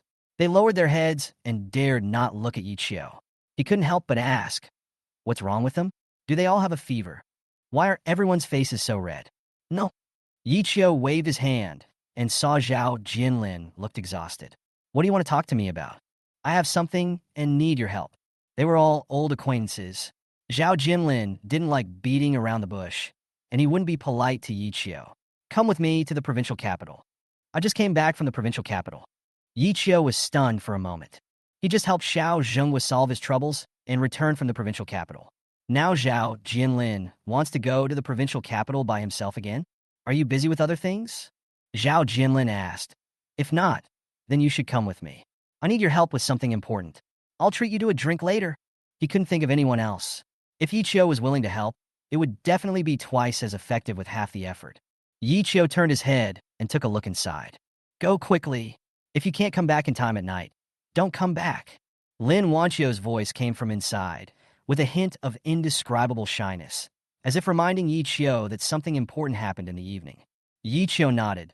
Then let's go. Having just returned from the provincial capital, Yi Qiu thought that this was not a solution when he went back to the provincial capital again. The medical clinic will be opened in the provincial capital, and Lin Wanio is already making preparations. They will spend a lot of time in the provincial capital, and it will not be very convenient to keep going back and forth or staying in a hotel. It seems that he still needs to buy a house in the provincial capital. Anyway, with his current income, buying a house is as easy as drinking water. In the car, Zhao Jianlin did not feel relieved. During this period, strange murders have occurred one after another in the provincial capital, and there has been no clue so far, so they found me, hoping that I could help. He paused. Of course, looking for me is actually looking for you. He was able to solve those major cases thanks to Yi Qiu. Without Yi Qiu's help, even if he could solve them, it would probably take a very long time. A murder? Yi Qiu frowned slightly. Do you want me to check the body? That's right. Zhao Jinlin thought to himself that he had found the right person. Yi Qiu knew what he was talking about before he even opened his mouth. Since we can't find any other clues, the only way is to look for it on the body. But the forensic doctor over there hasn't found anything useful, so let's see if you can find it. Zhao Jinlin took a deep breath and said, "How could these damn murderers be so cruel and merciless?" He clenched his fists, his face full of anger. Apart from condemning this inhumane behavior, he just wanted to do his best to bring them to justice. Yi Qiu could understand his feelings. Those innocent people who were killed and their families must be so sad. What can comfort them is to catch the murderer and give justice to the victim. The car quickly drove to the technical investigation department of the provincial capital. Old Zhao, hearing that Zhao Jianlin was coming, a middle-aged man rushed out from the corridor and greeted Zhao Jianlin. "You're finally here? Old Qin, you look like you've been staying up late a lot." "Who is this?" Qin Hao glanced at Yi Qiu. "My brother, Yi Qiu, is a doctor." "Brother Yi, I've heard of your great name for a long time." Qin Hao immediately stepped forward and shook hands with Yi Qiu. "Old Zhao told me about you. He said that he has been in the industry for decades, and now the person he admires most is you. You are indeed a young and promising person." Yi Qiu smiled and said modestly, "He is flattering me." After a few simple pleasantries, Qin Hao said directly, "We really have no other options, so we ask Lao Zhao, an expert in solving cases, to come and help us.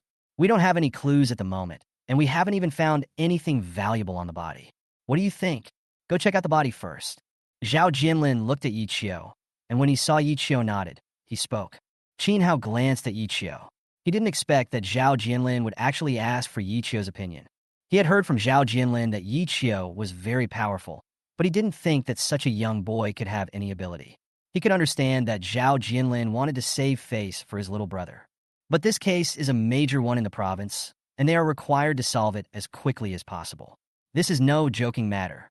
However, Qin Hao did not stop him and did not give Zhao Jianlin any face at all, even though he could not ask him for help. The three of them came to the autopsy room. Qin Hao knocked on the door of the laboratory, and the door opened, revealing a face wearing a mask with only a pair of bloodshot eyes exposed. "Team Qin. Sun Xine, this is Captain Zhao from Tianhai. Zhao Jinlin, Lao Zhao, he is our forensic doctor, Sun Xine." Qin Hao briefly introduced and pointed at Yi Qiu. "This is the technician brought by Captain Zhao. He is here to help you examine the body and see if there is anything you can find." Hearing this, forensic Dr. Sun Xian's eyes changed obviously. He looked Yi Qiu up and down and couldn't help but sneer. "You understand?" He was a little unhappy to have an outsider come into his laboratory and give orders. If he was sent by a higher authority, it would be fine, but he came from a small city like Tianhai. "A little bit." Yi Qiu could sense the other party's tone and responded calmly. "What a big tone." Sun Xian didn't expect Yi Qiu to dare to reply like that. He looked at Yi Qiu deeply and naturally didn't want to embarrass him in front of Qin Hao. "Come in, don't scare me." He opened the door, and Yi Qiu and others followed him in. As soon as he walked into the autopsy room, Yi Qiu couldn't help but frown. The strong stench of blood made even someone like Zhao Jianlin, who was used to big scenes, feel a little nauseous. Why is there such a bad smell? The biggest problem with these corpses is the smell. Sun Xan seemed very calm, as if he had gotten used to it. He glanced at Yi Qiu, who was frowning in a provocative manner. Chapter 112. No. According to the information, the corpse in front of us had been dead for less than 3 days. How could it be possible for it to emit such a foul odor? This is obviously wrong. Sun Xian glanced at Yi Qiu, walked to the body, and pointed at some marks on the body with his gloved hand with an expressionless face. According to the examination, there are no fatal injuries on the man's body. These bloodstains should be inadvertent scratches while struggling or escaping. He analyzed. Then what was the cause of this person's death? Neither Qin Hao nor Zhao Jinlin spoke. There were no fatal injuries, nor was he killed by suffocation, and no other cause of death could be found. This is the biggest problem. Even though Sun Xian examined several times and even dissected 2 corpses, he still didn't get the answer he wanted. I suspect he died of poisoning, but it should be a special poison that we have not seen before. This is his judgment. This is a judgment that Qin Hao and others can accept at the moment, but they have not found the basis for it yet. It was also because of this that Qin Hao sought Zhao Jinlin's help. But it was obvious that Zhao Jinlin had never seen such a thing before and was unable to determine the real cause of death. Seeing that no one spoke, Sun Xian narrowed his eyes slightly and his gaze fell on Yi Chio's face. A doctor from a small place was actually going to guide his work. The more he thought about it, the more dissatisfied he felt. If Qin Hao had not been here, he would have ridiculed him to save Zhao Jinlin's face. Well, what do you think? He still wasn't too polite. But Yi Chio just stood there and took a look without even examining the body. So how could he have any insights? Qin Hao could feel that Sun Xian was a little unhappy, but he didn't say anything because he also wanted to see what this man, whom even Zhao Jinlin admired so much, was capable of. Wrong. Suddenly, Yi Chio spoke. His eyes, bright as stars, looked carefully at the corpse again and again, then turned to stare at Sun Xian. You are wrong. Wrong? Sun Xian laughed angrily. What's wrong? Yi Chio didn't even examine the body, yet he dared to say that his judgment was wrong? Then he should tell us the reason. This way of saying it is a bit too unprofessional. The cause of his death was not poisoning. Yi Chio still stood there, not moving, and had no intention of sticking with the corpse.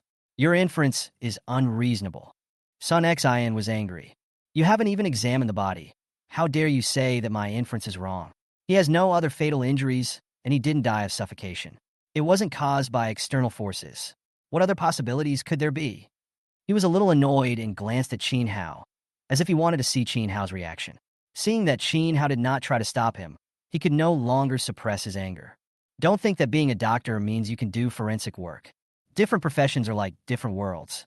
He was frightened to death. Without waiting for Sun Xian to speak, Yi Chio spoke directly. For a moment, Sun Xian was stunned. Qin Hao and Zhao Jinlin looked at each other, seemingly unresponsive. But when they heard Yi Chio say the word scared to death, a light seemed to flash in their minds. This person was frightened to death. Yi Chio said, the stench on his body is also caused by this. His tone was calm and his speech was steady, as if he was lecturing students, and Mance was not in a hurry at all. Didn't you find that his gallbladder had ruptured during the autopsy? You must have found that, so you guessed that he was poisoned, and that the poison caused his gallbladder to rupture and rot, which is why it emits a foul odor. Yi Chio shook his head. But have you ever thought about how to deliver the toxin to the gallbladder accurately, without harming other tissues and organs if it is poisoning? There is a way, and it can be done even with the simplest injection, but it is very difficult. But there are still external injuries on the body. This means that the deceased resisted and struggled before death. How could it be possible for someone to accurately inject the toxin into the gallbladder in his body? Moreover, Yi Chio could see with his eyes that the deceased's pupils were dilated and enlarged, and the blood vessels in his body were also dilated than normal, which further proved that the deceased had suffered great stimulation. The thing that can best bring this kind of excitement is fear. So Yi Chio judged that this person was scared to death. For a moment, Sun Xian was speechless. He could not find any flaws in Yi Chio's analysis. Instead, he felt as if Yi Chio's words had awakened him from a dream. Something seemed to have been flashing through his mind, but he just couldn't grasp it. But at this moment, he realized that the thing that flashed by was what Yi Chio said. He opened his mouth and looked at Yi Chio in disbelief. He wanted to say something, but didn't know what to say. You clearly haven't examined the body. How did you make that judgment? After a moment's silence, Sun Xian asked, but his tone had become lighter and not as sharp as before. It's very simple. Yi Chio pointed at his eyes and said, I saw it directly. The air instantly fell into deathly silence. Even Qin Hao and Zhao Jinlin didn't know what to say for a moment. Although this seemed to be the fact, it sounded like someone wanted to hit someone. Damn, this is a bit pretentious. Directly seen? Sun Xian felt a little suffocated. He stared at Yi Chio blankly, his mouth open as if wanting to say something, but it seemed as if someone was choking him by the neck, and he couldn't utter a word. In all his years in the industry, he has never seen anyone so good at pretending. You can perform an autopsy to see if his blood vessels are dilated. Then you can look at his pancreas and adrenal glands and extract secretions for testing. That way you can know how much stimulation he received before he died. Fear is most likely to be the cause of these stimulations. After saying that, Yichio turned to look at Zhao Jianlin. Let's go out first and don't disturb him while he's working. Yichio walked out. Zhao Jianlin nodded and followed him. Qin Hao hesitated for a moment, said nothing, turned around, and went out, closing the door. Brother Yi, I'm sorry. Old son has this kind of temper. Please bear with me if I'm offended. After going out, Qin Hao smiled and spoke to smooth things over. No problem. Yichio nodded. I'm used to it. Okay, let's go to my office and take a rest. I'll have someone sort out the case information and tell you in detail. Qin Hao called someone and took Zhao Jinlin and Yichio to his office to rest for a while. He waited outside the door for a long time and heard a click. The door opened and Sun Xian walked out. He seemed to know that Qin Hao would be waiting for him at the door. He took off his mask. His expression looked a little strange. He hesitated for a while and sighed. I am really showing off my skills in front of an expert. Chapter 113, Clues. Hearing this, Qin Hao's heart skipped a beat. Is he really right? Is Yichio so powerful that he can determine the cause of death of the deceased just by standing there and taking a look, and to the exact degree? What a joke.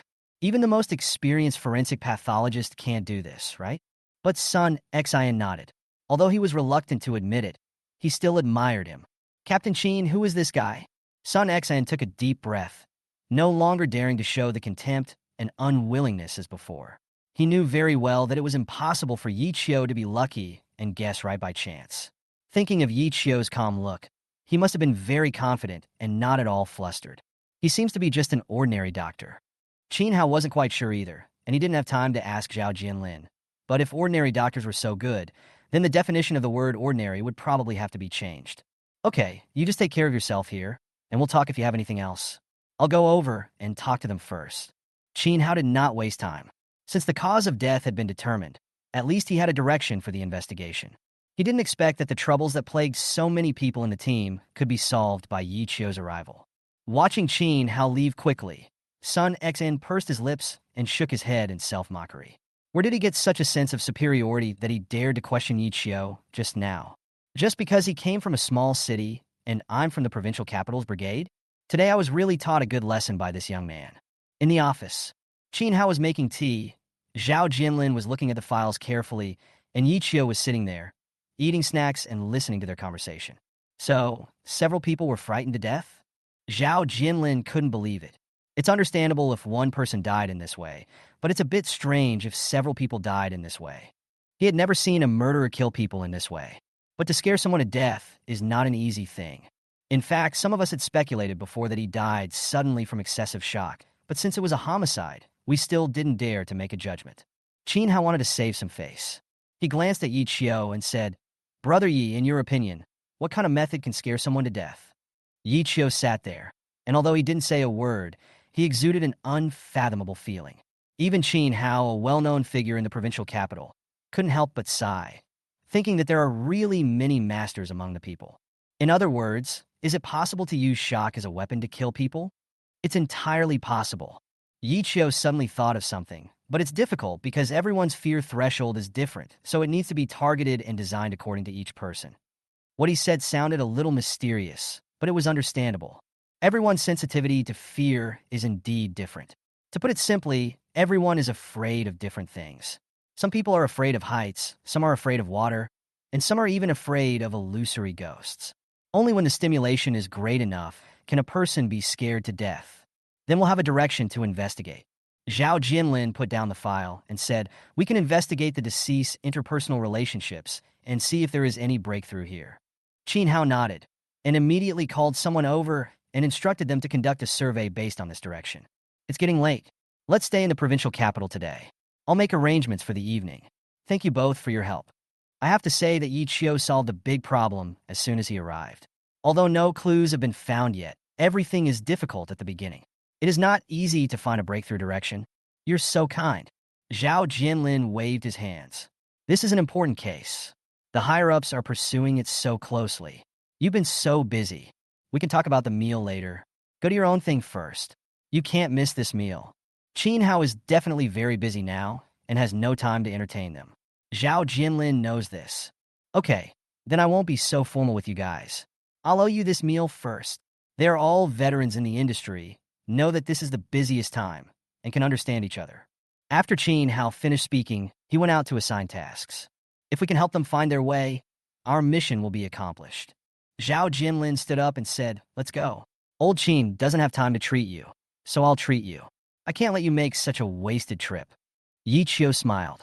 He didn't come here just to eat with Zhao Jinlin. "I'll take you somewhere." He didn't care what to eat. "Where are you going?" "Looking for clues." "Ah." Zhao Jinlin was stunned for a moment. "Looking for clues? Yi Qiu wants to take him to find clues?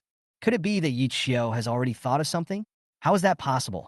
At present, he has only determined the cause of death of the deceased.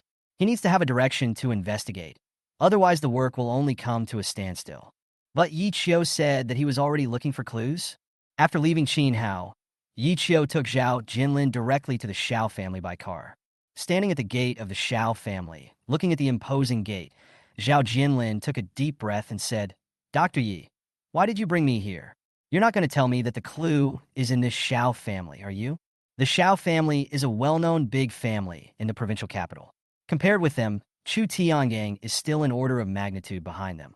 If that case is related to the Xiao family, it would be a big deal. Yi Qiu just nodded slightly, then walked forward and said a few words to the security guard at the door. Soon, footsteps were heard outside the door, followed by a man with slightly graying hair walking out. When he saw that it was Yi Qiu, he burst into laughter. "Little brother, why are you here? I thought I heard it wrong. Please come in quickly." Xiao Zhenghua didn't expect Yi Qiu to come back. "I have to treat you to a good meal. Stay at my house tonight and have a few more drinks." Zhao Jinlin held his breath and looked at Yi Qiu in a daze. When did Yi Qiu become so familiar with the Xiao family? "Master Xiao, you are too polite. I am back in the provincial capital again. I am not remembering your meal, but I want to ask you for help with something." "Help?" Xiao Zhenghua said. "If there's anything I can help you with, just let me know." Yi Qiu saved his life and didn't ask for a penny. Not to mention helping him for one thing. Even helping him 10 or 100 times would be no problem. "I want to ask, where is that man now?" When Xiao Zhenghua heard that man, he reacted for a moment. Then he understood. His face changed slightly, and it seemed that he was still angry. He glanced at Zhao Jinlin and asked, "What do you want to do with him?" The man who used hypnosis and almost killed Xiao Zhenghua was severely beaten up by him, and he was just about to throw him into the sea to feed the fish. Well, it's a very important matter involving a serial murder case. Hearing this, Xiao Zhenghua frowned. He didn't expect that the boy had such a big thing on his mind. "Fortunately, you arrived in time." Xiao Zhenghua waved his hand and called the butler over. "That kid hasn't been thrown into the sea yet?" Chapter 114, Murder in a Dream. "Not yet." The butler nodded and said, "Do you want to bring him here?" "Bring it here." Xiao Zhenguo. He asked the housekeeper to handle the matter, and at the same time, he called Yi Qiu and Zhao Jinlin into the house. "It's not urgent, right? It's time for dinner. You must have dinner at my place. Come here. Prepare a banquet immediately. I want to entertain Brother Yi." Xiao Zhenghua is a man with a very strong aura and is very particular about appearances. Naturally, he will treat well those whom he considers his friends. What's more, Yi Qiu is a friend who saved his life, so the highest standards must be used. Don't waste it, don't waste it. Seeing that more than a dozen dishes had been served, Yi Qiu said hurriedly, "We can't eat that much." "Ah, Brother Yi, please don't be polite to me. This is not much. Let me ask how much you have left." Xiao Zhenghua asked how many dishes were left in the kitchen. 16 more? "Stop it, that's enough. It's not good to waste it." Yi Qiu waved his hands hurriedly. 3 people eating more than 30 dishes. What a joke. He couldn't help but feel a little distressed. If he couldn't eat it, wouldn't it be wasted? "Master Xiao, can I ask you for a favor?" Yi Qiu asked. Seeing Yi Qiu's distressed expression, Xiao Zhenghua said, "You saved my life. It would be too polite to ask for a favor. Just say it directly. Let's just keep a few snacks for drinking, and give the rest to them. How about that?" Yi Qiu pointed at the servant standing aside. He really couldn't bear to see so many dishes wasted. Xiao Zhenghua was stunned. He had never done such a thing before. The servants at home had their own canteen, and of course, the food was not as good as his own. Seeing Yi Qiu spoke, he naturally would not refuse. Brother Yi is a person who cannot stand waste. "I understand." He immediately said, "You guys take all these dishes away and eat them all. Don't waste them." "Yes, patriarch." Several people were very happy. These were all delicacies from land and sea. They usually had no chance to eat them. They all looked at Yi Qiu with gratitude. The three of them left a few side dishes and simply ate while chatting. What did you say? Killing someone in a dream? There are people who use hypnosis to kill someone in a dream. Xiao Zhenghua felt his scalp tingling. You're lucky. That guy's skills are not very good, so he just made you almost crazy. If he had done it right, you would be scared to death now. Yi Qiu's words made Xiao Zhenghua feel a chill on his neck. He was almost scared to death? And was he scared to death in a dream? Gurgle. Xiao Zhenghua's Adam's apple slid, and the food no longer tasted delicious. Master, the people are here. Not long after, the butler brought the hypnotist. Xiao Zhenghua continued eating. Brother Yi, if you have any questions, just ask them freely. Just return them to me after you're done. He didn't care what Yi Qiu and the others were going to do, but he had to throw this man into the sea to feed the fish. Otherwise, he would never be able to get rid of the hatred in his heart. The man knelt on the ground, crying bitterly. Where was the arrogant and domineering look from before? Mercy! Master Xiao, please spare me. I don't dare to do it again. I was so bold that I dared to attack you, Master Xiao. I was wrong. Please spare me. Please spare me. He cried and screamed, with snot and tears. I won't fight with you for the woman anymore. I won't. Ah. Before he could finish his words, Xiao Zhenghua couldn't help but step forward and kicked him over. Steal a woman from me? Who do you think you are? Xiao Zhenghua cursed angrily, and then said, My little brother wants to ask you a question. You have to answer honestly. If you dare to tell a lie, I will chop you into pieces and feed you to the fish. Yi Qiu didn't expect that Xiao Zhenghua would be so strong. Even Zhao Jinlin felt a little surprised. Xiao Zhenghua's external image has always been gentle and polite, and it is rare to see him so furious. But think about it, being almost scared to death, anyone would go crazy. May I have your name? Yi Qiu asked. Chen Xiong, 26 years old male, hobbies? I didn't ask you so much. Yi Qiu waved his hand. Hypnosis, who taught you? Upon hearing this question, Chen Xiong's face changed and he stammered, not daring to speak. He saw Xiao Zhenghua standing up again and hurriedly said, It's my master. It's my master. Master? Yi Qiu and Zhao Jinlin looked at each other and felt that the clue was closer. Who is your master? Where is he? Yi Qiu continued to ask. His name is Adai. That's what we all call him. I don't know his real name. We met him while playing cards. He said he was good at hypnosis, so I asked him to teach me. Is that okay? Chen Xiong argued. We just thought it was fun. Fun? Zhao Jinlin snorted. Do you know that this thing can kill people? Now, someone has used this method to kill several people. Tell me this is fun? Hearing this, Chen Xiong's face turned pale instantly. Kill someone? He never thought that this thing could kill people. It was just used to scare people and teach them a lesson. How could it possibly kill people?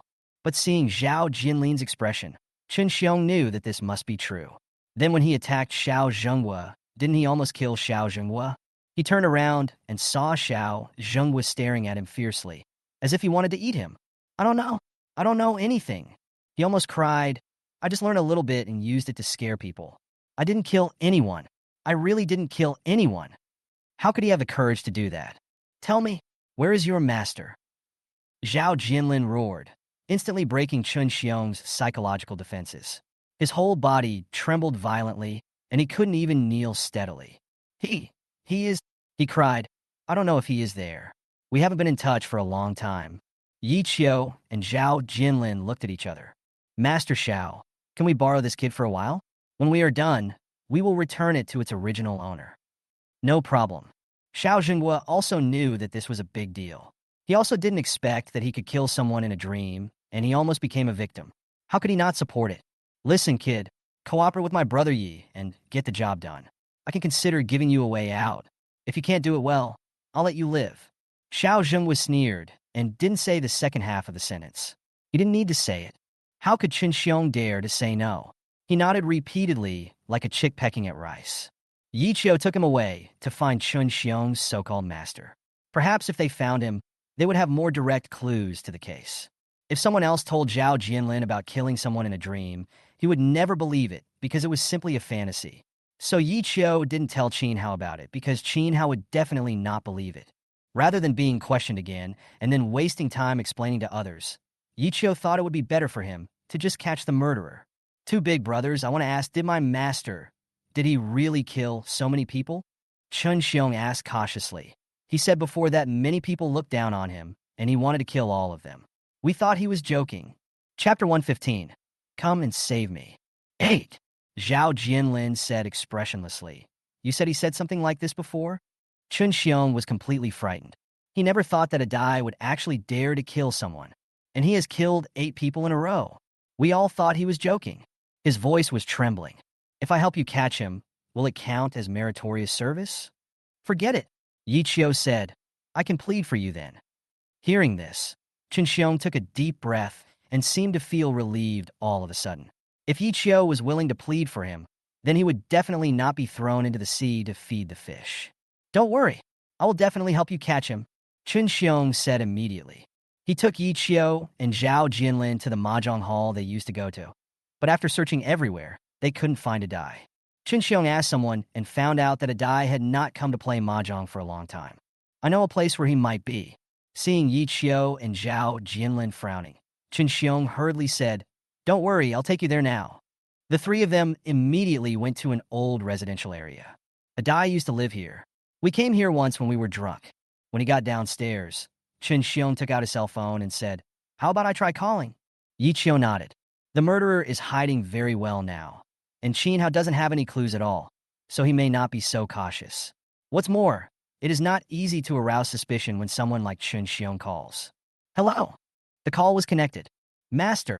When Chun Xiong heard the voice, he quickly signaled to Yi Qiu with his eyes. It was a Dai. Where are you? I haven't played mahjong with you for a long time. Come out and play a few rounds. No more playing. On the other end of the phone, the voice was deep. No money. I have money? Then I'll treat you to a meal. I just got a lot of money from that bitch. Thanks to the hypnosis you taught me, Master. It's hundreds of thousands.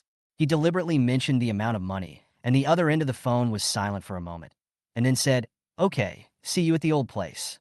Okay, see you later. After hanging up the phone, Chun Xiong was still a little nervous. We have an appointment. The usual place is a food stall in the village in the city. Lead the way. Chun Xiong didn't dare to delay and immediately took 2 people and rushed towards the food stall. Yi Qiu, what is the possibility that this person is the murderer? Zhao Jianlin asked. 80%. Yi Qiu thought about it and didn't say it was 100% certain. Being able to kill someone in a dream was the biggest possibility. Moreover, judging from Chun Xiong's words, this person's psychology was probably a little distorted. He was looked down upon for years, his wife ran away with someone else, and even his parents thought he was a loser who had accomplished nothing. I'm afraid this was the motive that led him to kill. Old Qin, Zhao Jianlin, didn't want any accidents, so he called Qin Hao immediately. I found some clues, and now I need your support. Bring people here immediately. Qin Hao on the other end of the phone didn't expect that while they were having a meeting, Yi Qiu and Zhao Jianlin had already found the suspect. He had seen how powerful Yi Qiu was, so he didn't dare to hesitate. He immediately arranged a group of people and led the team personally. A food stall in the urban village. This is where they often drink and eat. Chun Xiong was sitting there alone, while Yi Qiu and Zhao Jianlin were sitting next to him, and they didn't seem to know each other. He was a little nervous. He didn't expect that he would be involved in such a murder case. If the real murderer could not be caught, he would probably be suspected. After all, he also knew hypnosis, even if he was only a half-baked one. Beads of cold sweat the size of beans slid down his forehead. Chun Xiong's hands holding the wine glass were shaking slightly. He looked around from time to time to see if a Dai had come. From afar, a disheveled man walked towards us with his head lowered and his hands in his pockets. As he walked, he carefully looked around, extremely sensitive and cautious. Master, seeing a Dai, Chun Xiong immediately waved his hand. This way. When a Dai saw him, he frowned slightly and slowed down his pace. There seemed to be something wrong with Chun Xiong's reaction. He and she were just drinking buddies, but they didn't have much affection for each other. He had never been so happy to see her. He immediately looked around and saw 2 people sitting not far from a Dai, and there were actually quite a few people sitting in other seats at the food stall. There aren't usually so many customers here at this time. He suddenly realized something and immediately turned around and ran. Oops! Zhao Jianlin slammed the table and quickly chased after him. He found out. Chase him. As soon as he finished speaking, Yi Qiu had already rushed out. His speed was many times faster than Zhao Jianlin. A Dai ran away like crazy. Get out of the way! Get out of the way! He shouted, pushing through the crowd and heading into the alley. Behind him is Yi Qiu. It was like a cheetah chasing after us at high speed. Further behind, Zhao Jinlin and Qin Hao led their men to chase desperately. They were both elites among elites and had even broken records in long-distance running. But in the blink of an eye, Yi Qiu disappeared. Why so fast? Qin Hao panted heavily and looked at Zhao Jinlin. Isn't he a doctor? Can't the doctor run faster? Zhao Jinlin held his waist and gasped for breath. Stop talking nonsense. Chase him and catch him. That person is very likely the murderer. Qin Hao felt his head buzzing. They had no clue about the case, but now Zhao Jinlin and Yi Qiu came, and they even found the murderer? Without caring about anything else, the two of them, along with a group of their team members, chased after them desperately. And at the same time, Yi Qiu is almost catching up. Swish, swish. It has to be said that Adai is extremely fast and is very familiar with the terrain. Otherwise, he would have been caught by Yi Qiu long ago. But even so, at this moment, Yi Qiu is less than 5 meters behind him. Stop! Yi Qiu shouted loudly and sped up suddenly. He rushed to Adai almost instantly and pointed his finger at Adai's back. Suddenly, Adai screamed and fell to the ground. His legs seemed to be fixed, and he could not move at all. "Ah!"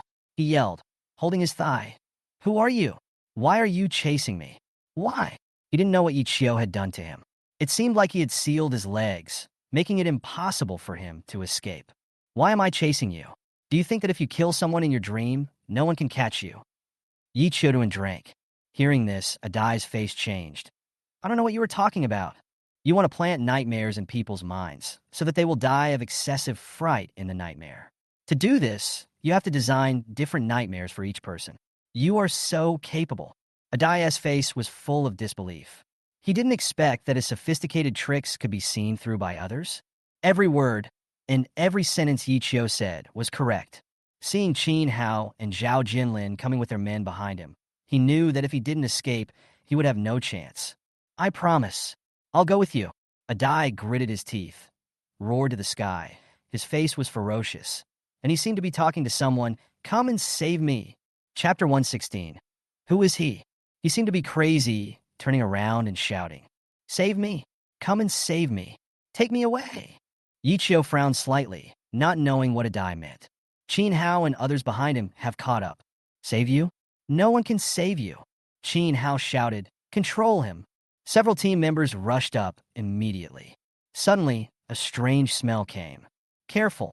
Yi Qiu reacted immediately and shouted hurriedly. Without bothering to catch Adai, he immediately rushed towards several team members and pulled them back. Right under their feet, several darts hit the ground with a clanging sound, creating sparks, which was terrifying. If Yi Qiu hadn't stopped them, they would have been dead by now. A figure flew past at an astonishing speed. While Yi Qiu was rescuing people, he directly picked up Adai and quickly disappeared. Qin Hao and the others didn't react yet, and their heartbeats were still violently beating. What is that? He even felt that it was not a single person. Otherwise, how could it be so fast? They couldn't even see who it was. Those team members were still frightened. Their hands were shaking as they looked at the darts that had penetrated several inches into the concrete floor. They were almost killed. "Chase!" Qin Hao finally reacted and shouted hurriedly. But Yi Qiu shook his head. "I can't catch up." "Yi Qiu, did you see clearly?" Zhao Jinlin's face looked solemn. "He's a master," Yi Qiu said. "He is very strong, terrifyingly strong, stronger than anyone I have ever seen." He had seen many masters along the way, including masters at the Grandmaster level, but none of them could compare to the man who had just rescued Adai. If they really fought, Yi Qiu didn't know if he could defeat him. How could such a person suddenly appear and rescue Adai? Things suddenly became mysterious and confusing. Adai was rescued. Obviously, he was the murderer who killed several people. But in front of Yi Qiu and his friends, he was rescued by Qin Hao and his dozen men. Especially what Adai said before he was rescued. What did he promise those people? And who were those people? Back to the team. Qin Hao and the others all had solemn expressions. Not only because the murderer Adai was rescued, but also because of the appearance of the terrifying master, which made them vaguely feel that things had become more complicated. The surveillance camera didn't show anything. That person is not only very powerful, but also has a strong anti-reconnaissance awareness. Now it seems that they should have left the provincial capital. Qin Hao said. He looked at Yi Qiu, Brother Yi, in your opinion, the strength of that expert is at least at the Grandmaster level? Yi Qiu nodded. This is troublesome. A master at the Grandmaster level is considered a big shot even in the provincial capital. Why would a master of this level come to rescue a murderer? No one can figure it out. Maybe he was impressed by Adai's ability. After a moment of silence, Yi Qiu suddenly said, all of a sudden, as if he was awakened, Qin Hao slammed the table, hurriedly turned on the computer, retrieved a lot of files, and looked through them carefully. Bang! He slapped the table. That's right. That's it. Come and see. He was somewhat emotional. 3 years ago, there was also a person who was secretly taken away. That person also had some special abilities. No one paid attention to it at the time. Now it seems that what happened today is the same. Zhao Jinlin and Yi Qiu looked at each other. You mean there are people who specialize in collecting these guys with special abilities? I guess so. As long as we gather files from all over the country and analyze and screen such incidents, I think we should be able to get the truth. Qin Hao took a deep breath. He had a vague feeling that things were getting serious. The person who took Adai away might not just be a person, but an organization, a mysterious organization that has never appeared in their sight and has always existed in the dark. If that's the case, then things will be really troublesome. Lao Qin, this is a big deal. Zhao Jinlin said, we can't help you. I know. Qin Hao understood that if this guess was confirmed, it would not be a trivial matter, and he would even need to report it to Kyoto. Thank you very much. If you hadn't come, this matter might not have been discovered. He looked at Yi Qiu and said, I can only owe you this meal for now. I have to report to my superiors immediately. You go ahead and do your work. Yi Qiu and Zhao Jinlin did not delay Qin Hao's work. They said goodbye and left. The development of the matter has exceeded their imagination and expectations. They thought that the matter would be over once the murderer was found, but unexpectedly, it would lead to a bigger incident. That mysterious man, and whether there is really an organization behind him, has become something that needs to be confirmed urgently. It was already dark, but Yi Qiu still insisted on returning to Tianhai. He agreed with Zhao Jinlin to inform him as soon as there was any news. Although this was not Yi Qiu's job, Yi Qiu was very interested in that mysterious man. He also wanted to know who rescued such a vicious person like Adai. Was he taken away just because he had special abilities? If so, does that mean I have special abilities? Will they take me away after discovering me? This thought suddenly flashed through Yi Qiu's mind. Return home. Lin Wanio seemed to have given up cooking and ordered a takeout meal. She and Xiao Yue were still eating it with great enthusiasm, not knowing whether it was dinner or a midnight snack. Dad! Seeing Yi Qiu coming back, Xiao Yue, still holding food in his mouth, called out vaguely, Have you eaten? We left some for you. Yi Qiu walked over and took a look. What the hell? Most of the food on the table was bones. It was clearly enough for 3 people, but it was not enough for the 2 of them, let alone their turn. How is it going? Lin Wanio wiped her mouth with a tissue, regained her ladylike demeanor, and asked softly, You've been so busy that you've only come back now. When one problem is solved, another, bigger problem emerges. Yi Qiu shook his head and said, Let's talk later. I'm going to take a shower first. Seeing Yi Qiu enter the bathroom, Lin Wanio reached out, pinched another piece, and put it into his mouth. Why are you still eating? Aren't you full? It was Xiao Yue's surprised tone. How can you be full? Didn't you see that I didn't eat much? You ate all of it. Nonsense, I'm just a kid. How much can I eat? You ate it all by yourself. Annie, I didn't know you were such a good eater. Ugh. Xiao Yue's mouth seemed to be covered by someone. Keep your voice down. Do you want me to treat you to a meal next time? Lin Wanio looked towards the bathroom with a guilty conscience and glared at Xiao Yue. You betrayed your teammates, and you will end up cleaning the table. In the bathroom, the water rushed down on Yi Qiu's body, making his mind particularly clear. That scene kept echoing in his mind, and those eyes looked at him deeply. Who is he? Chapter 117. Those eyes. That person glanced at himself. Yi Qiu was certain that the man had indeed glanced at him, and just that one glance made Yi Qiu feel shocked. He didn't know how to describe the feeling. It was as if someone saw into his heart at a glance. Who is that person? What is the strength? He took Adai away. Was it really because Adai's hypnosis skills allowed him to kill people in dreams? And he was looking for someone with this kind of special ability? There are so many questions. Boom, boom, boom. Outside, someone knocked on the door gently. Before Yi Qiu could react, the door opened a crack and Lin Wanio tiptoed in.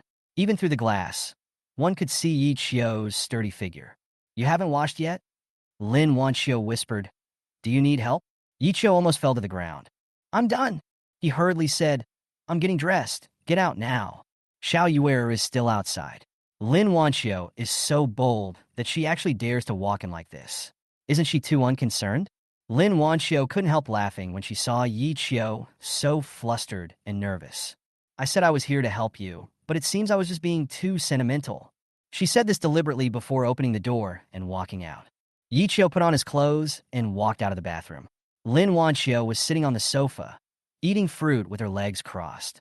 Didn't she just finish her meal? The little fish on one side leaned there, gently patting its round belly, and didn't want to move at all.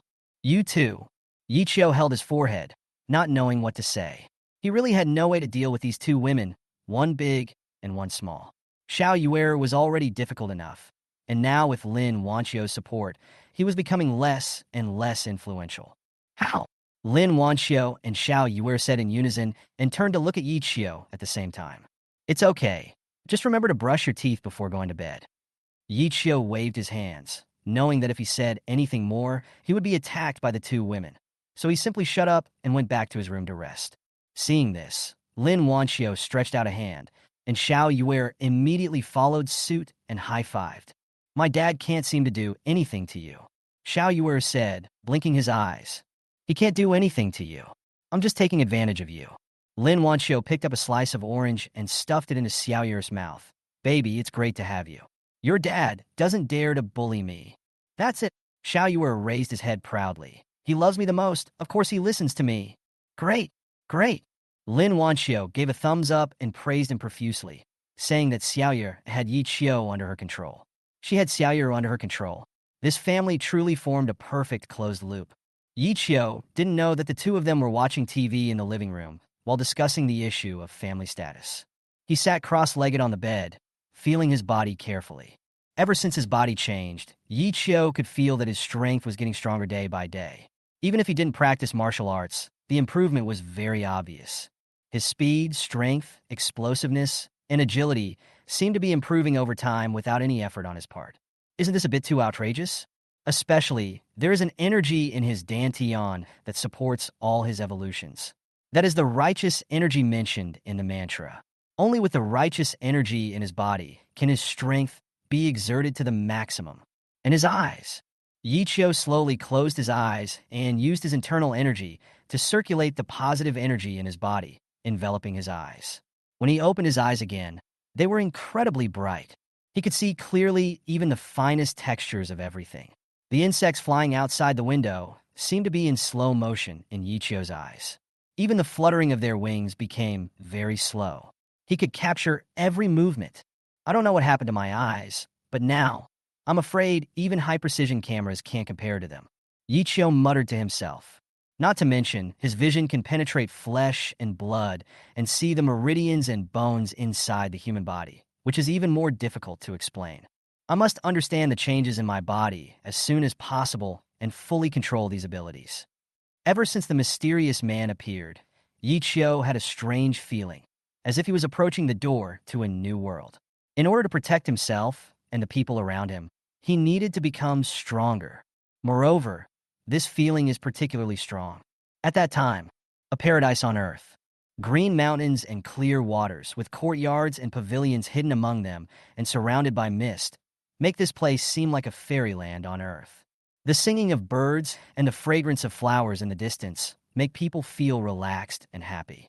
A figure sat cross-legged, fishing by the stream, like an old monk in meditation, motionless, staring at the float in the water, waiting for the fish to take the bait. I don't know when, but there was a person standing behind me. He never said a word, and I didn't dare to disturb him. Thump! Suddenly, the man lifted the fishing rod violently, and the fish was pulled to the surface of the water. However, the fish struggled for a while, splashed in the water, and then broke free from the hook and escaped. Well, he couldn't help but say, the fish were scared away by you. The person behind me smiled faintly and didn't dare to say that it was your level that was not good enough. Did you bring the person back? I brought him back. His hypnosis skills are really powerful. He can set different dreams for different people. Using it to kill people is a crooked path. The person behind him replied, I will brainwash him first and then use him. The fisherman turned his head and narrowed his eyes slightly. You came to me not just to respond to this matter, right? If it was just a small matter, there was no need to come to me in person. A simple reply would be enough. They had recruited many people with special talents over the years, and were already used to it. As expected of you, the leader. The person behind him nodded. I found a pair of eyes. When the word eyes was mentioned, the fisherman's eyes changed slightly, and his whole aura became different, as if these two words had special meaning to him. That's why the person behind him made a special trip to tell him. It's very bright. The man responded, a pair of bright eyes. I think you will be very interested. Do you want me to bring him along? Have you checked? No, but I can feel that his eyes are not ordinary, definitely different from those of ordinary people. Moreover, his strength is not weak. He is so young, but he has the strength close to that of a grandmaster. It is surprising. Even Yi Qiu didn't know that his true identity was seen through by just one glance. It can be seen how terrifying the power of this mysterious man is. Grandmaster, he had no interest in grandmaster-level masters, but those eyes immediately piqued his interest. Don't worry about this person. I'll do it. Where is he now? Chapter 118, Separation. I don't know. The man replied, I didn't follow him when I brought him back, but such a special person shouldn't be hard to find. Okay, I understand. Go ahead and get busy. The man who was fishing seemed to be only slightly interested and didn't care too much. Seeing that he was not sure where Yi Qiu was, he was not in a hurry either, as he didn't think fishing was more important. He turned around and continued fishing, but it seemed that his mood had been affected and he could not concentrate. The person behind him also disappeared without a trace. No words were spoken that night. In the morning, Yi Qiu woke up, feeling full of energy. A night's rest had made the righteous energy in his body even more abundant. If you do nothing, your positive energy will also grow, but the speed will be very slow. Last night, Yi Qiu followed the formula and tried to practice it himself. He didn't expect the effect to be so good. It seems that my guess is correct.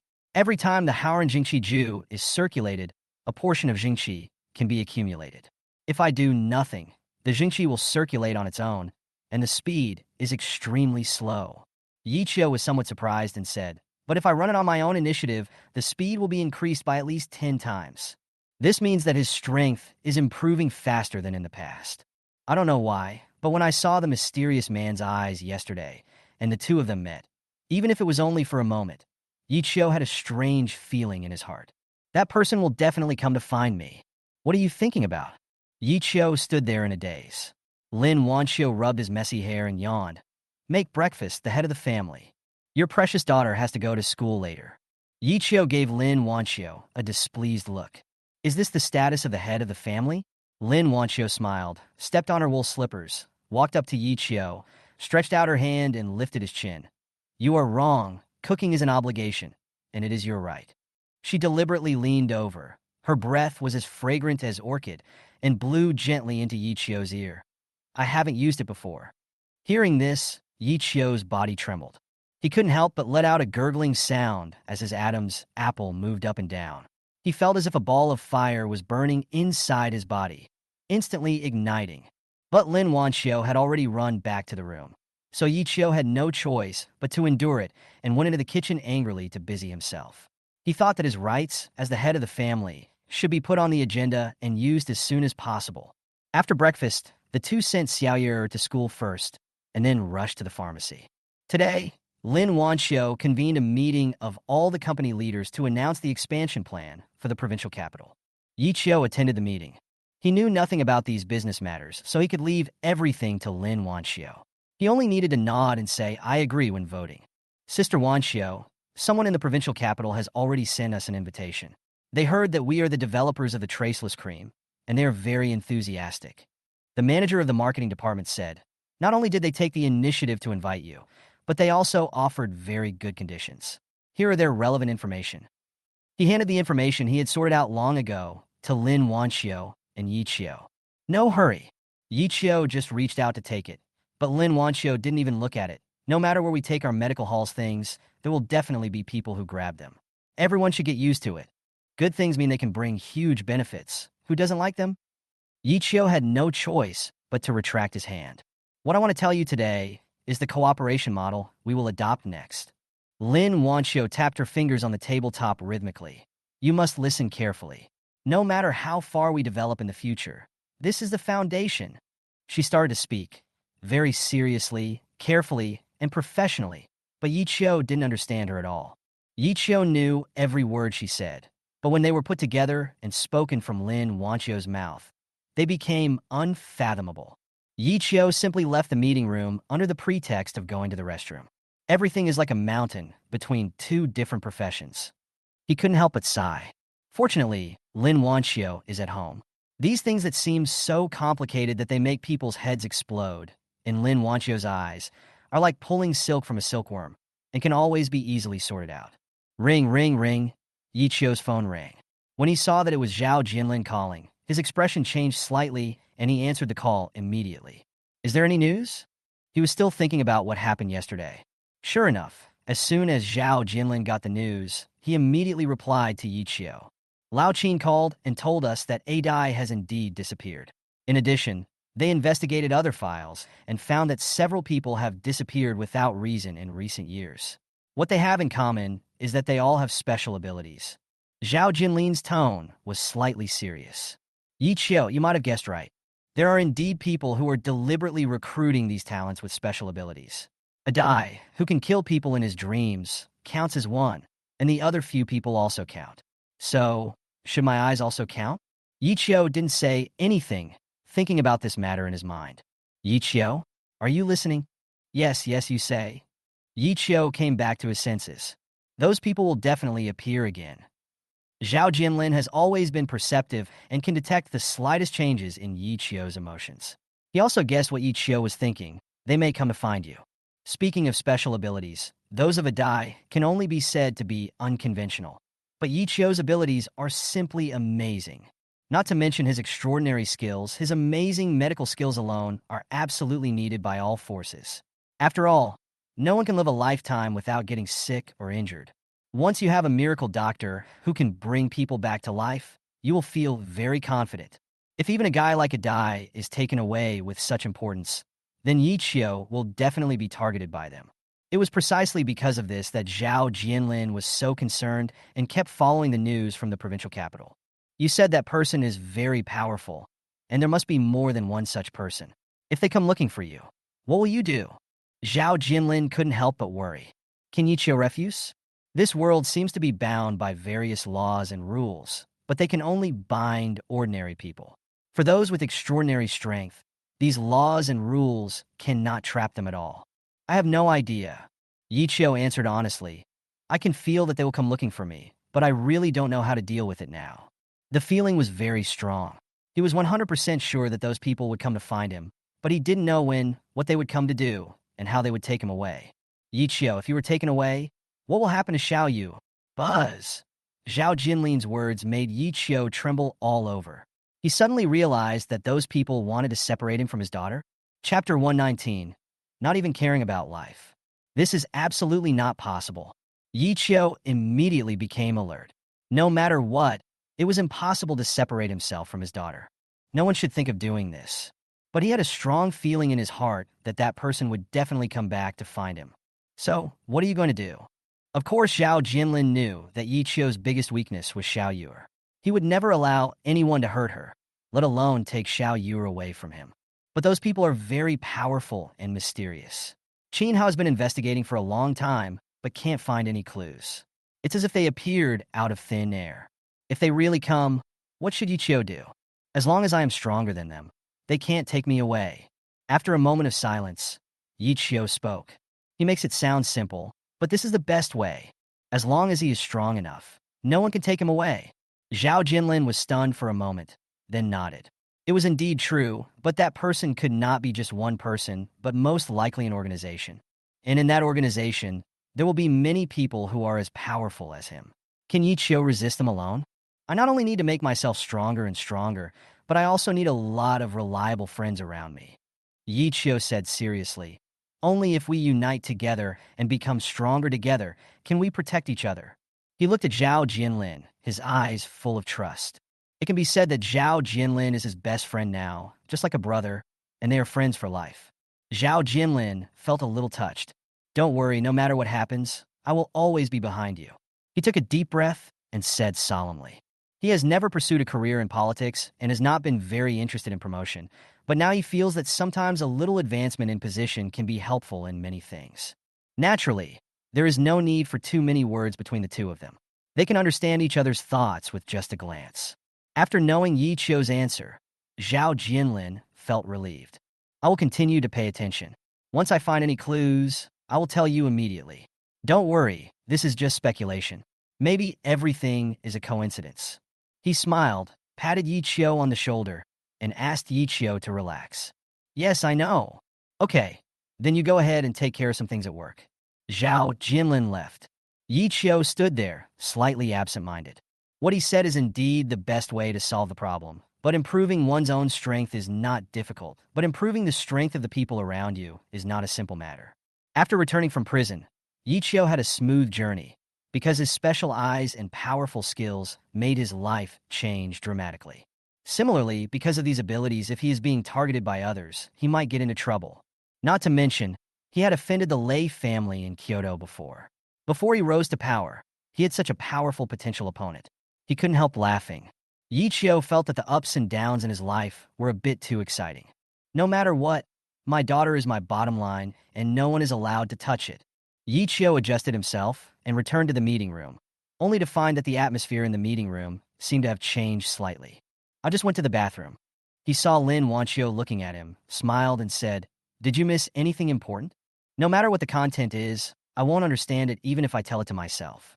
It's all commercial stuff. It has some important content." Lin Wanio's eyes were bright. He asked Yi Chio to sit down and said, "I now announce that our plan has changed." Changed? Yi Chio, who had just sat down, was surprised and suspected that he had heard it wrong. Lin Wanio put a lot of thought into this business expansion plan and changed it as he said, but Yi Chio found that the other people present didn't seem surprised at all, nor did they feel dissatisfied with Lin Wanio's changes. From today on, everyone present here is just a department of our entire company, called the marketing department. Your mission is to use the various miracle drugs we have developed to help as many people as possible. Lin Wanio said loudly. Please remember, our goal is not to make a lot of money, but to help more people in need to the best of our ability. Of course, Yi Chio, and I will not treat you unfairly. Here, you can get the best salary and benefits in the industry, get the opportunity to exercise, and get the opportunity to realize your ideals and ambitions. So starting today, everyone's salary will be increased by 30%. From now on, the first thing I will do with the money I earn every year is to increase everyone's salary. Everyone present was extremely excited. They had not expected that the change Lin Wanio was talking about was actually this. Not to mention salary increase. Even if there has been no increase, their treatment is much better than their peers, and now it is far better, even crushing. The purpose of work is to make a living and to eat. Only when you have enough food to eat are you qualified to talk about ideals and dreams. If you want to keep people, you must either not feel aggrieved or pay them enough. It is meaningless and extremely immoral to make empty promises. Wow! There was sudden applause in the conference room. Does Mr. Yi have anything to say? Someone in the crowd shouted. After all, this medical hall actually belonged to Yi Chio. He has no objection. Without waiting for Yi Chio to answer, Lin Wanio said directly, "Also, don't call him Mr. Yi from now on. Call him boss and call me the boss lady. Do you understand?" Understood. Yi Chio was stunned. Whoever shouts wrong will have their salary deducted. I am absolutely clear about this. After saying that, Lin Wanio slapped the table and said, "Okay, the meeting is over, disband." The excited group of people walked out one by one in jubilation. In the conference room, only Yi Chio, who was a little unresponsive, was left, looking at Lin Wanio with a smile. "Madam Boss, what is this song about?" He changed his words because he was afraid that Lin Wanio would deduct his salary. Lin Wanio walked up to him and looked him straight in the eye. "I heard everything you said to Lao Zhao. Just now, she saw Yi Chio had been out for a long time and hadn't come back, so she walked out to take a look. She heard everything Yi Chio said to Zhao Jinlin. She didn't expect that Yi Chio would get into such big trouble. But despite the troubles, Yi Chio carried them all by himself, silently, without telling anyone or implicating himself. Yi Chio, you're a little too much, you know that?" Lin Wanio held Yi Chio's face with both hands and said seriously, I, Lin Wanio, have chosen you. I can give up everything to find you. But you didn't let me really enter your heart. I. Do you think that I am a woman and cannot bear anything? I can only be protected by you? So you despise me? Yi Qiu shook his head. Lin Wanio is very powerful, extremely powerful. As the eldest daughter of the Lin family in Kyoto, she is much better than this rough old man in terms of ability and knowledge. How could he dare to look down on Lin Wanio? Since you don't dislike me, please treat me as the most trustworthy and reliable person in your life. At this moment, Lin Wanio's eyes were so bright that Yi Qiu's heart was shocked, because I can even give up my life for you. Chapter 120. Let me save you. Who can stand a woman confessing like this? Yi Qiu opened his mouth, but was so moved that he couldn't speak. His eyes turned slightly red, and his voice became a little hoarse. Do I deserve you to treat me like this? What do you think? Lin Wanio said. She chose to follow me from Kyoto without any hesitation. Is there anything else she needs to explain? Yi Qiu is very capable, but when it comes to emotions, perhaps because of his previous failed relationship experience, he has become dull and cautious, but this is also his lovable side. Thank you. Yi Qiu reached out, pulled Lin Wanio into his arms, and held her tightly without letting go. He knew that he didn't do well enough and made Lin Wanio worried. Don't worry, I can protect you. I brought you from Kyoto, and I won't let you lose. He has confidence and believes in his abilities, and he can definitely do it. I trust you, Lin Wanio said gently. The two hugged each other for a long time before separating. You just said that the medical hall is just one of the departments. Are there others? Back to business. Yi Qiu still didn't know what changes had taken place in Lin Wanio's plan. I want to help you build a powerful force. Lin Wanio's tone was light but firm. Not only you, but everyone around you must become strong, including me. You can protect us, and we can also help you. This is the path we should take. She just heard what Zhao Jinlin said, that someone was targeting Yi Qiu and might do something bad to him. Not only those mysterious people, but also the Lei family in Kyoto. And even other troubles that would be encountered in the future would require Yi Qiu to further improve his strength. In this world, having money doesn't necessarily mean you can succeed. You also need other things such as power, status, connections, and even force. Lin Wanio, who grew up in Kyoto, knows this best. I understand, but it will be hard for you to follow me. I'm sorry to trouble you. Yi Qiu was touched. Then you have to treat me better. Lin Wanio said with a smile. Okay, I'll treat you to a nice dinner tonight. Yi Qiu gently scratched Lin Wanio's nose, smiled at each other, and spoke his true feelings. The distance between the two seemed to become closer, and they could feel each other's heart. After a busy day, it was time to get off work. All the employees went back home, and Yi Qiu was the last one to close the shop. They took Xiao Yuer to have dinner, looking like a family of three. Oh, where's my phone? I think I forgot it in the store. Lin Wanio suddenly realized that he had forgotten to take his cell phone and left it in the office. It's okay, we'll get it after dinner. The three of them talked and laughed, feeling very warm. After finishing their meal, Yi Qiu drove the two of them back to the pharmacy. They stopped the car, and Yi Qiu said, "Wait for me in the car. I'll be there soon." He got out of the car and walked to the door. As soon as he opened the store door, he suddenly smelled a bloody smell. There's someone in the store. Yi Qiu's perception ability is very strong. Even without turning on the lights, he can find that there is a person squatting in the corner, staring at him cautiously. The slight breathing sound was uncontrollable. Obviously, he was injured. Yi Qiu didn't turn on the lights. He stood there with a sharp gaze. In the dim environment, it seemed as if he could see through people's hearts. Your injuries are serious, he said calmly. You came to my medical hall just to find medicine to save your life, right? The person in the darkness didn't expect Yi Qiu to see him, so he tightened the dagger in his hand and no longer suppressed his rapid breathing. Yes, I'll find some medicine and leave. No harm done. The voice was deep and low, with obvious wheezing. Yi Qiu judged that the lungs must be injured. The medicine you need is on the second floor of the third row. Take 2 bottles of wound medicine. The tourniquet and disinfectant alcohol are on the 3rd floor. The anti-inflammatory medicine is on the 5th floor. You can take 2 antipyretic medicines. Given your current condition, you will definitely have a fever. Yi Qiu turned on the light with a snap, and the person hiding in the corner trembled all over in fear. But Yi Qiu didn't look at him, as if he didn't want to know what he looked like. He turned and went into the office to get his cell phone. The man struggled to get up hurriedly, and according to what Yi Qiu said, He quickly found the medicine he needed. He didn't even react. Yi Chio clearly didn't turn on the light just now, so how could he know the extent of his injuries? He was a little flustered and knocked over several bottles of medicine. He almost lost his balance. The severe pain made him feel dizzy. Without caring about anything else, he stuffed the medicine into his pocket and ran out in a hurry. Yi Chio took out his cell phone from the office and saw the mess on the floor. The corners of the wall were stained with blood, but he didn't say anything. Ah! Suddenly, a sharp cry came from outside the door. It was Lin Wanio's voice. Yi Chio rushed out immediately, only to see a few thugs running away screaming in panic. "What's wrong?" he asked hurriedly. Lin Wanio patted his chest, his face slightly pale.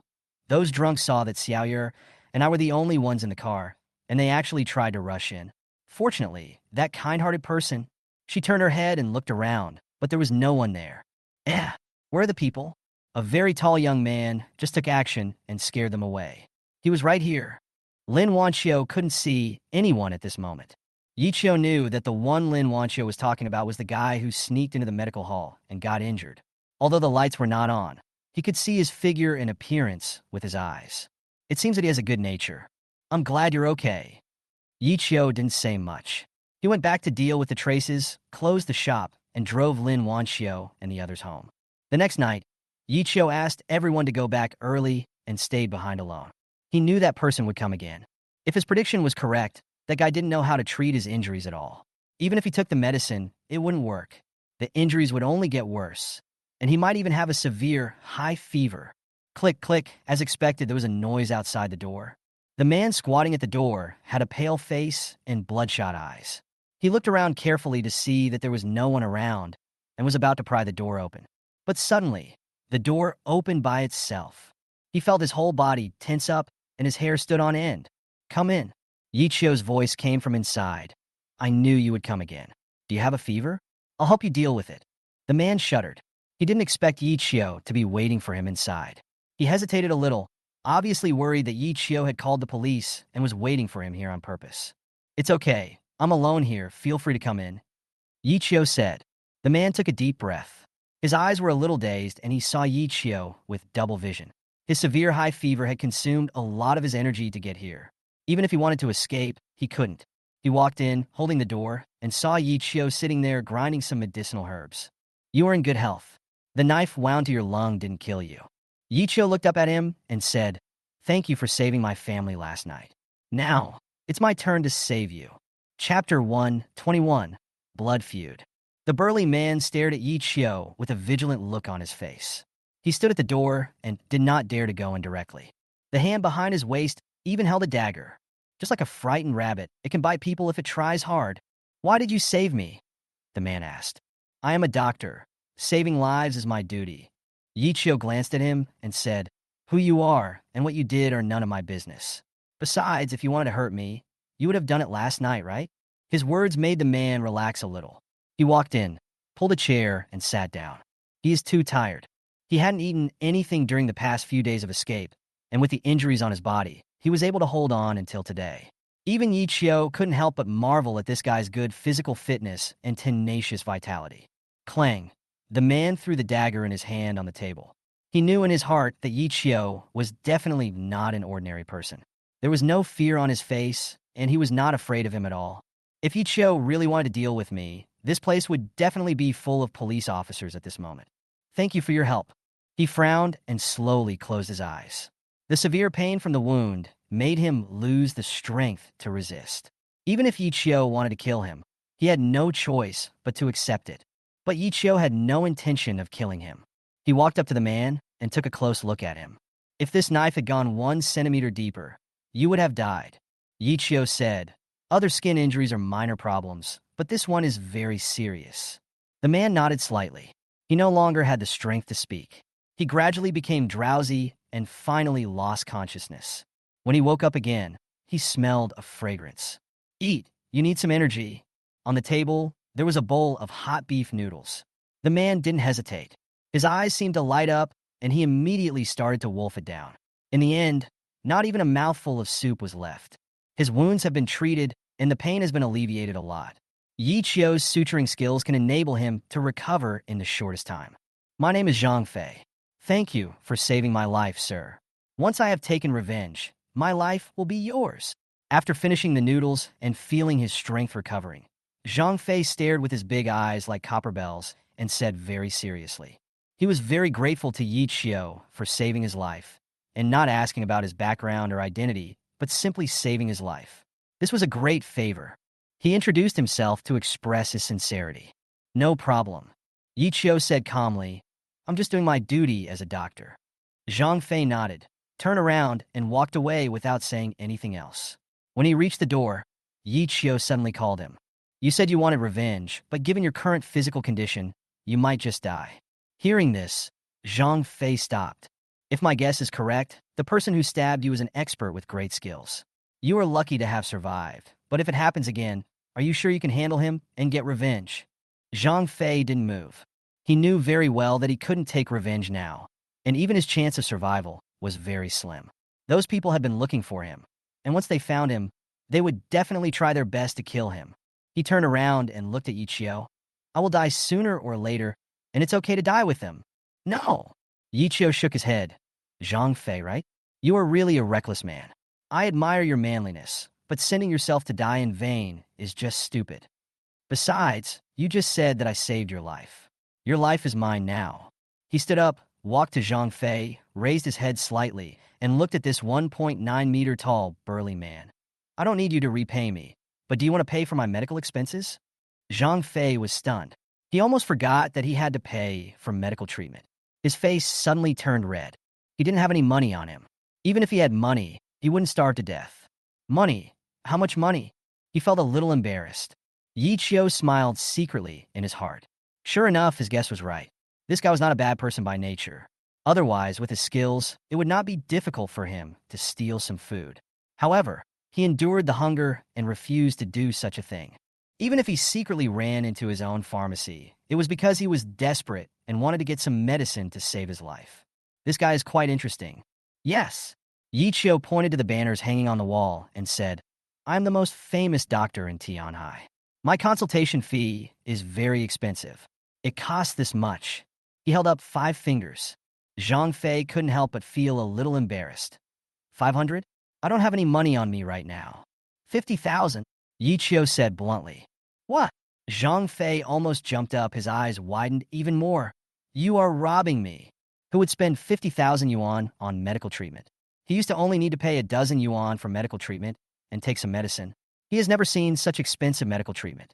This is just the consultation fee. I haven't yet charged you for the medicine and the medicine you took from me last night. Yi Qiu ignored him and said seriously, You can go and find out how famous my medical hall is. Just do the math. For saving your life, you owe me at least 300,000. Zhang Fei stopped talking. 300,000.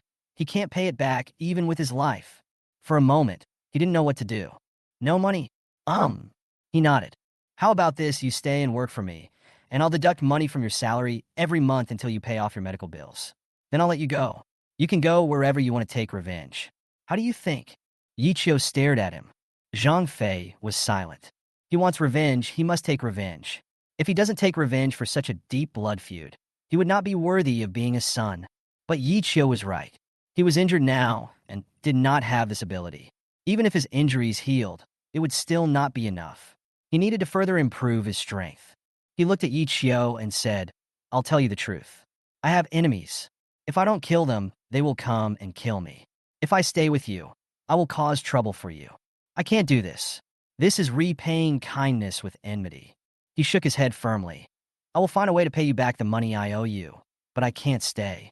You are a good person, and although the medical expenses are a bit expensive, I still can't hurt you. After saying that, Zhang Fei took a step forward and was about to walk out. Do you think I'm afraid of this? Yi Qiu's words made Zhang Fei stop his foot in midair and retracted. He turned his head to look at Yi Qiu, and suddenly realized that Yi Qiu could find him in the dark and could also see his injuries. How could ordinary people have such eyesight? Not to mention, thanks to Yi Qiu's miraculous medical skills, he actually didn't feel much pain at this moment. Zhang Fei suddenly realized that Yi Qiu kept him here not because he really wanted him to pay for his medical expenses, but because he wanted to save his life and avoid making a fearless sacrifice. You are still afraid of getting me into trouble, which means you are not a bad person. I'm sure that you are a good person. Yichio said, so I don't want you to die in vain. I'm curious. What kind of hatred would make you prefer death without any hesitation?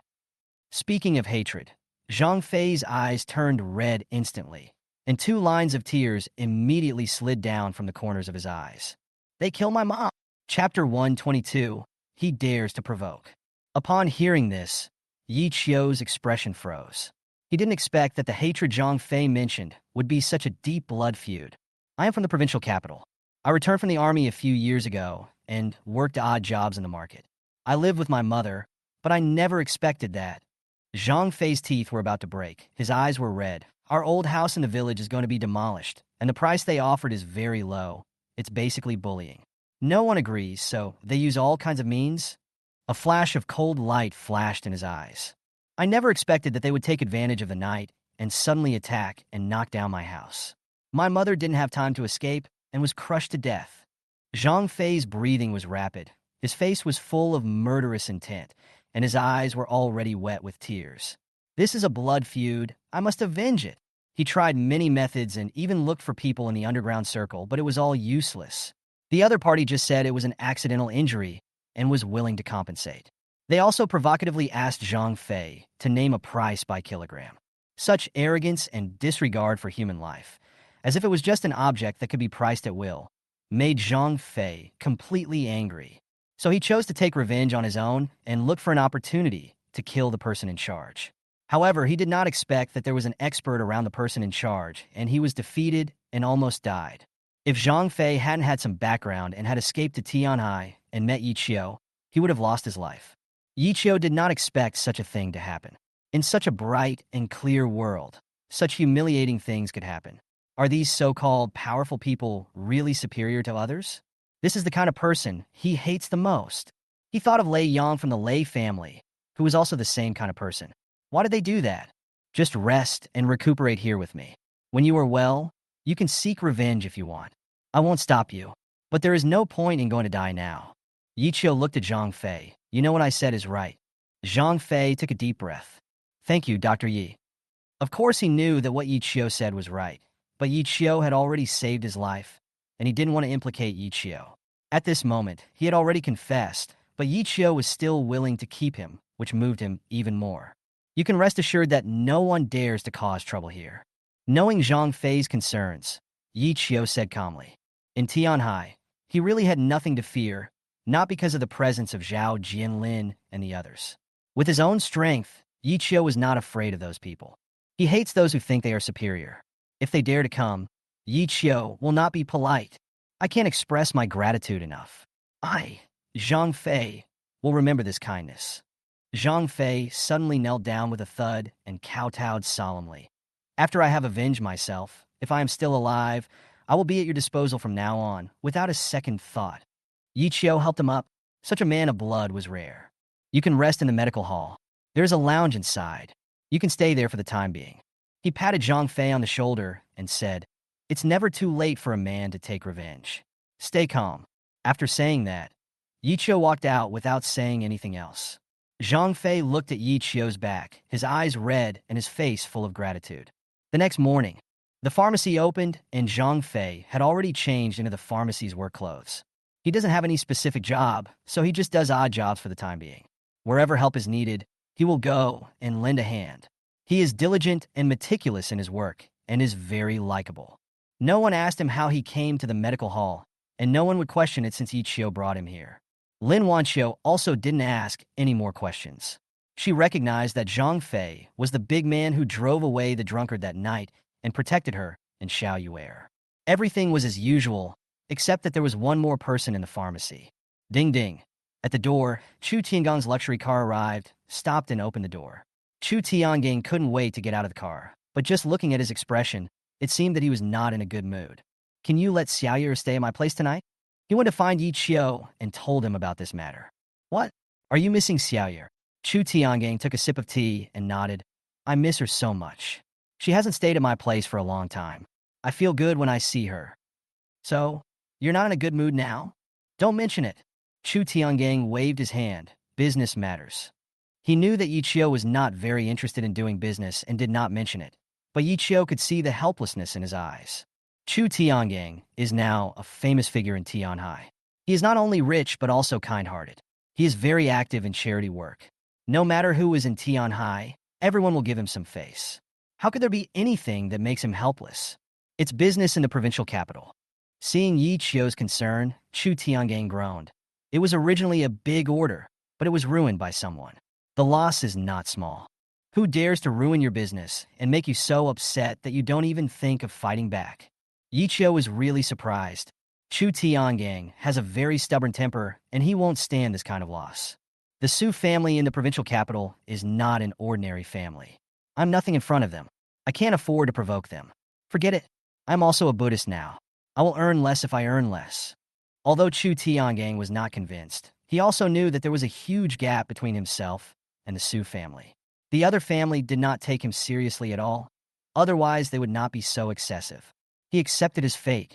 Anyway, all he had to do was to hold on to Tianhai. The suppression from the provincial capital was too much for him, so he simply withdrew. But Yichio didn't think so. Most of the money Chu Tiangang earned now was used for charity to help those in need. Now the loss was huge, which was equivalent to someone cutting off the livelihood of those poor people. Okay, I shouldn't tell you this. It's going to affect your mood. Chu Tian just stood up and said, "Don't worry about it.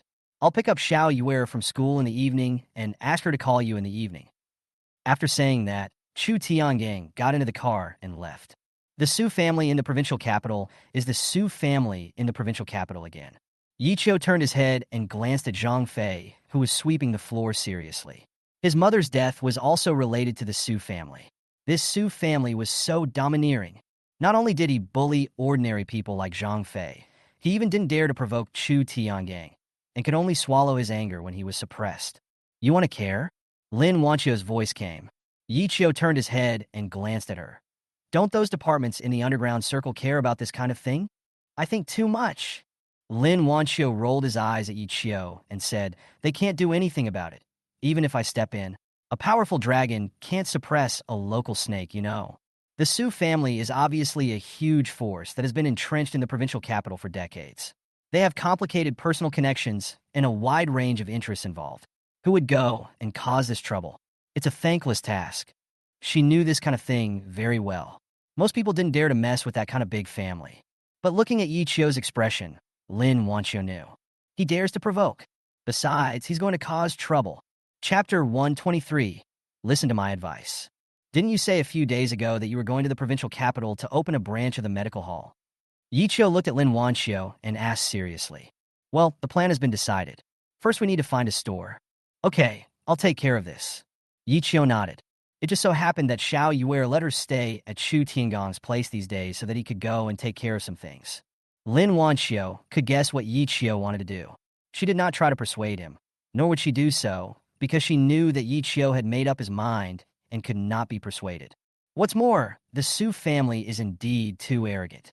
Since Yichio dares to provoke them, he must be confident. "Yichio, I just want to remind you," Lin Wanio said seriously, "the rules of this world can be summed up in 4 words. The strong prey on the weak.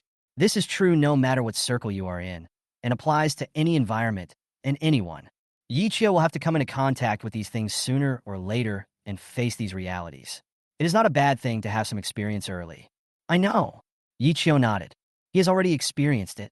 No matter it was Sun Long at the beginning, Lei Yang from Kyoto, or the Su family in the provincial capital now, they all have a kind of domineering and arrogant attitude in their bones. Don't take other people's lives seriously, let alone respect others. Why? Just because they are so powerful. In their eyes, the weak are not worthy of respect, or even of living. He got up and left without taking anyone with him, heading to the provincial capital alone. Yichio went to Zhao's house first. Naturally, he needed to know more about the situation in the provincial capital, knowing both himself and the enemy, so that he could be more confident in doing things. "You want to open a branch in the provincial capital?" When Xiao Zhenghua heard Yichio's words, he laughed out loud. Welcome. I couldn't ask for more. I've said it before, a miracle doctor like you should come to a bigger city. A small place like Tianhai can't hide a giant like you." He was very enthusiastic. "If you need any help, just let me know. I'm very familiar with the provincial capital." Yichio smiled. "I really have something I would like to ask Master Xiao for help." He paused and said, I really need a suitable storefront now. I've looked for several locations, and there are indeed some good ones. I would like to ask Patriarch Xiao to give me some advice. Tell me about it. Xiao Zhenghua said. Yi Qiu told Xiao Zhenghua the 3 addresses he had chosen, and then said, "My favorite one at the moment is the one in the village in the city, the shops on Miaoyan Street." Hearing Miaoyan Street, Xiao Zhenghua frowned slightly. He hesitated for a moment and looked at Yi Qiu. "You may not be familiar with the situation in the provincial capital. Take my advice, don't consider going there, change places." "Why?" Xiao Zhenghua's expression looked a little serious. "You don't know, the Su family has their eyes on that piece of land and is now taking action. It will be there sooner or later. If you open a store there, it won't be long before the store is gone. If you change the address at that time, it will have a huge impact." Xiao Zhenghua waved his hand. "There are many other good places, just change one. But I heard that the people over there are unwilling to sell the house and land to the Su family. What can they do if they don't want to? The Su family has 100 ways to force them to hand it over. Now that they have set their sights on it, they will definitely not give up. Ordinary people cannot defeat them." Xiao Zhenghua shook his head and said he was polite. He has seen too many things like this, especially the Su family, which has developed so rapidly in recent years and has used many despicable means. Even he didn't like to cooperate with the Su family.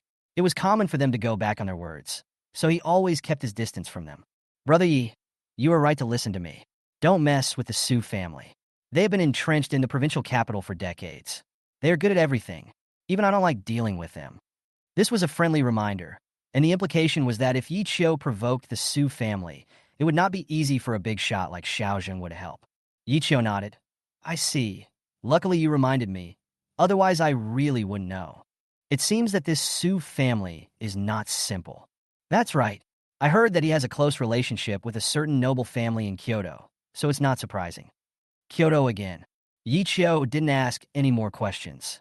He chatted with Xiao Zhenghua for a few words and then got up to leave. He went directly to the village in the city. More than half of the area had been demolished, and Zhang Fei's home was among them. Currently, this area of Miaoyan Street has not been moved, but it can be seen that the people who live here or do business here are a little panicked, with anger and unwillingness written all over their faces, as well as a hint of helplessness. Many stores have already posted their closing dates, and have already found stores and other places to move to, and have notified new and old customers. There are obviously fewer people on the street, and it is no longer as lively as before. "Are you selling this store?" Yi Qiu walked into one of the deserted pharmacies and asked. The shop owner, who was sitting there in a daze, suddenly looked up, thinking he had misheard. "Transfer." He glanced at Yi Qiu and shook his head. "Brother, the entire Miaoyan Street is going to be demolished. Who want to transfer the business? If you take it over, you will have to close it in just a few days." Although there was a sign on his door saying "for sale," he would not do anything to cheat others. "Let's go look somewhere else, alas." The shop owner shook his head helplessly, thinking that he should find a store somewhere else to continue his business, or simply change his career. "It doesn't matter. Just tell me whether you want to transfer your store or not." Yi Qiu said, "If it is a transfer, then we can sign the contract and pay the money now." The shop owner's eyes widened. He had already decided not to cheat anyone, so why was Yi Qiu still so persistent? Judging from his accent, Yi Qiu was not a local. Did he really not know? "Are you serious?" Yi Qiu directly took out a few stacks of banknotes from the bag. "If you say you don't want to transfer it, then I'll go to the next door to have a look." Turn. It's not close to my door." The shop owner jumped up and said, "Come in. Please come in and discuss." In less than 10 minutes, the transfer contract was signed. The owner took the money and didn't even want the remaining things in the store. He didn't expect Yi Qiu to be so generous. As if afraid that Yi Qiu would go back on his word, he simply packed up his things and left quickly. People around were pointing and talking. Some said Yi Qiu was stupid, while others kindly reminded him that he was cheated by the store owner and asked him to go and get the person back as soon as possible. "Young man, the Su family wants these streets. Don't you know about this? Everyone is moving away, but you are still joining in. Aren't you asking for trouble?" "Yes, that shop owner is really dishonest. He didn't even tell you and transfer the shop to you. He is so wicked. Go after him quickly. Maybe you can catch him and make him return the money. Otherwise, your money will be wasted." Several older people shook their heads. They knew that making a living was not easy, and Yi Qiu was going to put himself in a dead end. Yi Qiu was about to explain when suddenly, a deafening horn sounded in the distance, and the faces of the people around him changed one by one. Here they come again. Chapter 124, No Moving. As soon as he finished speaking, the crowd scattered like birds, as if they were all very scared and did not dare to offend them. Yichio turned his head and saw a car approaching from afar. There was a loudspeaker on the roof of the car, which was broadcasting along the road. Move out immediately. It's the last day. Otherwise, you will bear the consequences. The voice was arrogant and overbearing, without any politeness at all. Yichio frowned slightly. He didn't expect that someone would be so bold as to do this. Isn't this a threat? No wonder Zhang Fei fell to such a state and almost lost his life. The tyranny of these people can be seen at a glance. The car stopped and 3 or 4 people got out. They looked like scoundrels, with fierce faces and a ferocious look. I've been telling you to move out for days. The one walking in front was a bald man with sideways eyebrows and a scar on the bridge of his nose. He looked like a centipede crawling, very hideous. When the people around saw him, they all ran away in panic, not daring to look at him directly. How could they dare to mess with such a person? I'll move today. I'll move today. One of the bosses walked a step slower and was grabbed by the bald man. He smiled ingratiatingly and said, I have a lot of stuff, so I need more time. A lot of stuff, right?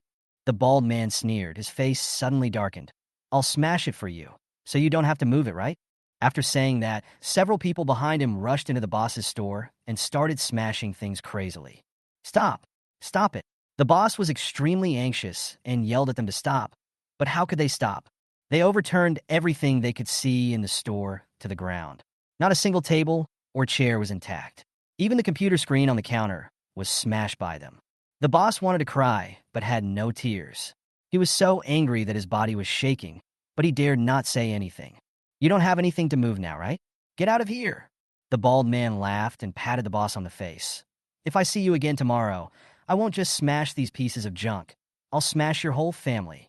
After he finished speaking, he glanced around and saw everyone else trembling with fear. They were all angry, but no one dared to stand up because they all knew that they could not afford to offend these beasts. Apart from being forced to accept unequal conditions and move away, what other options are there? The bald man's face was full of disdain. He knew that these were all soft persimmons. He wanted to make an example of them to scare the monkeys. They would definitely be moved today, and when they came tomorrow, he could send the bulldozer directly. Suddenly, a person appeared in his sight. He was cleaning the store seriously with a rag. His movements were gentle, and he even wiped the door threshold until it was shiny. Obviously, he had no intention of moving away. The bald man was angry. He didn't expect that there would be people who didn't know how to live or die. Hey, he yelled, pointed at Ichio, and cursed. Are you deaf? Didn't you hear what I said? I asked you to move out. What do you mean by that? As he walked over quickly, the people around him couldn't help but worry about Ichio. They had advised Ichio not to rent the house, but he wouldn't listen. Now, he had to suffer the consequences for offending this bastard. Ichio heard the voice and turned to look over. You talking to me? If I don't tell you, why should I tell the dead? The bald man cursed. Stop wiping it. And move out today, or I'll make you pay. No! Ichio said, I just rented it. How could I move out? This is a great location. I will definitely make money if I do business here. The bald man seemed to see a fool. He didn't expect Ichio to say such a thing. Of course he knew that the location here was good. Otherwise, why would the Su family take a fancy to this place? Did you just rent it? The bald man laughed angrily. Don't you know that this area is going to be demolished soon? Your shabby store will be gone tomorrow. What's the point of renting it? Ichio took his time and took out the contract.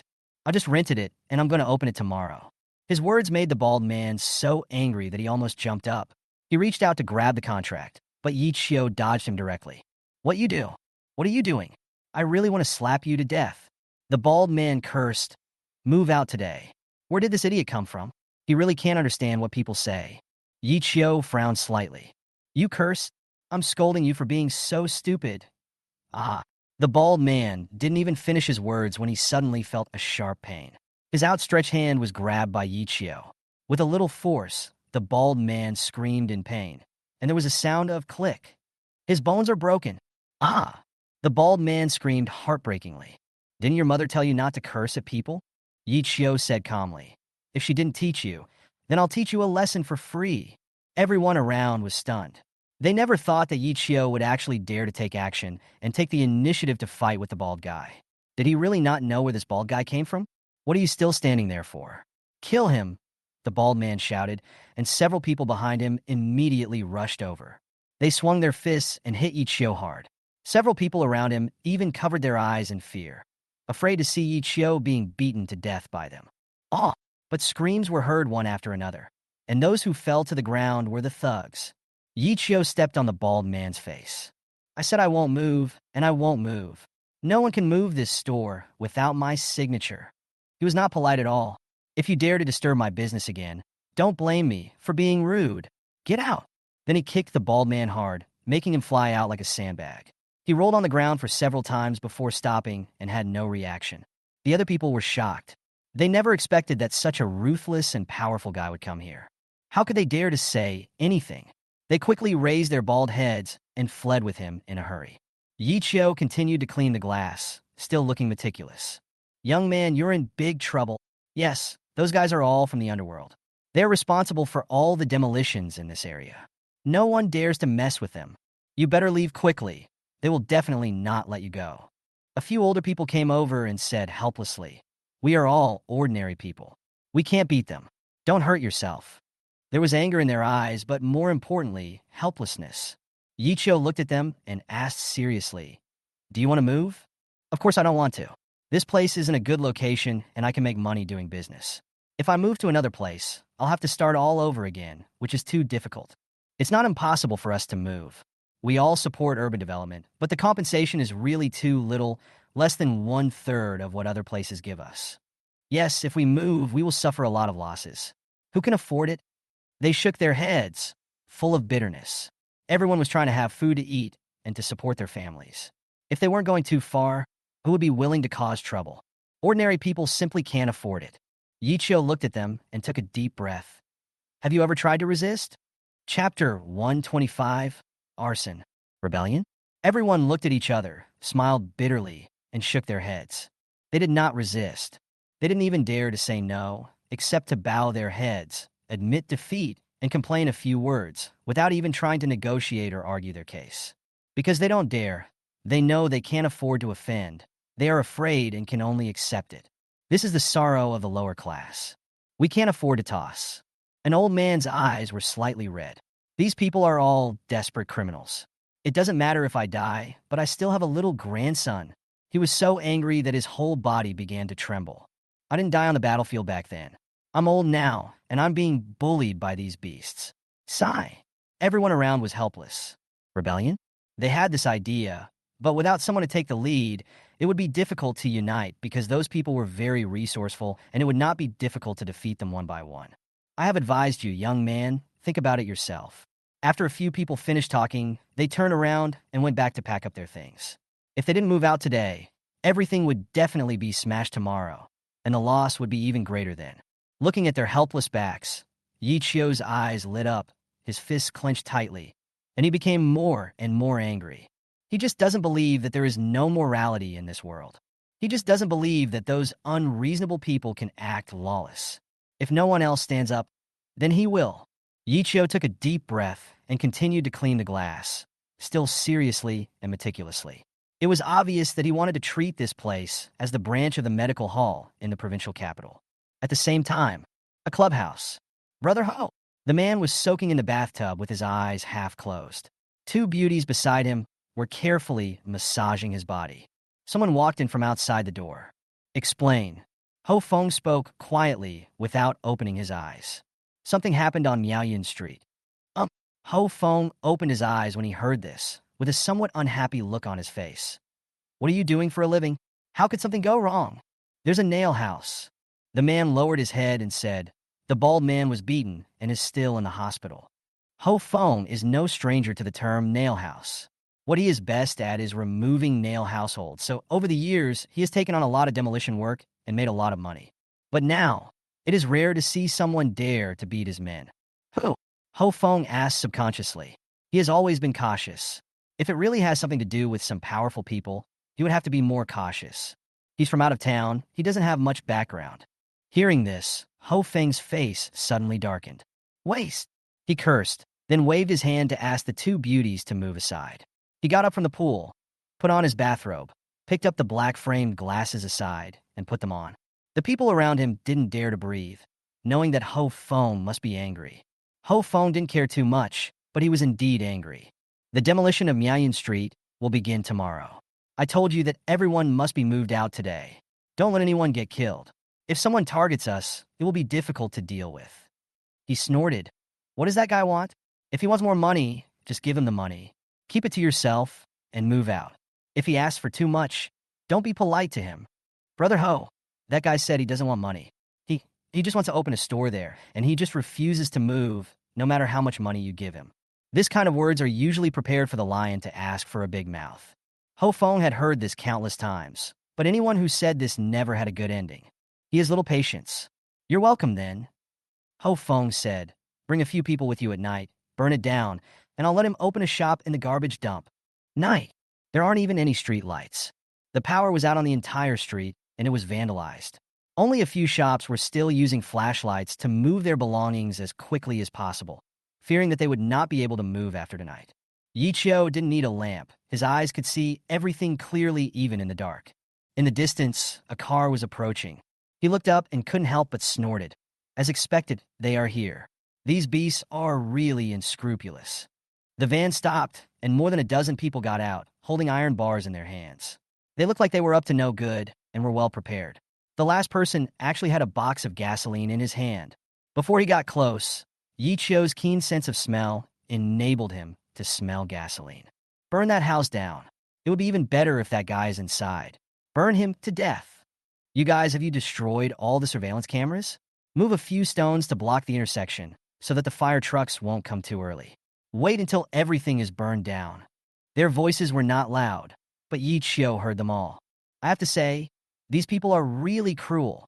No wonder Zhang Fei's mother was pushed into the house and crushed to death by them. These people are beasts. Seeing someone walking into the store and about to unscrew the gasoline cap, Yi Chio suddenly asked, "Want to set a fire?" The man was startled, and when he looked up, he saw a pair of eyes that were as bright as stars. His heart trembled violently, and he almost lost his grip, knocking the fuel tank to the ground. "Boss, he's here!" he shouted quickly. Soon, more than a dozen people outside rushed in, waving iron rods in their hands and rushing directly towards Yi Chio. "Kill him! Burn them all together!" What cruel words! As soon as he finished speaking, several people rushed over, wielding iron rods fiercely and smashing towards Yi Chio's head. This is really going to cost Yi Chio his life. Bang! Yi Chio saw it clearly. He raised his foot and kicked the man directly in the chest. With a click, he broke several bones. After a scream, he fell heavily to the ground and struggled but couldn't get up. "You beasts, all deserve to die." Yi Chio shouted angrily, and then disappeared like a ghost. In the dim light, others cannot see him clearly, but he can clearly see everyone else's every move. In his eyes, it is like slow motion. Bang! Bang! Bang! More than a dozen people had their limbs broken by Yi Chio and were lying on the ground, screaming miserably. They never thought that Yi Chio was so terrifying. In front of Yi Chio, more than a dozen people were not even as good as elementary school students. "Who the hell are you?" One of them gritted his teeth and said, "I'm telling you, it's not too late to leave now. When our brother Ho comes, you'll be dead." Bang! Yi Chio kicked him and even crooked his mouth. "Then call him quickly." Those eyes were exceptionally bright in the darkness, as if they could see deep into one's heart, causing one to feel a surge of fear. Yi Chio picked up the gasoline that fell on the ground, unscrewed the lid, and poured the gasoline directly on the dozen people. They were so scared that their scalps went numb. They tried to struggle, but couldn't even stand up. "W, what do you want to do? What are you going to do? Stop! Stop! Spare my life! Stop it now!" Yi Chio seemed not to have heard and emptied the entire tank. The air was filled with the smell of gasoline. "Don't you want to set a fire?" "I wanted to." Chapter 126. Don't accept the toast and drink the wine. Yi Chio's words frightened these people so much that their faces turned pale, and they were almost scared away. When they saw Yi Chio took out a lighter, they quickly begged for mercy. "Mercy! Mercy! Brother, spare me! Don't light the fire!" They were all about to cry. As long as Yi Chio lights this lighter, they will all die here today and be burned to death. Yi Chio held the lighter, expressionless, and pressed lightly with his finger. Snap! The flames jumped up, And those people were so scared that they burst into tears and their bodies couldn't help shaking. Don't, don't light the fire. We give in, we give in. Brother, spare my life. Several people were crying and shouting, with snot and tears running down their faces. If the floor wasn't too slippery, they would have been unable to stand and would have had to kneel down in front of Yichio. Yichio glanced at them. Are you scared now? He sneered. I thought you guys really weren't afraid of death. When these bastards were bullying the common people, didn't they feel very happy when they saw others were afraid? Now that they are afraid themselves, they just bow their heads and admit defeat? Who doesn't fear death? Big brother, spare our lives. Please show mercy. We're just trying to make a living. Please spare our lives. They begged for mercy with trembling voices, knowing that they could not afford to offend Yichio. And if they did not bow their heads and beg for mercy, they would definitely not be able to return alive today. Call and see who Brother Ho is. Yichio extinguished the flame. Yes, yes, yes. I'll call right away. One of them carefully took out his cell phone, fearing that the strong signal would set him on fire. Hey, Brother Ho? We are screwed. Please don't scold. That person said. He looked up at Yichio and said, he wants to see you. The person on the other end of the phone was obviously stunned for a moment, then hung up directly. It was unclear whether he agreed or not. Yichio pulled a chair and sat there, playing with a lighter in his hand, while those people sat on the ground, not daring to move at all, for fear that Yichio would be unhappy and burn them and send them back home. I can't fight back, and I can't run away either. I've never felt so frustrated. At the same time, Ho Feng's face turned red, and he was so angry that he brought a large group of people over there. He has been in the industry for so many years, but he has never felt as aggrieved as he does today. Fuck you, you're a bunch of losers. You can't even do this, and you want me to do it myself? Ho Feng directly took dozens of people with him and rushed there. Even if it was embarrassing to bring so many people with him, he didn't care. According to the plan, the demolition would start tomorrow. If he can't get it done tonight, how will he explain himself tomorrow? Even if we have to bury the person alive today, we have to resolve the matter. Soon, several cars drove to Miaoyan Street, in front of Yichio's store. Don't light the fire! Seeing someone trying to light a fire from afar, the people kneeling on the ground shouted, Don't light the fire! Ho Feng approached and smelled gasoline. He quickly asked them not to ignite the fire and shone the car lights from a distance. He didn't expect to meet such a ruthless person who dared to play with fire and burn himself. He thought Yichio was going to threaten him by self-immolation. Brother, what's the big deal? Why do you have to be so desperate? Ho Feng sneered. If you are not satisfied with the compensation, we can discuss it. How about this? I will give you an extra 100,000 yuan. You get more than everyone else, so this should be fine. He didn't want to waste too much energy on something that could be solved with a little money. He had greedily taken so much anyway, so a few 100,000 or a few 100,000 wouldn't mean anything. As long as the problem can be solved, he can get more from the Su family then. I don't want any money. Yichio stared at Ho Feng. I want to open a shop here. Is that not okay? Bang! Ho Feng smashed the drink bottle in his hand to the ground with a loud bang, and his eyes widened. No. I said no. It's no. I'm warning you. Don't refuse a toast. I gave you face, didn't I? Now, leave obediently, and I'll return the 100,000 yuan to you. Otherwise, you will have to stay here and die. This is really a form of coercion and inducement. Yichio didn't expect that Ho Feng would be so arrogant. Really? You want to save my life? Ho Feng narrowed his eyes. He seemed to be a stubborn person. If he couldn't explain it clearly, he wouldn't say it even if it was difficult. Kill him. You can use the 100,000 yuan to live your life to your heart's content. He shouted directly. As soon as he finished speaking, the dozens of people he brought with him all rushed towards Yichio. Yichio stood there without moving, but slowly raised his lighter. Snap! The flame shot up. Everyone stopped suddenly. How could they dare to move forward even a single step? Stop! Stop it! The hearts of those who were doused with gasoline were about to jump out of their throats. Don't light the fire! Don't light it! Brother Ho! Brother Ho! Save us! Save us quickly! Ho Feng didn't expect to meet such a ruthless guy. He stretched out his hand to stop the person who was about to attack him, and was so angry that he gritted his teeth. Of course, he couldn't just stand by and watch him die. Otherwise, who would dare to follow him in the future? Name your price. He had no patience anymore, thinking that Yichio was just asking for too much. I don't have the patience to play with you. 300,000? How about 300,000? I'll give you the money, and you can get out of here right away. I'll just pretend this never happened, okay? The hostility and ferocity on his face showed that he was already suppressing his murderous intent. I said, I don't want money. Don't you understand? Ho Fong was a little mad. Then what do you want? I want an explanation.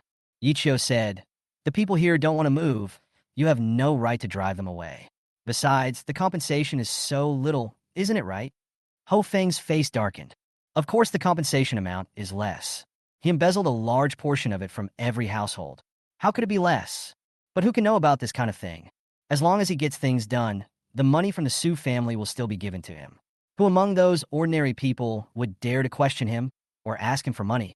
But Yichio brought up the matter directly. Ho Fong waved his hand, completely losing his patience. He doesn't dare to do it. He sneered directly, as if he saw through Yichio. Kill him for me. I don't believe he dares to set fire to us. Go ahead. The dozens of people hesitated for a moment and then rushed forward. Sure enough, Yichio did not light the fire. Of course he couldn't do such a thing. Seeing that Yichio did not light the fire, dozens of people immediately became ferocious, and without any mercy, they all aimed the weapons in their hands at Yichio. Those who had gasoline on them also took the opportunity to run out and hurriedly took off their clothes and pants, even in this slightly cool night. Kill him! Kill him! They were shouting as they took off their clothes. They were so scared by Yichio that they almost lost their souls. At this moment, they all wanted to rush over to take revenge. Seeing these people surrounding him, Yichio slowly raised his hand. The next second, he disappeared. Chapter 127. Danger is imminent? Yichio seemed to turn into a ghost and disappeared. Where is the human figure in front of me? Where did you go? Why did you disappear? Someone exclaimed that Yichio was just in front of them. But now he disappeared, as if he had disappeared out of thin air. But just as he finished his words, a gust of wind blew, and before the man could react, he felt a sharp pain on his face. Bang! One punch! It hit him hard in the face and broke his nose. Ah! The screams were heart-wrenching. The others were shocked, but Yichio disappeared again. He came and went without a trace, so fast that people couldn't even see where he was. Bang! Another punch. The other man squatted down, holding his stomach. His face suddenly turned pale, his whole body twitched, and cold sweat instantly broke out from his forehead. Where is he? I can't see him. Several people shouted. Light it up, hurry up. Bang! Bang! Bang! In this dim light, they couldn't see anything, but Yichio could see it clearly. He changed his figure like a ghost, and suddenly appeared and punched with great force. But in just half a minute, dozens of people fell to the ground. How could they even have a chance to stand up? Ho Feng's face changed drastically. He didn't expect Yichio to be so powerful. Kill him! Kill him! He turned around and shouted, but apart from those people who had taken off their clothes and pants and were shivering in the cold wind, who else could take action? Even they were frightened again and wanted to hide behind Ho Feng. They almost forgot that Yichio was very skilled and they had been taught a lesson before. So how could they have forgotten it? Yichio's figure slowly walked out of the darkness, and his pair of bright eyes made Ho Feng's heart suddenly shrink. Who are you? He mustered up his courage and said angrily, If you want money, I'll give it to you. How much do you want? Name your price. Crash. A gust of wind blows towards me. Yichio suddenly appeared in front of Ho Feng. The surging wind seemed to have thorns, which stung Ho Feng's face so much that it hurt. You ah! He opened his mouth to speak, but Yichio punched him so hard that his bones shrank as if his stomach had been pierced. Money? If you're willing to make up for everyone's debt, then I can agree to it. Yichio said calmly. You have taken a lot, right? You are so embarrassed to take the money of those low-level people? Do you think that no one can control you? His fist, still wrapped with a righteous spirit, hit Ho Feng directly in the stomach, causing Ho Feng great pain. Beads of cold sweat streamed down his forehead, and his muscles and bones seemed to be stretched out by something. He felt like he would rather die than live. These people work honestly just to have a stable life. They are afraid of causing trouble and don't want to cause trouble, but this doesn't mean you can bully them at will. Trampling on their dignity. Yichio spoke word by word. Mercy! Ho Feng gritted his teeth in extreme pain and fell to the ground, twitching with a distorted expression. Please, spare my life. Beep, beep, beep. Suddenly, an alarm sounded in the distance. Ho Feng suddenly breathed a sigh of relief and felt that he could survive. Yichio is simply a madman. He doesn't know where this madman came from and why he targeted him like this. But if his subordinates called the police and sent help, he could survive. Do you want him to return all the money? Dream. Several police cars rushed over in the distance and were shocked to see so many people lying on the ground. As soon as the car stopped, more than a dozen people rushed out. Put your hands up, the leader shouted, but just as he finished shouting, he saw a familiar face under the car lights. He thought he was seeing things and hurried forward. Are you Mr. Yi? Yi Chio looked up. Do you know me? It's Yi Chio indeed. Put down your weapons. The leader shouted quickly. It's Mr. Yi. Hearing this, Ho Feng's heart skipped a beat. What does this mean? Do these people know Yi Chio? Judging from their attitude, is Yi Chio some big shot? How is this possible? It turns out to be Mr. Yi. It's Mr. Yi. The leader asked hurriedly. Mr. Yi, you came back to the provincial capital by yourself. Our team leader was still talking about inviting you to dinner. Although the real culprit in Adai's case was not caught, it was a major breakthrough, and many discoveries were made afterwards, which can be regarded as a great achievement. And all this was because of Yi Chio's help. Otherwise, they would still have no clue. The most important thing is that the forensic doctor with the worst temper and the most arrogance in their team was full of praise for Yi Chio. Every time he expressed his admiration, it made them realize clearly how powerful Yi Chio was. These people wanted to set fire to my shop at night, but I stopped them, Yi Chio explained. Hearing this, the expressions of more than a dozen policemen changed. Arson? And they want to burn down Yi Chio's shop? What a courage! Call the captain and tell him that Mr. Yi has arrived in the provincial capital. The leader immediately explained, and then walked up to Ho Feng. Ho Feng, why is it you again? You are in trouble. He's not polite. In the past, they were also troubled by people like Ho Feng who had been to the palace several times. After teaching him a lesson, they would eventually release him. But this time it was different. He is... Shut up. Ho Feng's face changed, and he turned to look at Yi Chio.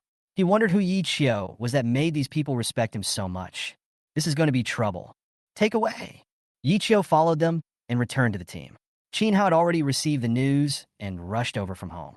He didn't expect to see Yi Chio again under such circumstances. After listening to Yi Chio, Qin Hao nodded. We have also heard about the demolition of Miaoyan Street, but we have different responsibilities and did not ask too much. He frowned slightly. Why are you here? I'm coming to the provincial capital to open a branch. Yi Chio said. He didn't say much, but I didn't expect that they would chase me away and burn down my shop right after I found a good place. I didn't allow it. Qin Hao took a deep breath. He had seen how powerful Yi Chio was and knew that Yi Chio was showing mercy. Otherwise, Ho Feng and the others would have been dead by now. Captain Qin, this is not a trivial matter. Isn't it too much for these people to bully ordinary people like this? Qin Hao didn't say anything. There must be a complicated chain of interest behind this kind of thing, especially since it was related to the Su family. It was not an easy task to resolve. He didn't know how to answer Yi Chio for a moment. Brother Yi, I know you are a sentimental person, and you cannot stand such bullying of the people. To be honest, I was also very angry when I heard it, but this matter is indeed a bit troublesome. My duty. Qin Hao was about to say something when the phone suddenly rang. He said sorry and quickly answered it. As soon as he heard the first sentence, he frowned. What did you say? Your life is hanging by a thread? Chapter 128. I want to say something for them. After hanging up the phone, Qin Hao became nervous. He suddenly remembered something. I almost forgot. Lao Zhao said you are a miracle doctor. Yi Chio glanced at him. What happened? Follow me first. Without bothering to explain, Qin Hao pulled Yi Chio up and said, let's talk while we walk. He immediately drove away from the team with Yi Chio and headed towards a sanatorium. My old leader is ill, and his life is hanging by a thread. The experts at the provincial hospital say his chances are slim. You must help. Qin Hao drove quickly, the engine roaring. Brother Yi, I'm counting on you. The car quickly arrived at the nursing home. Qin Hao got out of the car and ran towards an old house with Yi Chio. The room was brightly lit. Qin Hao pushed the door open and walked in. When the people inside heard his voice, they all turned around and looked over. Old Qin, seeing that it was Qin Hao, a middle-aged man nodded, his eyes slightly red and his voice a little hoarse. Go in and see him for the last time. Qin Hao quickly shook his head.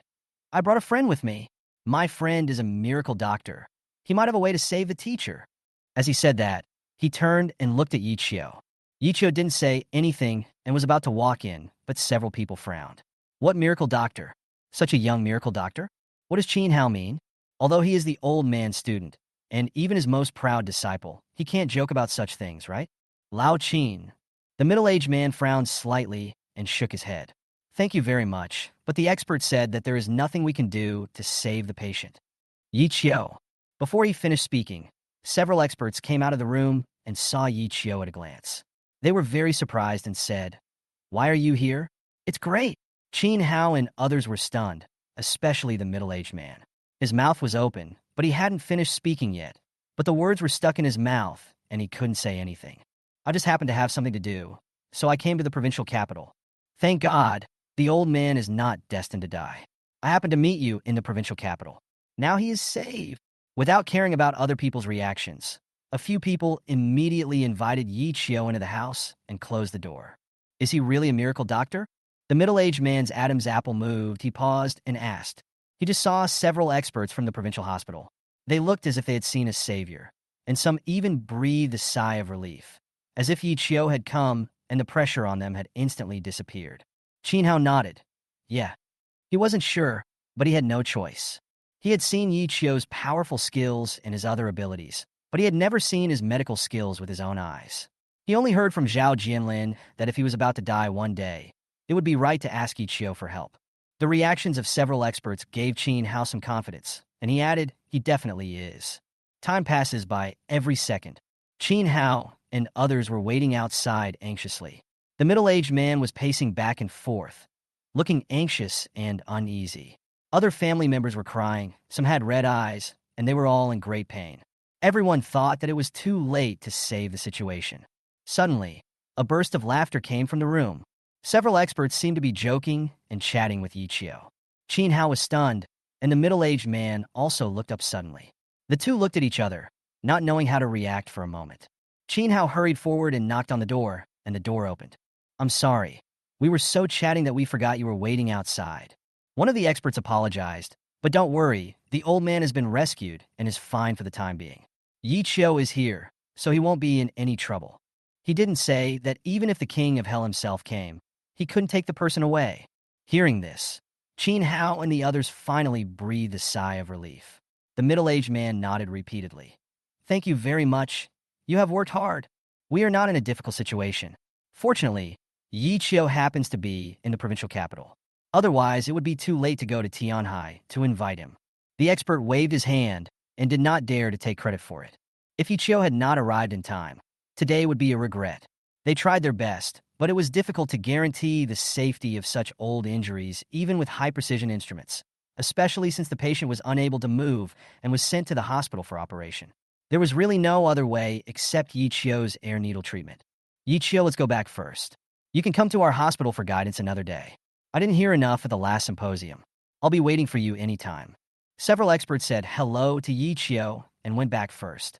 Qin Hao and others entered the room and saw that the old man was sleeping peacefully with his even breathing, which finally made them feel relieved. "Call." Qin Hao let out a long breath, then tiptoed out with Yi Qiu. "Thank goodness for you." He lit a cigarette to ease his emotions. "Otherwise, my teacher might have a hard time getting through this today. He has an old injury, probably from the battlefield. Fortunately, he is in good health and has managed to hold on until now." Yi Qiu said, "I'll write a prescription later. You can have someone get the medicine for him to take for a period of time, and it will be completely cured." "Good." Qin Hao didn't know what to say to express his gratitude. This was such a huge favor. "Okay, there's nothing else to do. I'll go back first," Yi Qiu said, etc. Just as Yi Qiu was about to leave, the middle-aged man came out of the room and called out to Yi Qiu, "Please stay." "What's wrong?" "Thank you for saving my dad. I owe you a favor." Yi Qiu just nodded slightly and waved his hand. "It's just a small favor. Don't take it to heart." He cured illnesses and saved lives, never for any favors or rewards. Qin Hao was standing aside, winking at Yi Qiu. Seeing that Yi Qiu didn't see it, he coughed twice. "Yi Qiu, I forgot to introduce him to you. He is a senior leader in the provincial capital, in charge of urban construction." After hearing this introduction, Yi Qiu glanced at Qin Hao and saw him nod. He immediately understood that Qin Hao was reminding him that the person in front of him could solve the problems of Miaoyan Street. "But I have something, and I would like to ask you for help." The middle-aged man was stunned. Yi Qiu had just said that it was just a piece of cake and told him not to take it seriously. Now he turned around and asked him for help again? Especially Qin Hao. Why did he specifically introduce his identity and position? Could it be that he had some personal matter that he wanted me to help solve? Thinking of this, the middle-aged man had a calm expression, as if he was used to it. Although he didn't like it, Yi Qiu saved his old father, so it was nothing if he could help Yi Qiu solve some small problems. However, the admiration that he had just felt for Yi Qiu disappeared in an instant. "What's up?" he asked calmly. "That's right. You should know about the demolition and reconstruction project of Miaoyan Street, right?" Yi Qiu said seriously. "I want to say a few words for those ordinary people." Chapter 129. How powerful is it? Can you say a few words for those people? Song Shiyu was stunned for a moment. He glanced at Qin Hao, who just nodded. He knew that Qin Hao was a criminal investigator and did not understand urban construction, and he could not get involved in it. This guy deliberately mentioned his identity in front of Yi Qiu. He thought, could it be that he wanted to help Yi Qiu gain some personal gain? But Yi Qiu said that he wanted to say a few words to help those ordinary people. Say a few words for them? Song Shiyu smiled and said, "Then I'm a little curious. What do you want to say for them? And what do they need you to say for them?" He knew something about the demolition work over there. Someone reported to him every week. The current progress was very fast, and the work was going smoothly. Was there anything he didn't know? I want to ask a question. Should the construction and development of a city be based on the sacrifices of ordinary people? Yi Qiu asked. It's inevitable. Song Shiyu did not evade the question. Some people will have to sacrifice, but at the same time, the developer and we will compensate them so that they will suffer as little loss as possible. You can even gain something. He is serious. The focus of their work now is to develop the entire city and make it better so as to benefit more ordinary people. As the city develops, there will be more job opportunities and everyone's living environment will be further improved. This is a win-win situation in many aspects. Yi Qiu had an easy answer to this question. As for those who sacrificed, to be honest, they did not actually sacrifice anything because they received compensation, and the compensation was quite generous. Maintaining stability is one of his working ideas. Anything? Hearing this, Yi Qiu laughed. Is it the income from losing everything in the family, or the income from having your mother killed but having nowhere to seek justice, or the income from facing problems in the livelihood of your family? Song Shiyu was stunned and thought he had heard it wrong. What did you say? I think you should go to the scene yourself and ask, but I'm worried that even if you ask, no one will dare to tell the truth because everyone is afraid of death. Yi Qiu spoke word by word. His words made Song Shiyu's heart tremble violently. These ordinary people work honestly just to have 3 meals a day and for their families to have a stable life. You want development, but you can't cut off their livelihood. Sacrifice is necessary, but is such a great sacrifice appropriate? I don't understand you. Song Shiyu frowned slightly. Was Yi Qiu criticizing his work? If Yi Qiu had not just saved his father's life, he would have been very unhappy just by hearing these few words from Yi Qiu. Someone was actually questioning his work. In the entire provincial capital, no one dares to talk to me like this. Old Song, the situation over at Miaoyan Street is very different from what you know. Qin Hao helped by saying, it's not appropriate for me to say this, but since Yi Qiu has spoken, let me help him say that the problem he reported does exist. Perhaps you need to investigate it. Song Shiyu didn't expect Qin Hao to say this. He frowned slightly, thought carefully, and nodded. Yi Qiu, I will seriously consider what you said. After I figure out the situation, I will give you a reply. He looked at Yi Qiu and said, you saved my father. I will repay you for this favor. He had a feeling in his heart that he didn't want to be too involved with Yi Qiu. This man was obviously just a doctor, but he wanted to interfere in the affairs of their yamen. Song Shiyu didn't like such a person. But once something is said, the favor must be repaid. He doesn't think there will be any problem with his work, but since Qin Hao also helped to say something, he naturally has to take it seriously. Yi Qiu seemed to see what Song Shiyu was thinking. He didn't say much and nodded gently. I'll wait for your reply. Goodbye. Having said that, he walked out. Old Qin, who is this kid?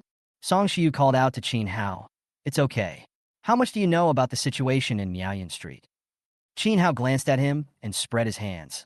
I suggest you go and see the situation of Miaoyan Street yourself. The problem is not small. If it gets out of hand, it may be detrimental to your future work.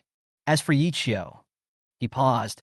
I don't know where he came from, but I can be sure that he is a very good and powerful person and master. Qin Hao couldn't describe how great he was, but he knew it from the attitude of those experts from the provincial capital towards Yi Qiu. At least in terms of medical skills, Yi Qiu was definitely outstanding. There's no harm in getting to know a miracle doctor like this. After saying that, Qin Hao followed him out. Song Shiyu was still standing there, frowning, thinking about what Qin Hao had said. He didn't quite understand what they meant, but he knew that there must be a problem on Miaoyan Street. Shigyur, a voice came from the room. When Song Shiyu heard the confident shout, he trembled involuntarily and turned around quickly. Dad! He rushed in, somewhat surprised that Song Guiqiang, who had just been on the verge of death, was now full of energy. Looking at his ruddy face, he doesn't look like someone who has been through the gates of hell. I'm not dead. Song Guiqiang himself was a little surprised. He clearly saw his old comrades in arms and felt that his life was disappearing. He had already accepted his fate, but it seemed like a ray of light pulled him back from the endless darkness. A miracle doctor saved you. Song Shiyu was very excited. At this moment, he suddenly realized how powerful Yi Qiu was, as Qin Hao said. How do you feel? Song Guiqiang didn't say anything, but he pushed himself up with his hands and walked down from the bed. He rubbed the place on his chest where the old wound had occurred. There was a blood clot right at the heart. The operation was extremely risky, so even the experts didn't dare to do it. He could only leave it to fate. But now, there is not even a single strange feeling.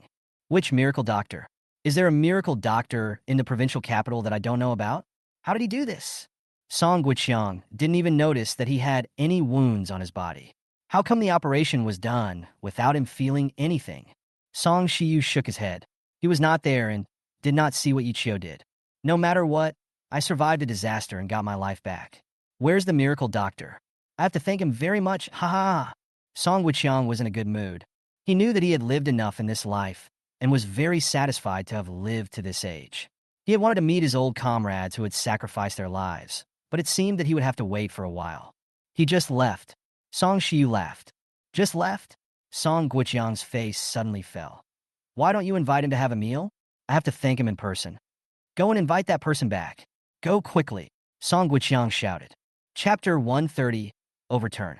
With such a personality, he didn't even say a word of thanks after someone saved his life. How could that be appropriate? The older generation always repays kindness with kindness and repays hatred with hatred. The person has left. Song Shiyu said, he has other things to do. Let's talk about it later. He didn't want Yi Qiu to stay, for fear that he would speak without restraint and say nonsense in front of Song Guiqiang, which would be bad. The old man has retired and no longer asks about work matters, but if the old man knew about the problems Yi Qiu mentioned, he would definitely not sit idly by. He is in poor health and cannot stand stimulation or emotional fluctuations. Is that so? Then next time, you must invite the person to come over. I need to meet him. Song Guiqiang ordered. Okay. Don't worry, I'll make the arrangements. Why don't you take a rest first? Song Shiyu was still a little worried about Song Guiqiang's health. He had just recovered from a life-threatening situation, so it would be better for him to be cautious.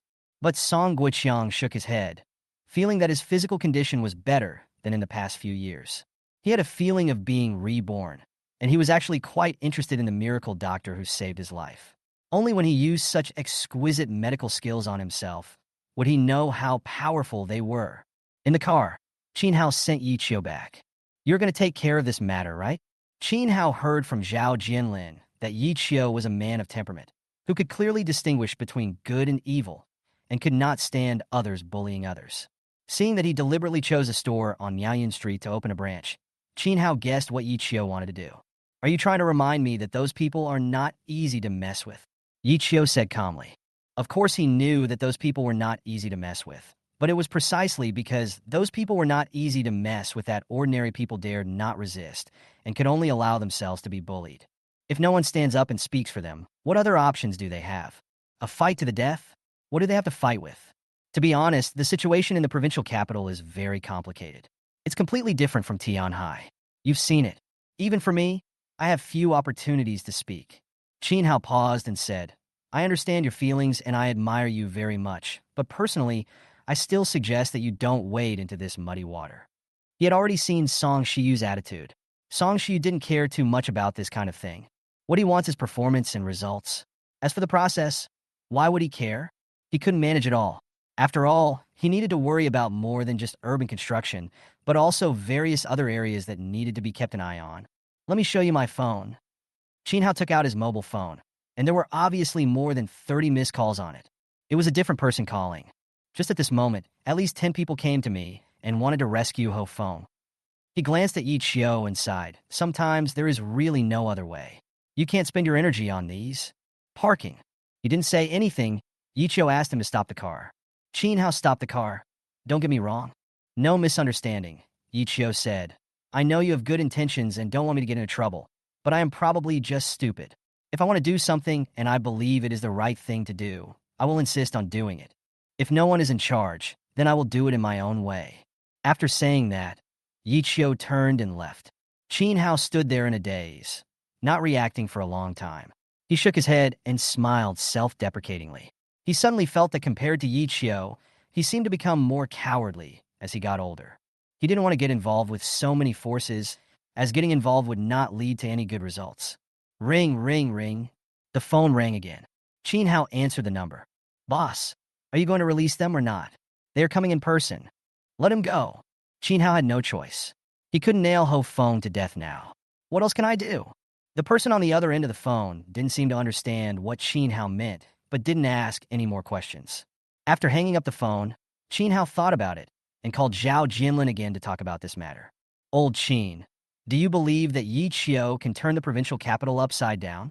Chin Hao was shocked when he heard what Zhao Jinlin said. To be honest, he didn't believe that the entire provincial capital could be turned upside down.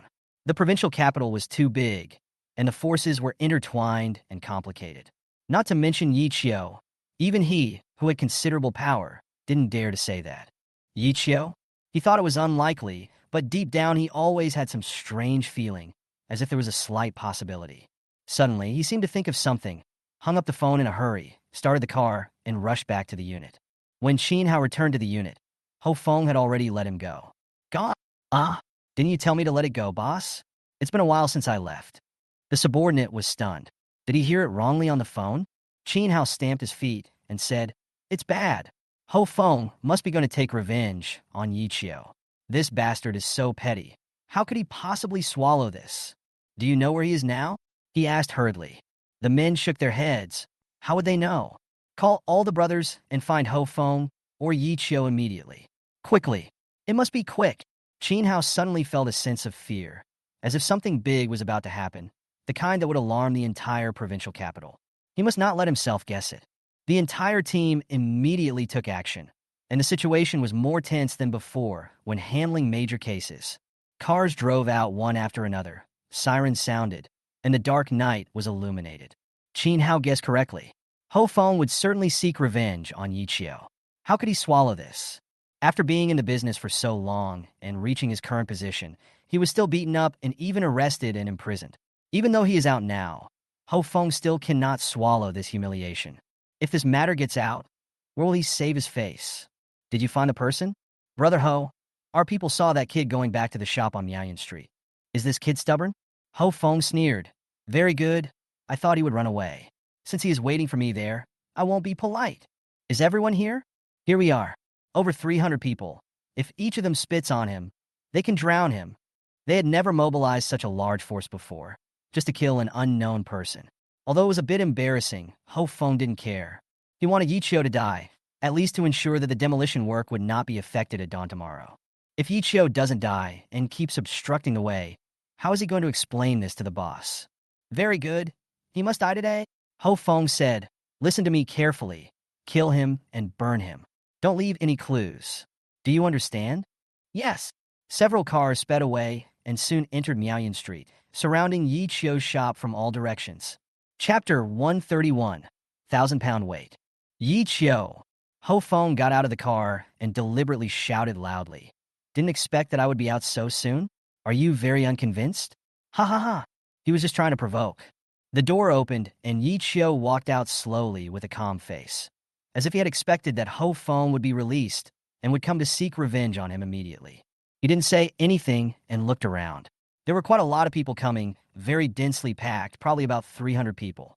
Do you know what will happen if you go against me? Ho Fong said with a grin. You don't even bother to ask around in the provincial capital's underground underworld. Who am I? Ho Fong. Do you think an ordinary person like you would dare to mess with me? Look at this whole street. Who dares to mess with me? Do these little bastards dare? He roared with a smug look on his face, as if he didn't realize that he had gone too far. He just liked others to be afraid of him. I'm telling you the truth. I ate the relocation money. So what? What can you do to me? Ho Feng looked at Yi Qiu and saw Yi Qiu's angry and helpless expression, but there was nothing. Yi Qiu still had no expression on his face, which made Ho Feng a little annoyed. With so many people coming to surround and kill Yi Qiu, isn't he afraid? He even said these things on purpose just to provoke Yi Qiu, but Yi Qiu's expression. He had no expression at all. Are you done? Yi Qiu looked at Ho Feng. You are here to kill me, right? Ho Feng gritted his teeth and sneered. What do you mean? If you are here to kill me, do it quickly. I need to sleep soon. Don't disturb my rest. Ho Feng laughed out loud. Still want to sleep? When you die, you can sleep forever. He couldn't bear it any longer and wanted to provoke Yi Qiu, but he didn't expect that he was the one who was provoked instead. How could Ho Feng have any patience left? Superior. At his command, more than 300 people rushed forward with roars. He just didn't believe that so many people couldn't kill Yi Qiu by trampling him to death. Even if one person punched Yi Qiu, they could beat him to death, right? Kill, kill, kill him. Give it to me. With roars one after another, these people had ferocious looks in their eyes, as if they were evil spirits released from hell. With ferocious looks, they rushed towards Yi Qiu like a tide, wanting to swallow him alive. But Yi Qiu stood there, motionless, watching the dark crowd surrounding him, as if he had been frightened. Ho Feng leaned against the car door, lit a cigarette for himself, and watched quietly how Yi Qiu was beaten into a pulp. If he says he wants revenge, he won't be polite. Anyone who provokes him will end up like this. Country bumpkin, you'll regret it on your way to hell, and you'll mess with me. As soon as he finished speaking, Yi Qiu suddenly moved. Bang! The loud noise was caused by Yi Qiu stepping on the floor, which directly shattered it. He took action. Like a cannonball, it suddenly exploded in the crowd, and more than a dozen people screamed and flew out in an instant. There was a loud bang, deafening. Ho Feng was so frightened that the cigarette he had just lit fell to the ground. He looked up suddenly, but couldn't see Yi Qiu at all. He could only see a shadow wandering wildly in the crowd, causing screams wherever it went. People kept flying sideways, screaming heart-wrenchingly. Some had their arms broken, and some had their thighs broken. The sound of broken bones is enough to make one's scalp tingle. Buzz! Ho Feng only felt a buzzing in his head. It felt too unreal. How is this possible? Yi Qiu rushed into the crowd, and it seemed that he surrounded the 300 people. One person against 300? This is absolutely impossible. But no matter how Ho Feng pretended to be tough, the screams made his heart beat violently. Bang! Bang! Bang! It was the sound of a fist hitting a person. Heavy force and power. Yi Qiu completely entered a state of madness. For the first time, he unreservedly and fully displayed the righteous energy in his body. Even he himself did not expect that he could be so powerful. It was completely devastating. Yi Qiu has the confidence that he can kill all of these people, let alone 300, even if there are 3,000 of them. A long fist was thrown out and hit one person. The fist force was concentrated in an instant and exploded. Bang! The man's chest was completely caved in, and it was unknown how many bones were broken. He opened his mouth and spurted out a mouthful of blood, and his eyeballs popped out. The expression on his face showed not only pain, but also fear. They don't know whether they are facing a human or a demon. So why is it so terrifying? The crowd of more than 300 people could have swallowed up any one person, but at this moment, Yi Qiu forcibly made a hole in them. The sound of the doors slamming continued to be heard, and the screams of ghosts and wolves howling pierced the night sky. Ho Feng's body shook violently, and a feeling of fear instantly struck his heart. He had never seen such a scene before. Even in the underground underworld, he had been struggling for many years and had seen blood on his hands. He was considered a notoriously ruthless person in the circle, but he had never seen anyone like Yi Qiu. Boom! With a loud noise, Ho Feng looked up quickly and saw a figure flying towards him and landing heavily at his feet. His neck tilted, and he stopped breathing. Killed instantly. He felt his spine go cold from the soles of his feet to his neck in an instant. Monster! Ho Feng yelled, hurriedly opened the car door, got in, and locked it. He wanted to leave here, so how could he dare to stay any longer? More than 300 people. At this moment, half of the people have fallen down, and how could any one of the other half rush towards Yi Qiu? They all turned around and fled, fleeing in all directions. Ho Feng knew that if he didn't leave now, he would never be able to leave. Yi Qiu was like a madman. He chased whoever was running away, with such speed that even his shadow became blurred. No matter whether it was a punch, a palm, or even a finger, it would instantly make the person unable to move. Seeing Ho Feng trying to escape, Yi Qiu snorted coldly, stepped forward, and rushed over in an instant. Boom, boom, boom. Ho Feng has already started the car. When he saw Yi Qiu coming, he became even more flustered and hurriedly tried to shift gears and step on the accelerator to escape. Yi Qiu has arrived. Boom! With a loud bang, Yi Qiu jumped up and stomped hard on the hood of the car. His feet landed like a 1,000-pound weight. The entire hood of the car sank, a cluster of sparks flashed, and the car stalled immediately. At that moment, Ho Feng felt his heart sink suddenly, as if he had instantly fallen to the bottom of a valley. Through the windshield, he saw Yi Qiu's eyes, which were frighteningly bright. It's like a beast awakening in the dark night. How could Yi Qiu be so terrifying? Is he still human? Start! Start! Start! Ho Feng tried to light the fire again and again. He was so anxious that he was about to cry. His lips turned pale and his body was shaking. He became even more scared when he saw Yi Qiu slowly raising his fist. Start it up! He was frightened to death. But the car was directly damaged by Yi Qiu's terrifying feat. How could it start? Bang! Yi Qiu punched directly at the windshield in front of Ho Feng. Chapter 132. Come and save me.